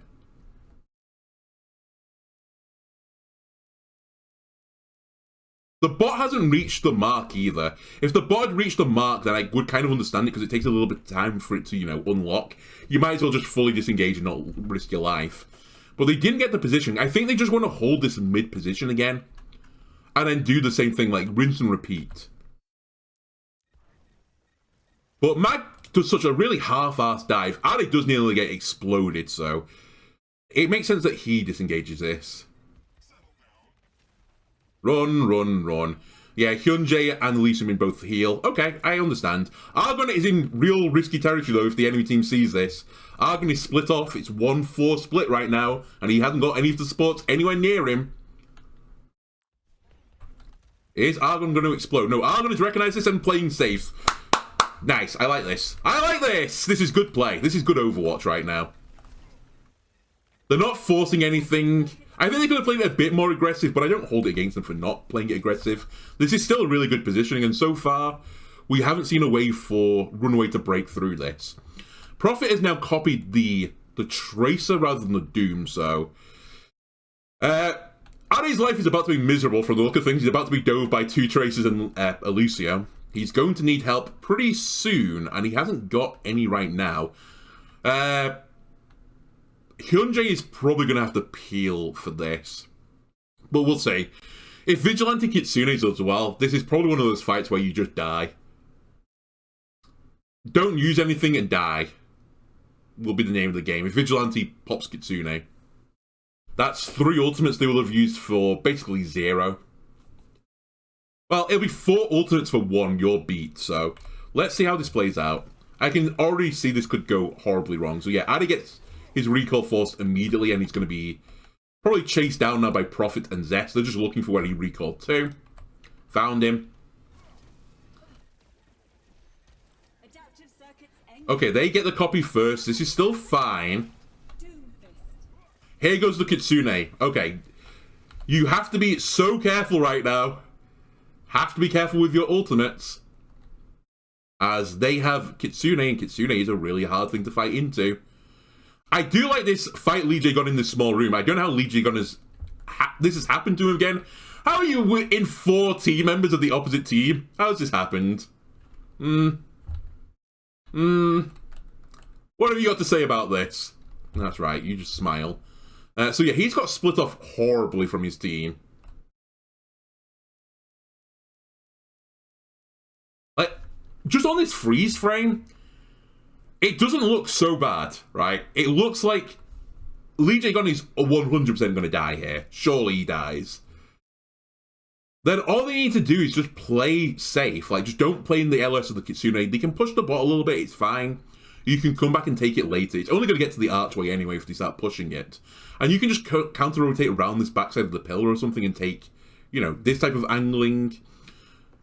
And then some people, you know, can go back again and rotate this side and, you know, kind of just flip the map, I suppose. Obviously, you don't want to be flipped in the sense that you're fighting to get to the bot that is being pushed away from you, but it's better than just dying right now. So, I'm intrigued to see how SPG plays this. In fact, I'm so intrigued, I'm going to 0.25 it. So yeah, Lee Jae-gun dies instantly. Kel Surprise. And now we have Runaway not fighting in the Kitsune. Or at least some of the team are not fighting in Kitsune because they were trying to peel for Lee Jae-gun, who's dead. Bag is going to get bullied here, surely, by Double Doom. Zest just kills Are. He just diffs him.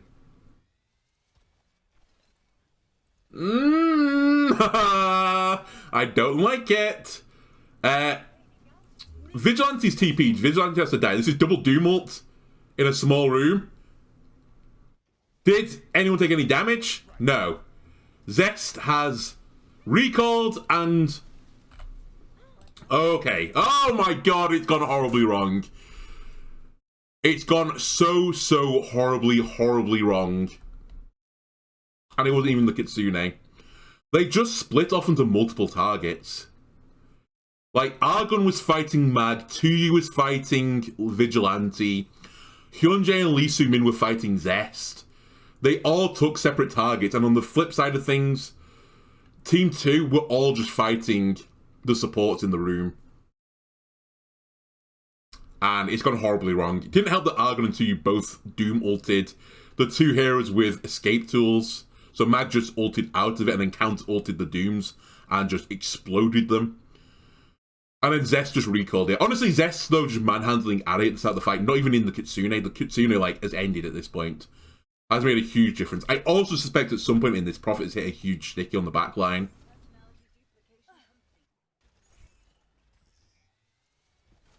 The other person I want to look at a little bit here is Lee Soo-min. What forced your Suzu?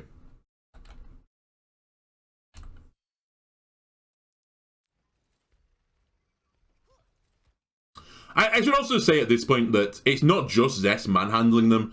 Prophet is also kind of manhandling them right now. Addy blinks into a wall. Yikes. Is it Pulse Bomb? It's Pulse Bomb. Okay. So he gets Pulse Bombed by the duplicate and has to Suzu himself. That's fine. That happens. Prophet is about to lose his duplicate. Is he going to now just sticky someone to high heaven? He's still going in. He's just fucking... We're killing Lee Soo-min here. I almost feel like at this point, and this is probably one of the most difficult things in Overwatch, you always want to help your friends, right? That's just ingrained into you, you know, as a human being. I think at this point, though, they invested so much into killing Lee Soo-min, you kind of had to just let him die.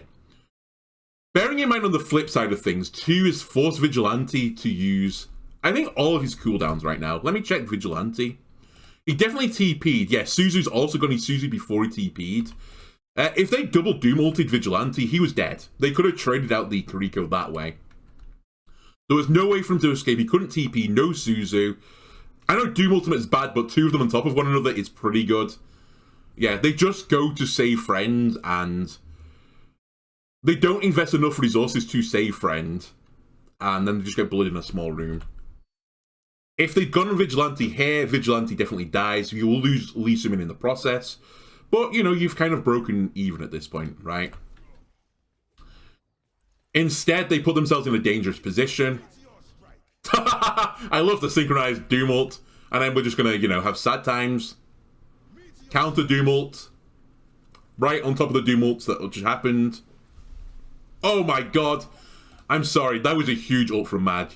I didn't even notice it. Watch the health bars. I know they're low, but you can just see the Doom ult just cleave them. It hits everyone, I think. Watch Team 1's health bars. And... bonk. Bonk. There you go.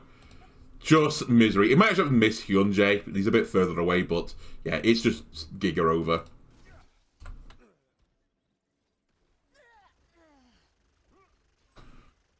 All in all, was a pretty bad fight to lose for SPG here. They kind of invested a similar amount of ultimates.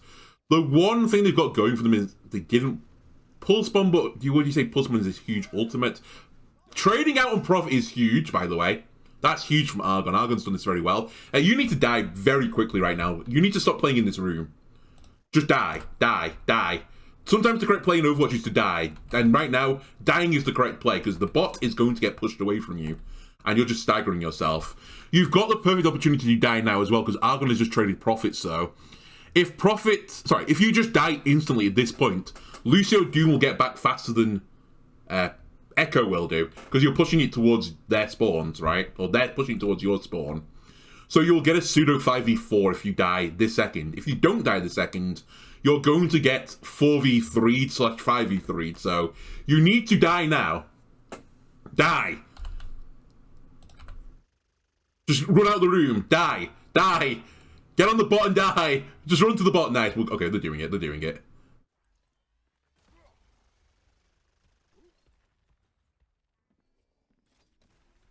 Get off heal! Get on speed! It's fine. Lucio gets back super quick, but still. Just die quickly, please. We're now going to get the flip side. Lee J. Gunn's already gone back to Taxi, so... They're probably not even going to get this 5v4. It's probably going to be 5v5 when it all breaks out in the wash. Heads up play, by the way, from Runaway there. Lee J Go went to Taxi before the fight had actually ended. They were actually fighting 3v2 at the very end there. Anyway, we're probably going to get a fight around this area right now. We could also go out at 0.25 speed.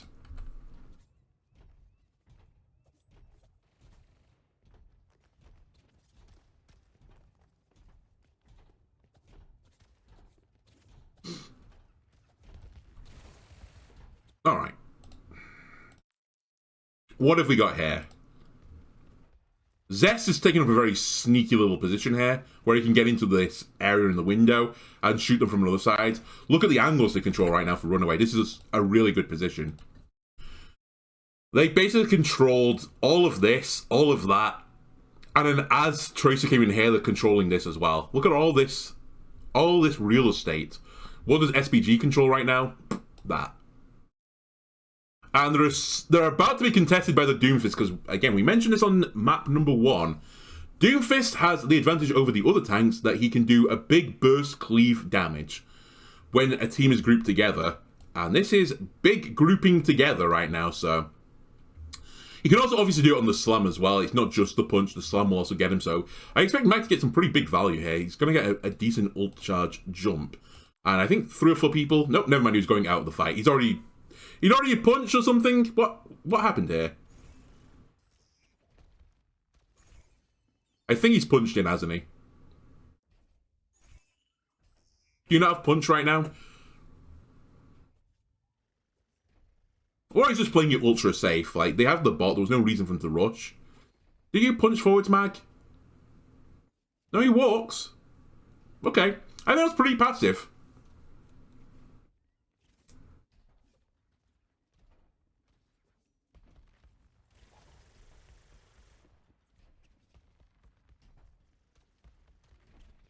Gets booped.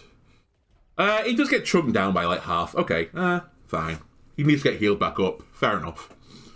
I just feel like when they make that crossing out of the choke, it would have been the prime time to make the dive, but they're not quite set up yet. Tracer has just got into position. There is a little bit of a disconnect here again with Runaway. That I think Zest is just going all in at this point, and Maggie's going all out right now. Yeah, Zest is fighting the backline right now. Has recall forced. This is pretty weak timing now for Runaway. They have to be a bit careful. Zest has no recall and could get chased by Are at some point. Mag has got a punch cooldown but doesn't have slam yet, and he's getting healed by Vigilante. While Vigilante's healing, they're probably not doing damage. So they just need to stay alive for a little bit. At the same time, SPG needs to actually start moving here. Okay, Addy's found the Eternal Tracer Jewel again. You love to see it. They're still playing pretty safe right now. I almost would have liked to have taken the bridge at this point. Prof is still up here. They're going to have all of the cooldowns back by now, so you've kind of missed your window here. Argon's used their shift, so they can't be that aggressive. They've missed the bridge as well, but they're going to take the half ledge here. Yeah, this is really passive right now.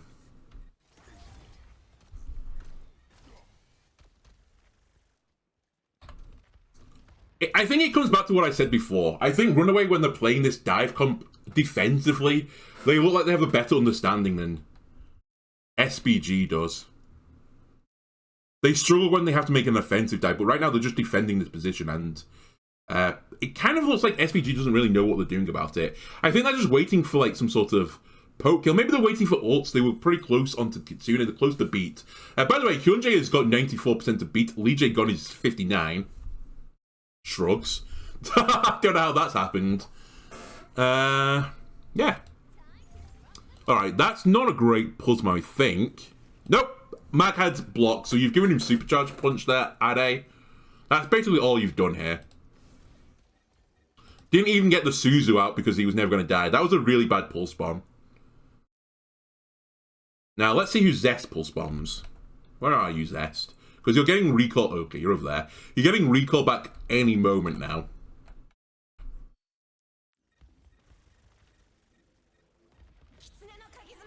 There's Kitsune.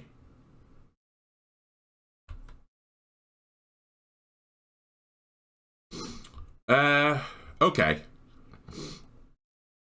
I don't giga hate this Kitsune. I don't, again, super love it. It's a little bit forced. Especially if these three heroes all have their escape cooldowns. But Prophet is kind of out in the open right now. Let's have a look. Prophet has used Shift. So, okay, Prophet should die here if they just all in on the Kitsune. Lee Jae-gon has used Amp, but I think he's using Amp this second to escape, so maybe they don't catch him. And Vigilante has Teleport, so Vigilante's not dying here. Hyunjae is in the process of amping it up. Speed. You need to be in speed. Bit late on the old speed. And Lee Simin got picked by Prophet. That's just a mechanical thing. That's probably going to cost him. And actually, the Kitsune... No, the Kitsune's fine. It does get around the corner. I thought it hit the wall. I thought it was a short Kitsune. But I will say one thing about this Kitsune. I think they went to chase Prophet, but Lee Jae-gon instantly amped it up. Very good. Vigilante was never going to get caught, and then Prophet still had a bit of their shift, so with amp speed and shift, they just, you know, they floated away. In the time of floating away, he also headshot Lee Sumin, so Prophet made the huge outplay there. One thing I'll say about this Kitsune is, at no point in this did they ever control this. Or even threaten to, you know, do anything on this. And Tracer and Doom were up here this entire time, so sure you have this big Kitsune running up main where the bot is, but you could easily have your head blown off during this, so it was not the safest of Kitsunes. I think it was a little bit forced. Anyway, they're losing a big healing resource right now. Zest has to die here. Zest does die, okay, so they got the trade, but it's still the trade that favors Runaway. Prophet, oh my god, Prophet's about to get an ult as well. In fact, he's got his ult. Okay, they beat the duplicate. Yeah, just run away. That's actually a pretty good trade. Especially if he builds a pulse bomb. Whoa, where's... Oh, there's Prophet. So Prophet's now fighting Ade. We've got a new Tracer duel.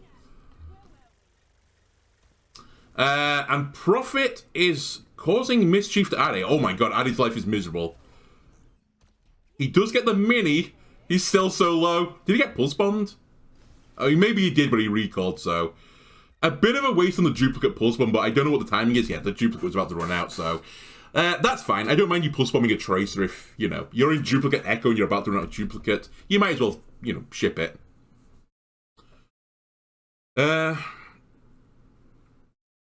Yeah, and during all of this, like, fight, which, you know, nothing really happened, it's given time for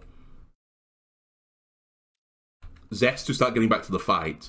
Lee Simin has also got back to the fight as well, because he could just teleport there. So we're about to get a 5v5, but we've expended some ultimates here.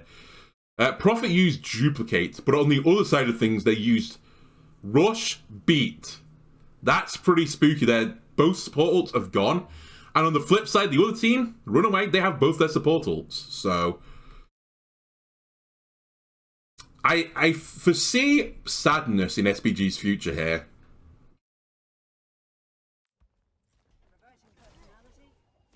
Right, chasing 2 out.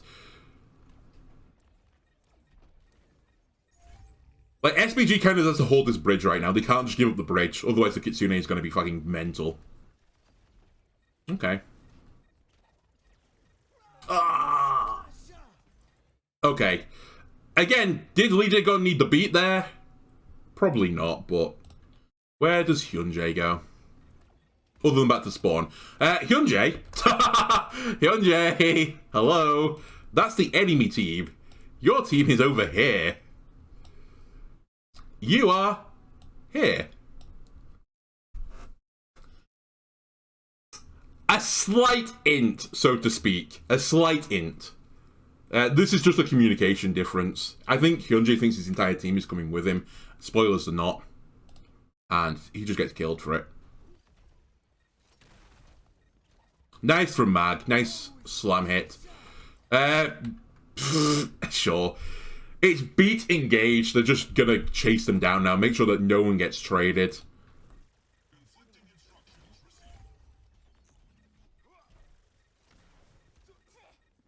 They're just fucked right now, aren't they? They're trying to desperately trade one person out here. Another like tip for push if you ever struggle with this game mode: if you're in a losing fight, one of the best things you can do, firstly, is not stagger yourself. But secondly, if in the process of not staggering yourself, you can kill one of the enemy team to get a trade. Trades in this game mode are so impactful, especially when you're on the losing side of things, as they're pushing the bot close to your spawn, so invariably you'll get back to 5 quicker than the enemy team does. Obviously, there are some exceptions to this rule. But yeah, they're just desperately trying to pick one person off, and I think they're trying to kill Vigilante right now. Vigilante doesn't have Suzu, we've seen it being forced, and basically the 4 remaining players have just tried to focus him down. They've got, in the end, Prophet. Are they going to get Vigilante's one? No! That would have been so huge if they hit Vigilante. Just one quick melee away from killing him. Still, Prophet is going to take some time to get back to this fight now. They will get to 5 before this team. However, they may get the checkpoint. That's going to be the deciding thing here. And it's actually a really difficult one for SPG. SPG are in a situation where they need to decide if they're going to fight it before the checkpoint, which they probably will do, and secondly, if they want to try and fight it before they meet their objective. Now, it's a pretty tight window, you know. They missed the objective by, like, I think 0.5 meters. But if they want to hold the lead, then they're going to have to take a fight that is probably not set up as nicely as they would like, is the best way of putting this. They kind of have to force it a little bit. And I think they are going to try and fight this. Yeah, the Echo is coming for the touch. Okay, so they are stopping the contest right now. So they're holding the lead. On the flip side of things, the supports are fighting Doom and Tracer. That is not great news. Ade has realized this, and I think he's going to peel back for them.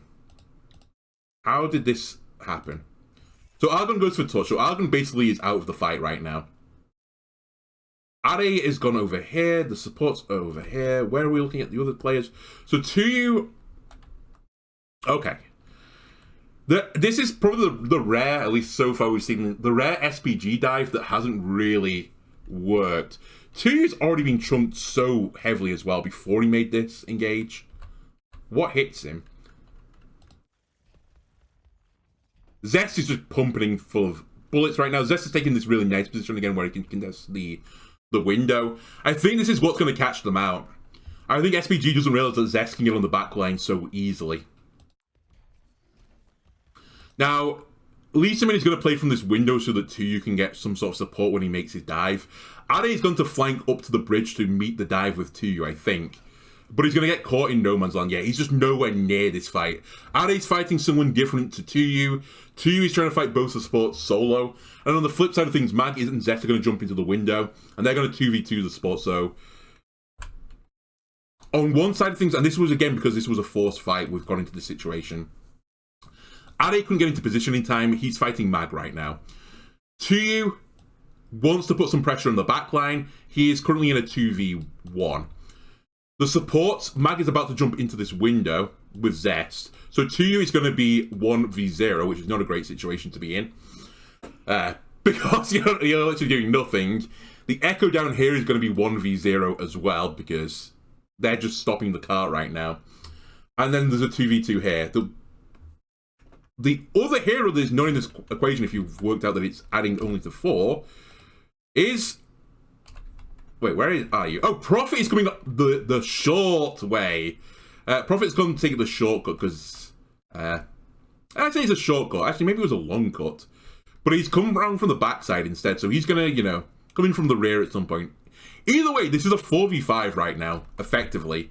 If you kind of look at this as being like the fight zone. We're in a 4v5, and Runaway are going to have the advantage here in terms of positioning, because Argon had to go to the car and isn't doing anything, and Ade's kind of got caught in no man's land during the dive, as they rushed it because they wanted to hold this.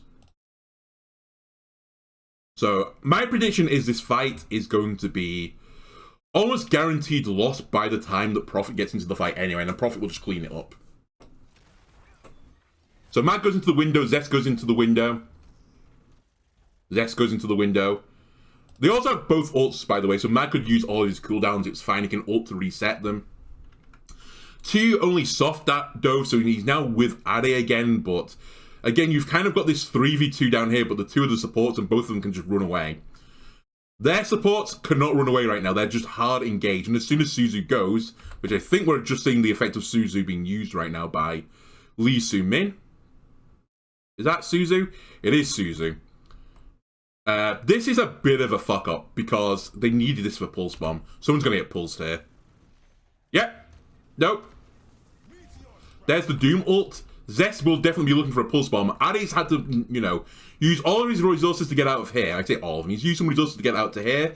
And now he's used his resources to get back to help with his supports to make a 3v2 over here. Prophet has entered the party. Prophet is now also shooting into this room from over the rooftops.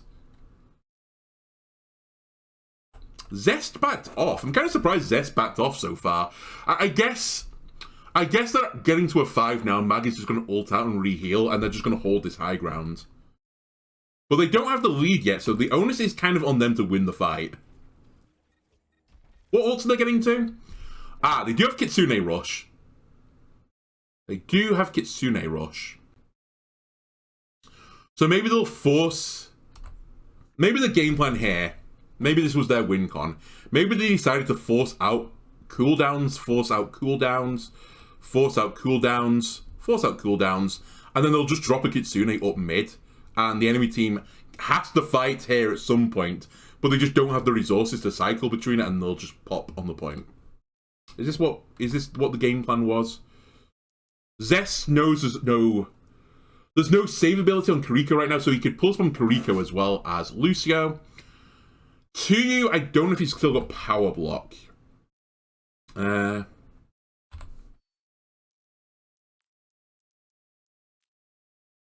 He does. Actually, he saw all of his cooldowns. To be fair, he did soft dive and kind of just dropped off. He didn't use punch or his power block. So he can't pulse bomb Doomfist yet until he starts power blocking.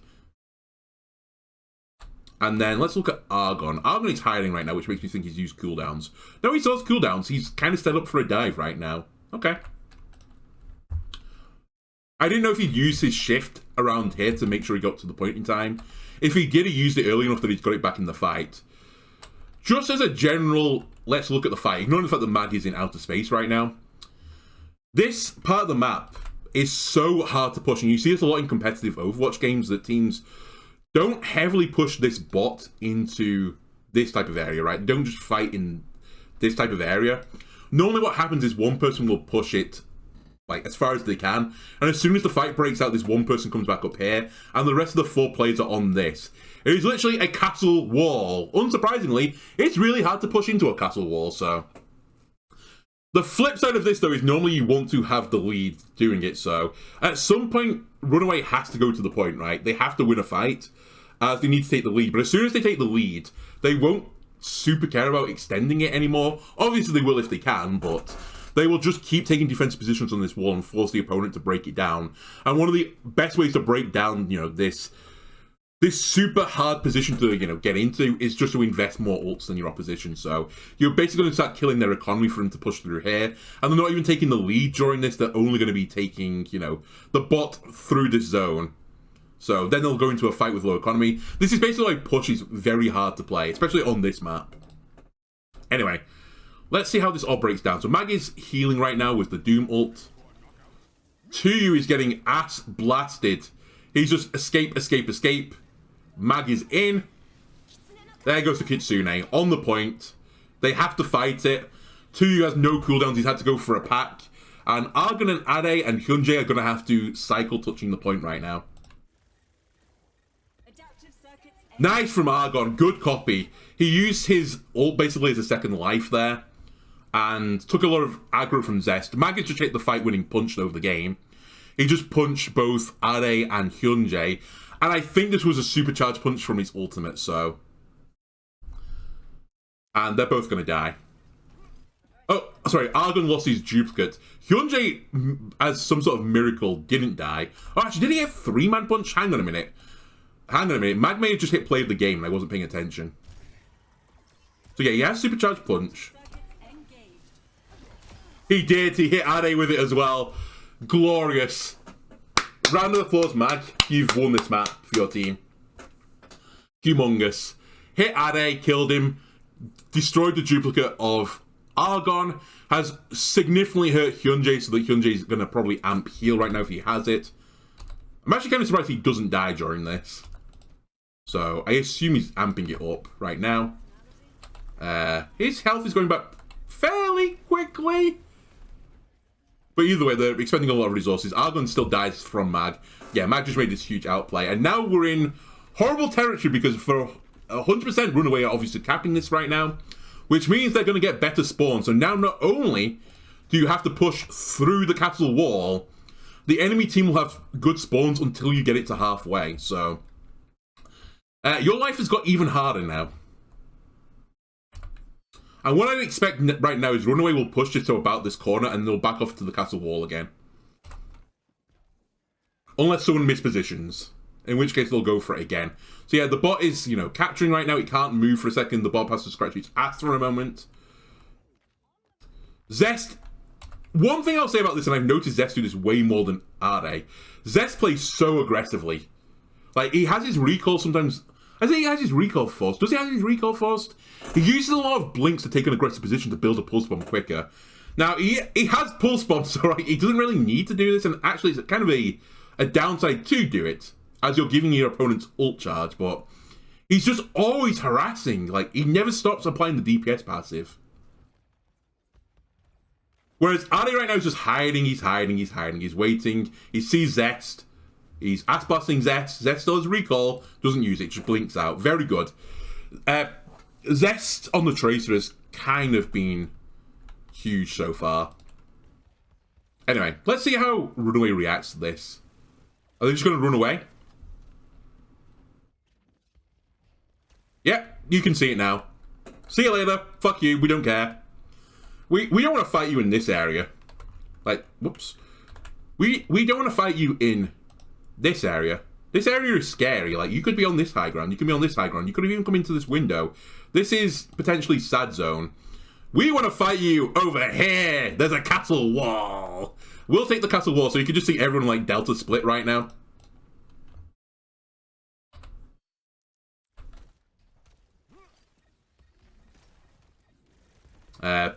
This is fine. Zest can get out. He's just waiting for more cooldowns. Matt can always just, you know, jump up to the high ground. And look at this now. Look at this horrible positioning. You have to push through a castle to get to the promised lands. Ade's had his recall forced. Zest has not yet, so Zest can be a little bit more aggressive. Lee Jae-gon is being very aggressive. He's marking Hyunjae on the wall. Ooh, Zest tried to pulse bomb Ade. Zest is feeling it right now. Zest is really feeling it right now. Ade tried to pulse bomb Zest back. Okay. That was a bit of an ego play from the two Tracers, but I fucking love that. Okay. What do we got up next? So it's going to be a fight between the Kitsune Rush, the Beat, and the Prophet Duplicate. Lee Jae-gon will probably build up the Beat as well. Fairly close to Hyunjae, but it's probably going to be second. This could be a little bit of chaos. They have given it this bridge fairly freely for my liking. Like, they've not really forced ults out the enemy team. I know they just used the pulse bomb, but you used the pulse bomb too, so that was a net neutral. Argon is taking a pretty fucking aggressive position right now as well. Like, he's just flown out into the open. He can drop off pretty easily, take onto the, you know, he can go back through this high ground just to this position instead. But, you know, I don't know. I feel like they gave up the bridge very easily. It still took some time, but it's also not the end yet. They still have to get through the choke, so they still do have the bridge. They can retake the bridge. Whoa! Was that a TP from Lee Soo-min? That could be a little bit spooky if it was. It was. He TP'd onto the high ground.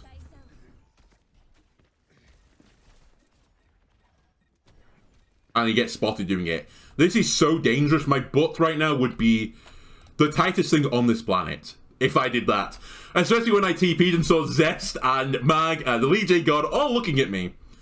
As you suddenly have become the numero uno dive target. Normally you're pretty hard to dive.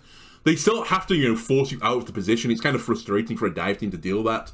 But as soon as you TP, they don't have to force you out of position anymore. You've become the fat kid. So yeah, they're going to have to invest cooldowns here to keep Lee Sumin alive, I think. And they're going to get pushed back because of it. And did they need to TP? I'm not sure. I suspect they didn't. I think Lee Sumin got caught a little bit. I don't think he wanted to be on the left side of the choke. He wanted to be on the right side, where he could just wall climb up here instead of TP. I don't know what split him off that way, but he decided to invest his escapability into movement. And he's going to get punished for it. And his team will get punished for it as well because of this. So yeah, Doom instantly in. 2 has to try and counter the dive. Lee Sumin gets backed off. Again, they're playing this pretty passively considering, you know, Lee Sumin has no TP still, and he's still fighting them. This is so aggressive right now. He does have Kitsune. That's probably the other reason why he TP'd up here. And we mentioned the Kitsune rush. He's trying to get a better position for the Kitsune. So he wants Kitsune from the high ground. Sure. This Kitsune is being brought about because they think they can kill Prophet. I think they're going to kill Prophet. They killed Prophet. Game plan is either get a trade or run away. Someone is performing a miracle is Zest. Zest has been so good this map. Other things you can do when you're losing fights on push. You can steal the robot. I want to take this back a second because I think he does steal it. At the very least, contest it. Yeah, he definitely stole this. So you see Kitsune rush. This is to kill Prophet because Prophet's maybe slightly out of position. And by maybe, I think he was out of position. As soon as this happens, look at the bot. Zest got on the bot and was running it back away from the enemy team. So now they're winning the fight, but they're losing territory at this point. It is clocked on pretty quickly by Addy, who's going to poke him out, but Zest just sits here for a while. And not only now are you forcing, you know, bearing in mind, currently this is a 4v5, this fight. Zest is fighting on the bot by stealing it. So actually around the Kitsune right now, you're a 3v5. But what is going to happen? Addy has to deal with this, so Addy's going to go away, so you're a 4v3. Then, we've seen already from this game that Zest, when he has all of his resources, seems to have the upper hand on Addy. So at some point, someone else is going to have to help them. It's probably going to be Hyunjae or Tuyu. Either way, you're going to lose another player, and you're going to get 3v3 around the Kitsune.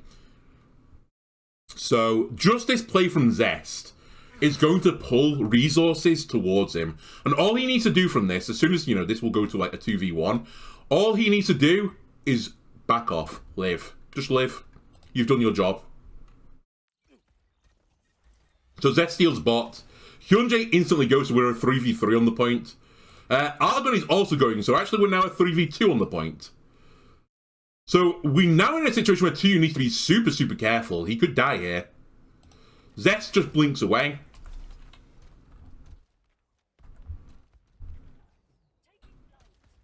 Okay, Zest does get killed, and they're going to clean up, so all in all, it was still a good heads-up play from Zest. And they're probably going to... I mean, they're definitely going to hold the lead, I think. At the very worst, this bot is going to hit the checkpoint, but they'll get a fight again at the checkpoint. Mag needs to live here as well. I don't know why Mag has gone. I just heard him jumping. Give me this. Okay, Mag got out. Fair enough. If Mag had been staggered, that would have probably been map loss condition. Or at least it would have made the map pretty exciting. Anyway.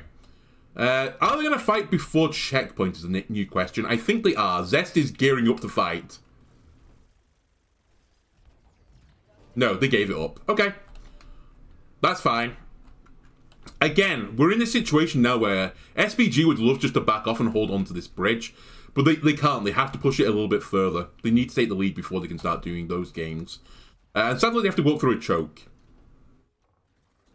So they need to play this a little bit smart. I say as I feel like something unsmart might be occurring right now. Hyunjae goes on a flank with Argon and beats on the flank. Which isn't really good. Why? Because they're just going to counter beat it back. It just doesn't do anything here. And they're going to have the beat later. It just feels like this is a beat that is not going to do a lot. It also doesn't look like Lee Sumin is going to get this beat. And Lee Sumin is getting manhandled by the Tracer right now. Nice punching in from Mag. Okay, Lee Sumin does get the beat. But it's kind of walking out in the open to do it. Zest immediately has his attention turned. Fucking Zest is so good.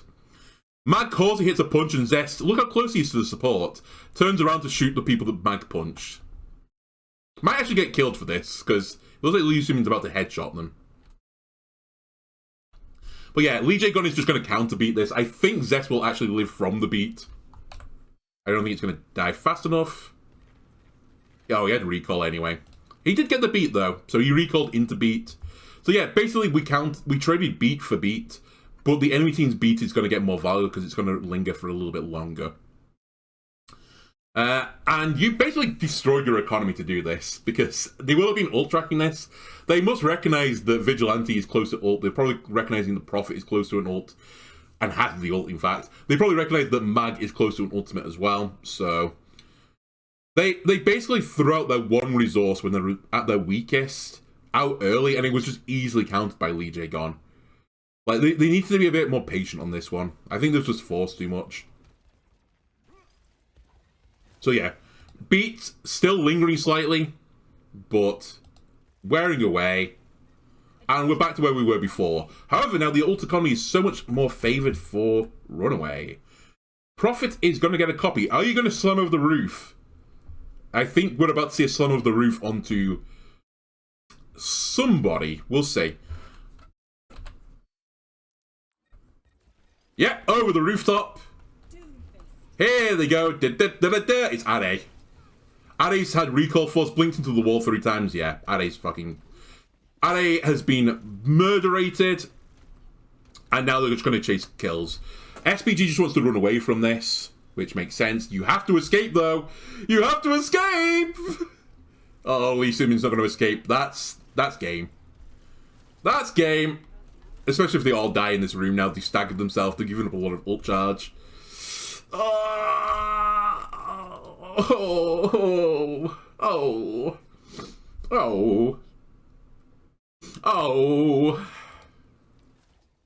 Prophet's still fucking fighting as well. He's also gone out of duplicate now, so he's building ult charge again. They still need to keep running. It looks like they're going to chase them. Who's pushing bot right now? It's Vigilante. They do need to be careful not to over-chase, but if you look at the health pool right now of Runaway, this isn't really over-chasing. They have full health right now. They've lost a good spawn as well, just at this moment, so... Run, run, run. Alright. And now we're back into the same position again. Runaway are just going to push the bot to the choke, and then they'll take position up here. They don't need to do anything else. They don't need to push the bot anymore. They will take a few more meters, but it's kind of by the by. I'm actually kind of surprised they've gone this far out. Mag and Zest have already set up for some sort of positioning up here.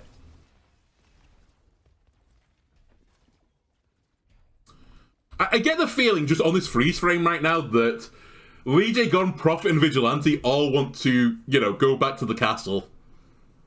They have pushed this pretty far. I thought they maybe push like another, you know, meter maybe. They've pushed it around the corner now for the choke, so that's pretty handy, that little bit of extra distance. I mean, intrigued to see if Mag is going to be forced to ult out of this, though. No. They just played it super safe. Forced a few abilities, and then as soon as they got that result, they ran away and went towards the castle. So, half the team are already back on the castle.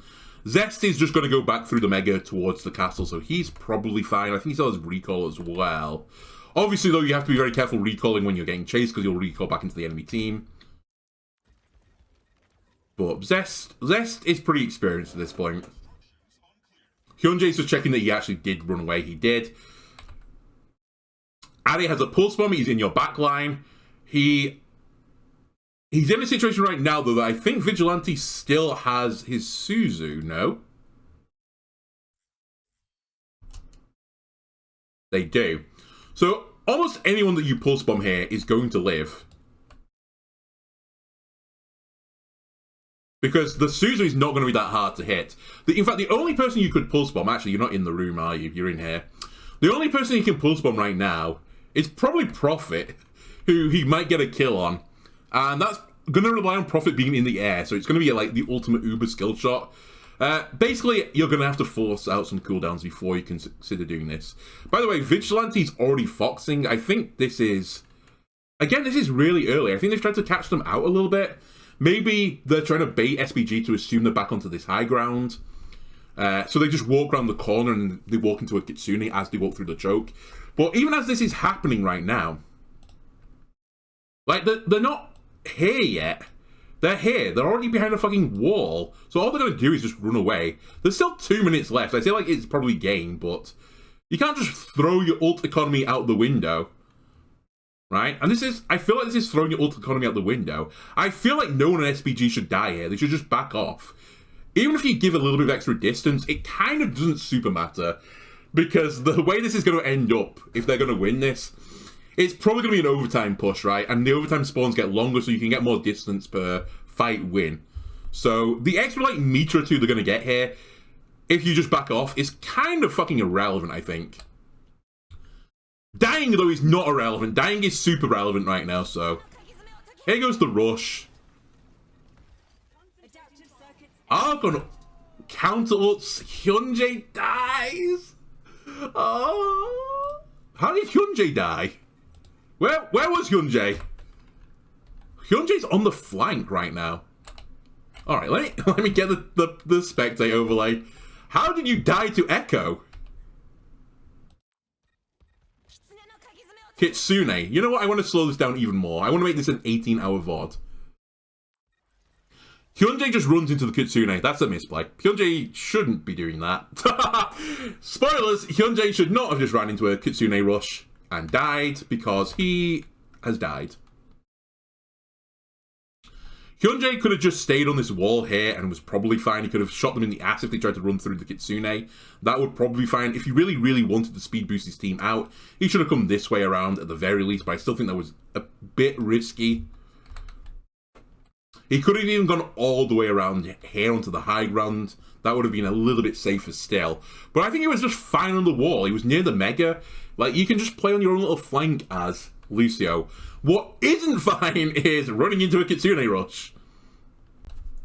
Also, Argon just, I think, walks forward and ults. Like, just bait the ult out. You don't need to do anything. You're fine.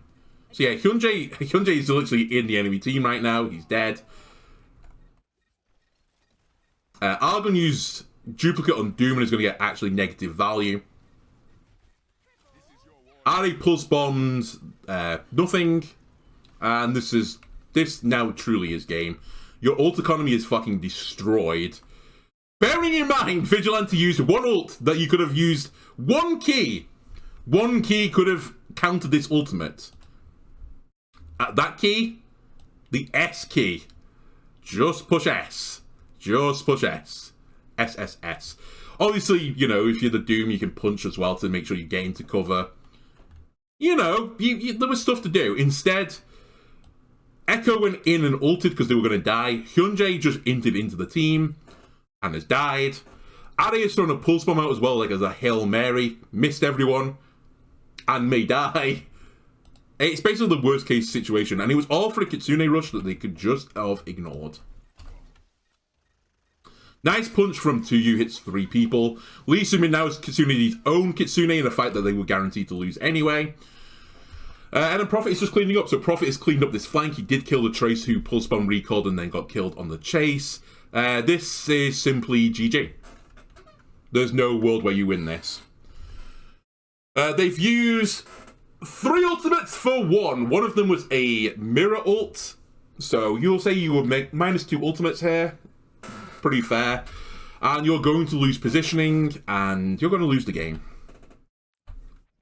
They forced the fight here. There was 2 minutes left. They didn't need to force it. Now, I appreciate the circumstances are different if you were in overtime, but you're not in overtime. You are 2 minutes from the end. And what's even worse is, well, firstly, that's fine. Argon's in the duplicate. This isn't staggering yet. It's not really staggering. What's worse is they traded no one for this. So, not only are they going to get more positioning, they're also going to have a really good fight still. As irrespective of your spawn being there, they're still coming back with 5. Addy nearly got fucking merge rated again. Addy is still getting merge rated. I feel like there's been a definite shift in focus from chasing 2 around the map. They still do it. You can see 2 is low on health right now. But them also chasing Addy around.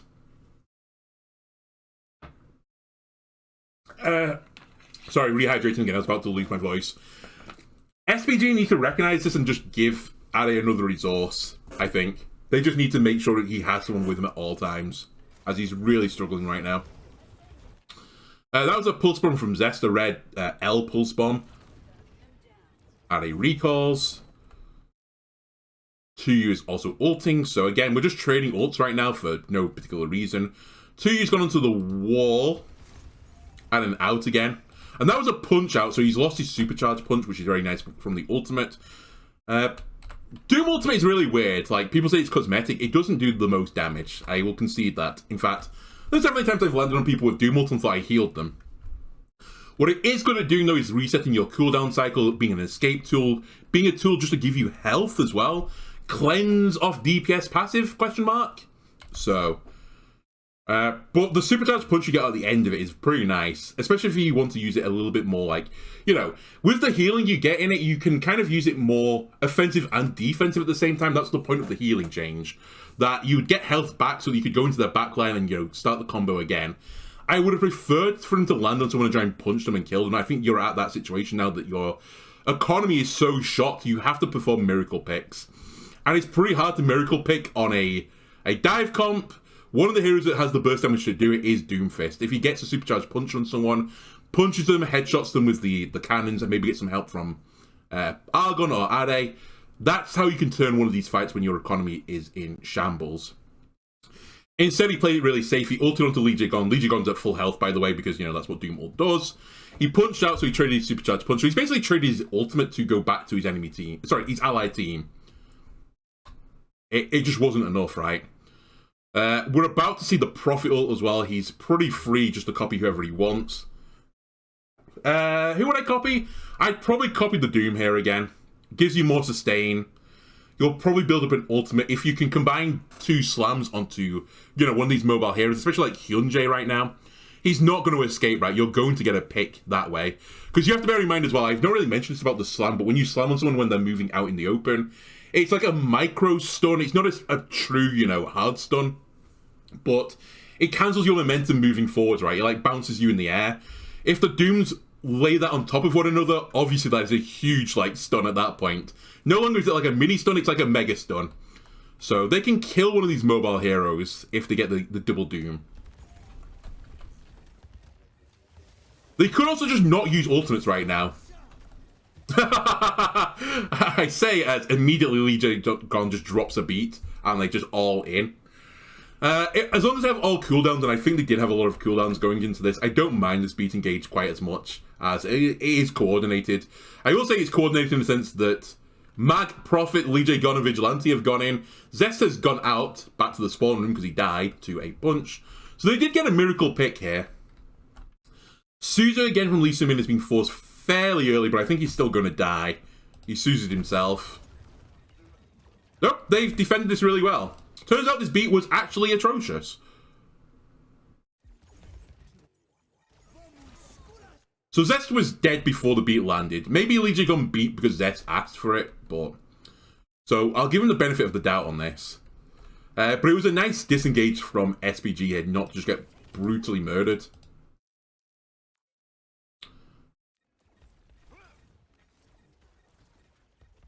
Suzu cleanses the DPS passive, gets the Lucio healing. If the Lucio was amp healing as well, that's even more healing and even better benefit from the DPS passive being cleansed by the Suzu. Also, I think you cleanse multiple people there, so really, really good play. And the beat has basically been, you know, the beat has just been broken through. That was a huge fight win for SPG there. It gives them like a sniff of a victory right now. Only a little sniff because they have saved the Doom ult and they saved Echo ult. But this was a fight where they used no ultimates. The enemy team used Pulse Bomb and Beat. And they're going to win it. How did you kill 2 people? That whatever. He got 2 kills with like 1 shot, I think. Anyway, just die point. Or if you're a very fast hero, you can just escape. Fine. Fine.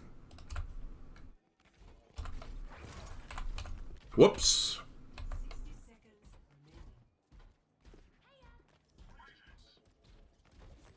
Alright, so the next fight is probably going to be around mid. You may notice that the enemy team got back pretty quick here. They had good spawns, of course. They're about to lose the good spawns. I'm kind of surprised where they are at this moment. Maybe they're going to try and make this one fight territory. A lot of the time, teams, when they lose a fight there and they've got the good spawn, will come up through here instead, where the Mega is, and either out this side or some will come out this side as well. But they're all over here right now, on the low ground, so maybe they're going to get to the castle, I'm not sure. Anyway, they lose the spawn.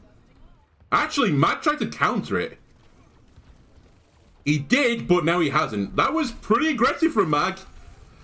He does have ultimate. Okay, it ended up being the perfect bait play. So it's pretty advantageous if you can fight before the bot goes to halfway, as you'll retain the good spawn. Mag punched in so aggressively. Like, look where the rest of his team is right now versus the enemy team. He's basically inside 5 players right now. But he recognized and he saved it from the previous fight where I think a lot of, casual players would have ulted at the end of the fight. Protect the stats, right? He saved it for this moment, so he contested the bot to try and hold the spawns. They are going to lose it, but he had ultimate to get out of it. And instead, the enemy team reaches to kill Mag. Like, Tuya looks like he's about to make some other play here, and instead I think he turns around to try and get Mag as well. Yeah, he's looking at the flank, they see Mag, kill Mag. Mag's out of position, get him, punch him, shoot him, punch him, shoot him. Mag even stays in like a Giga Chad, and Tuya dies from this. Incredible. The Doom is picked. Nice punch into the wall, nice shots from Mag. Mag ults out. Good follow-up from Zest.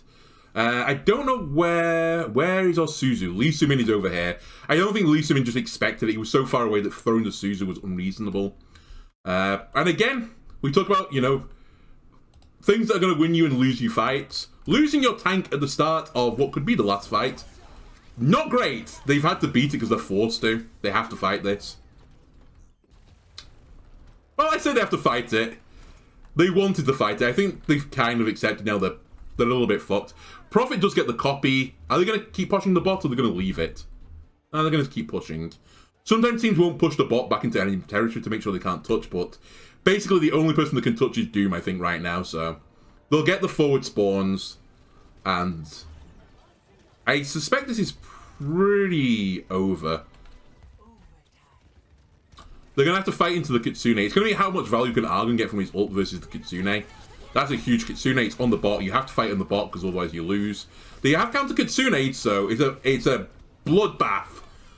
But no one's dying yet. There we go. Prophet dies. It was honestly just through sheer economy. Argon didn't use his ultimate, by the way. That would have been pretty nice there. So, even if he ulted the Lucio to stay alive, that would have been pretty stellar. But anyway, Runaway are going to win this map. And that's going to take us to 2-1 to Runaway in the series. Alright. Third and final map. Spoilers. Gives you an idea who's going to win this. Ignoring the fact that the very start of the episode, which for me was like 72 hours ago at this point, well, it wasn't. It was like 50-something hours at this point for me. I did show the results, so you know that, Runaway qualifies. And they qualify as head as the group. Anyway. Why have you put me here? Why?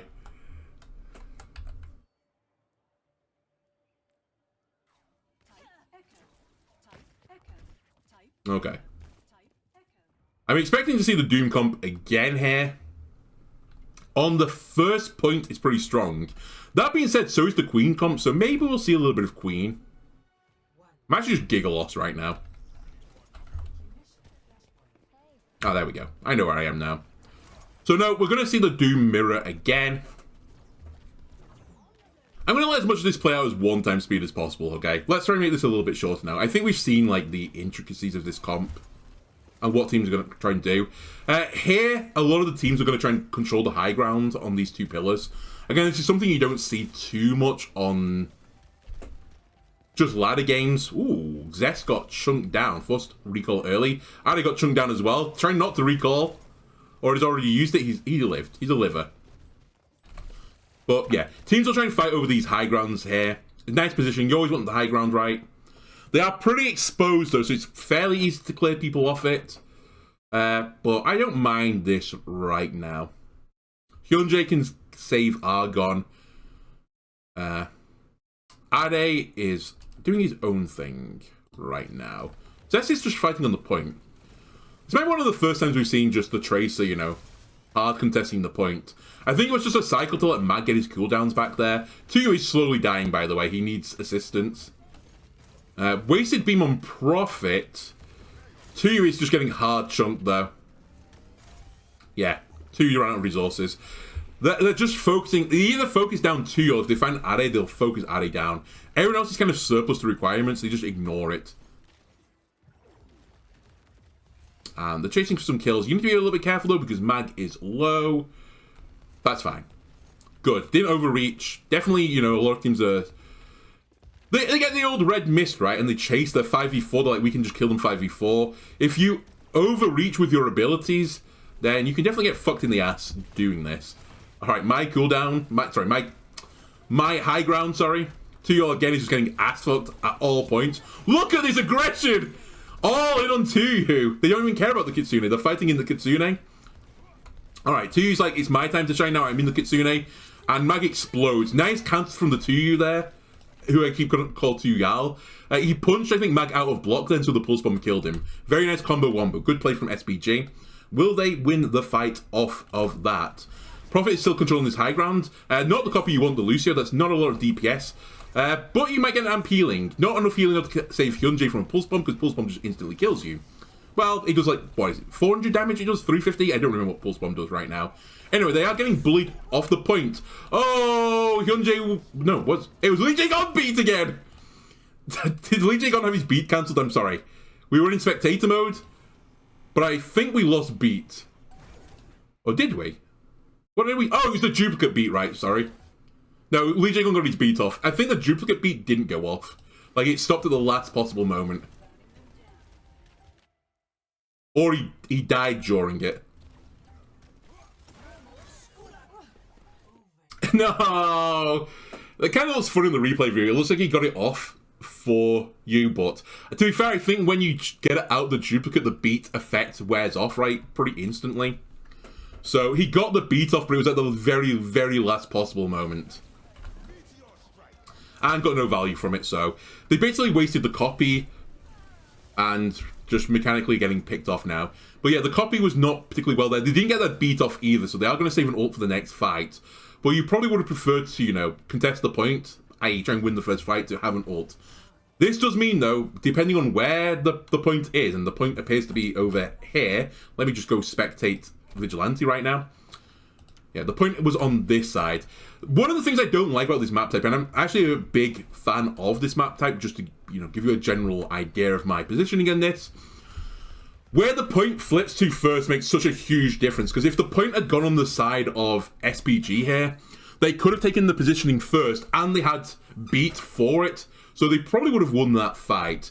Instead, it went and flipped towards the side of Runaway, so Runaway got the position, so they're going to have to use their beat to take positioning, probably. Alright, the Tracers are in the eternal fight. Because Zest got better positioning, he got the mini pack, so he had an advantage. They are using Lee Sumindo to help Are right now. With the Pulse Bomb, nice beat. Huge tempo. They have the point. The duplicate was on the Doomfist. Nice cleave from the Doomfist. The double Doom is bullying to you and Hyunjae right now. That was just an example of it. Lucio could not escape. He got slammed, punched. Night.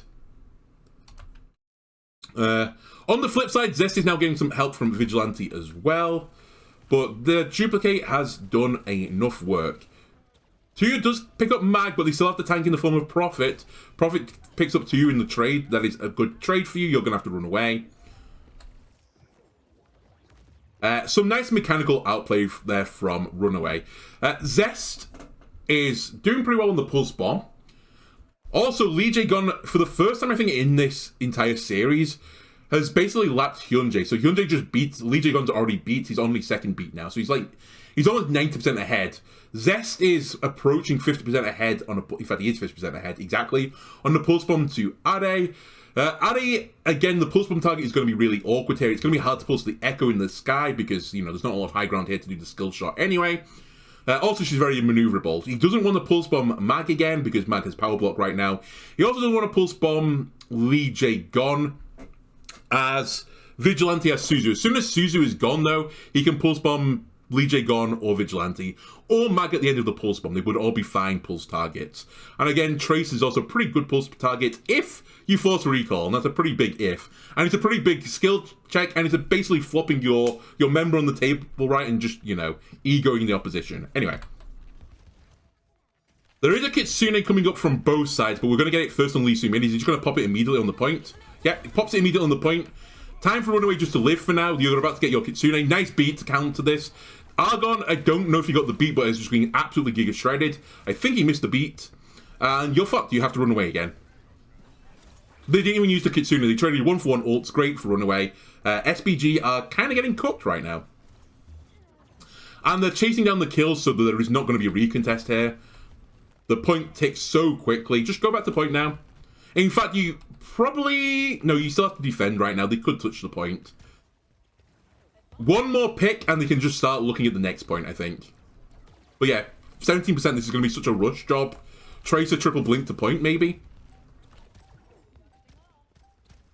No, Doom is just going to have to go onto it. Okay. Counter Kitsune, so you have to touch the point into a Kitsune. Argon copies Tracer. Where are we going on the Tracer duels? Who knows, but Ade lost it, so...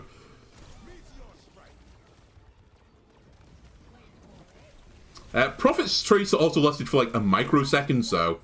Oh, it wasn't Prophet, it was Argon. Hang on a minute. I need to slow this one down. Too much happened in this fight. So what happens here? So Argon copies. I see this. Let's go from this moment. We'll do a little bit of a slowdown, as this is quite an important fight right now, because I think it's going to go to 0-2. And it's really hard to reverse sweep this game mode, because at some point, eventually, the team on 2 can give up a point, just use no ults, and then build up an insane economy and win from there.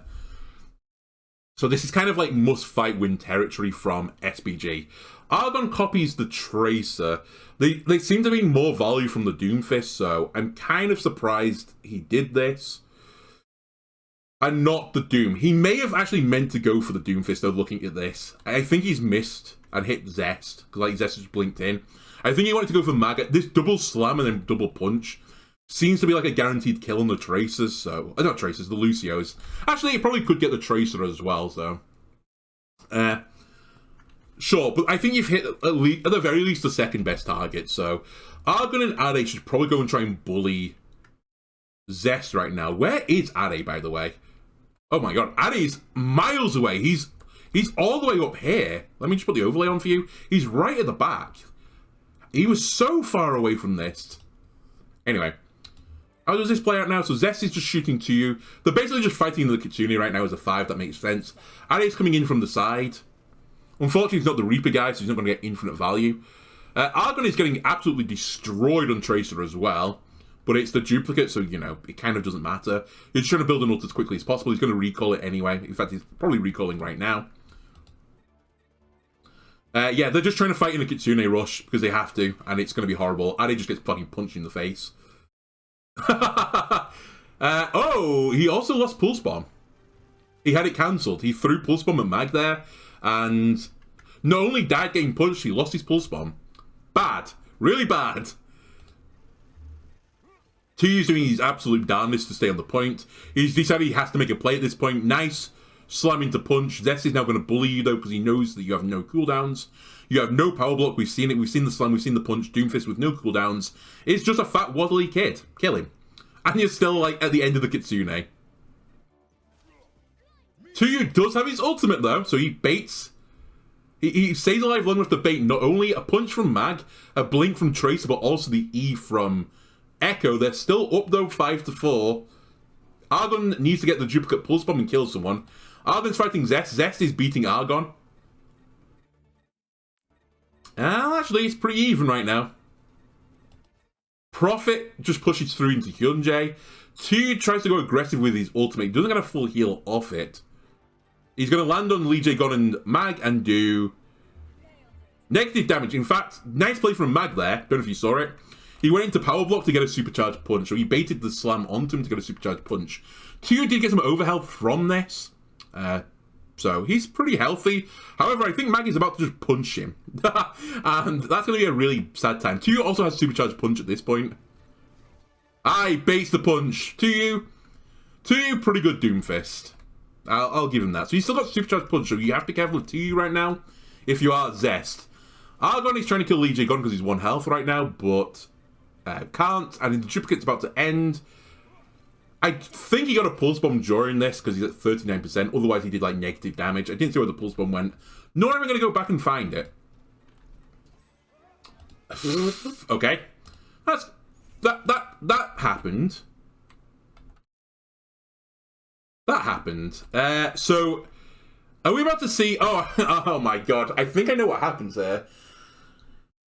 Does Tuyu punch away to safety, but then forget he has supercharged punch and just goes too far and just falls in the river? Is this what cost him this fight? So he's going to slam out. Zest is shooting me in the backside. Tuyu's looking for punch. Adaptive circuits. No! Tuyu! Okay, he tries to punch someone, just spins around 360, misses everyone somehow, and punches into a river because he can't stop because he's got supercharged punch. If he didn't have supercharged punch, then he probably lives. He was just unlucky. He kind of had to get the miracle pick. Prophet has also used his ult now just to secure the fight. But this is over. This is a 5v3 now. Argon loses duplicate. Prophet punches a pillar because he's really angry with it. There's the TP gone. You can chase Lee Soo-min now. But again, just kill whatever comes to point. Yeah, it's over. It's over.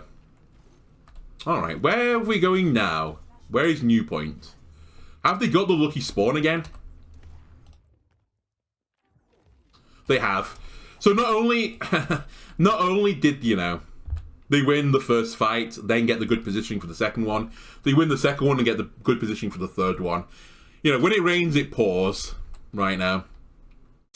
So Prime Real Estate acquired for Runaway.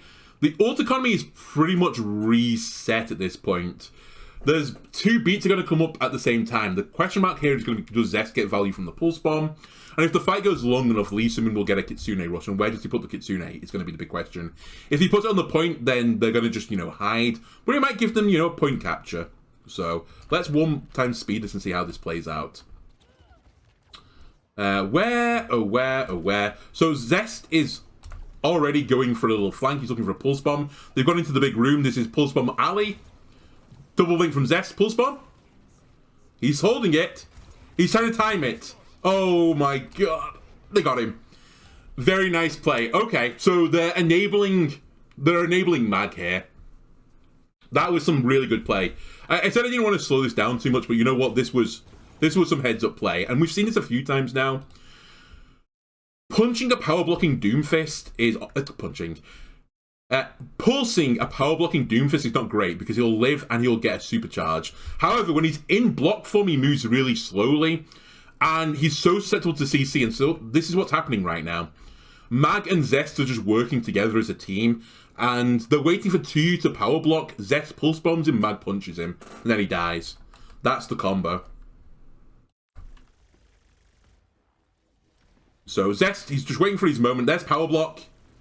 Punch him. No, power block, pulse bomb him, dead. Also, they used the Suzu here, which was the other out there. Just very good play. Forcing out abilities, they didn't just vomit everything out. It didn't actually go quite the way I thought it did. They punched them out of the block, then forced the Suzu, and then pulse bomb them. Because there was always the counterplay of just the Suzu. Somehow as well, it's broken down that the rest of SPG are now on the outside of the map. So they've somehow lost positioning and lost a pick, so they're going to have to fight through Runaway to get to the point. I expect someone will drop. Okay, never mind. Zest is just killing everyone. Finally, Zest's rampage is over, but he's done all the work. We don't even need to see the rest of this. All right. 2, be very careful. Yeah, run away.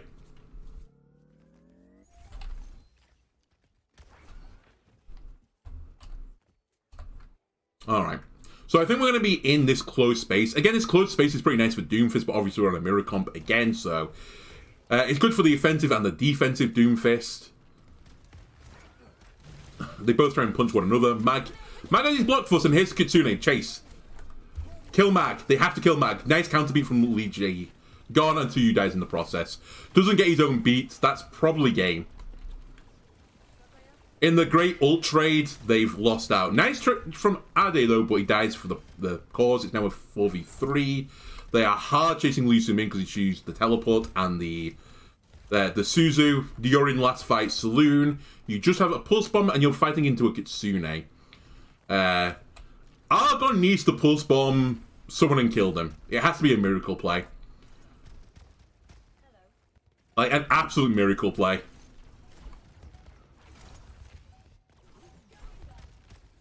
Just gonna look at this from above. So yeah, they had to touch the point. At some point, Vigilante's just gonna Kitsune the point. Like now. You have to fight into Kitsune Rush. Zest pulse bombs Argon. Oh, I didn't even notice this. Hang on a minute. When did this happen? I'll let this play out because Runaway are gonna win this. Argon and Ade switched. That wasn't like that from the start, right? No, they switched halfway through, so Ade clearly was having a tough time. Maybe Argon was as well into profit, and they just, as a last chance, flip it over. Swap the heroes and see if they can do better on the other role. You know. What's the worst that can happen, right? Yeah. So at this point, Argon... No, Argon's still on Echo. Is it now when they go to third point? Yeah. Ade goes to Reaper and then switches with Argon. Clearly they were like trying to decide, it's like, this isn't working. We need to do something else. We need to catch them off, and the best they can decide is just to swap the heroes round and try Argon into Zest. I guess Argon joined the duplicate of the Tracer v Tracer. Maybe Argon said, like, I can beat Zest, or I can mark Zest. Maybe that's what happened here. But, yeah. I think as the game went on, Runaway just realised faster ways to take SPG apart. And I think just generally from the start had a better idea from the defensive side of things how to play this comp. And it just took him a little bit of time to get through the...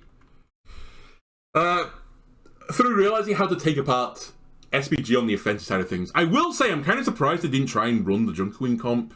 I think they had a lot of success playing the Junker Queen into the Doom comp, and they only ran it on one point. It was a point where they lost, though, right? They eventually lost it, but there was definitely some... There were rays of hopes in that, right? That it could interrupt the Doomfist synergy. It made Doom's life a misery. And I think by the end of this, Mag was just having the fucking time of his life, working with Zest. And I think other take-home messages from this was Zest was just so fucking strong on the Trace, and they just couldn't keep a handle on him, and he just kind of carried the game. This patch, And by the way, this patch is actually the patch before the hotfix now, in case you were wondering. I can't remember if I mentioned this. Tracer was just in such a strong position, so if you had a good Tracer player in this patch, you are pretty quids in. And I think even after the hotfix, if you've got a good Tracer player, you're still quids in. I think Tracer is still very strong.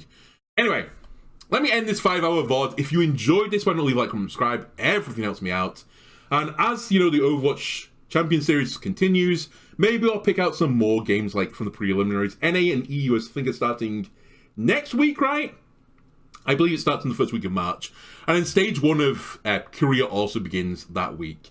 And we'll see what, you know, team comps evolve from there. Because, like I said, this meta for Korea, they basically have a week, right, to prepare for it on one patch. We've now had the hotfix patch as well. In a week's time, we're going to have some more games. Who knows what the meta is then? It's probably going to evolve again. Anyway, thanks for watching, and see ya!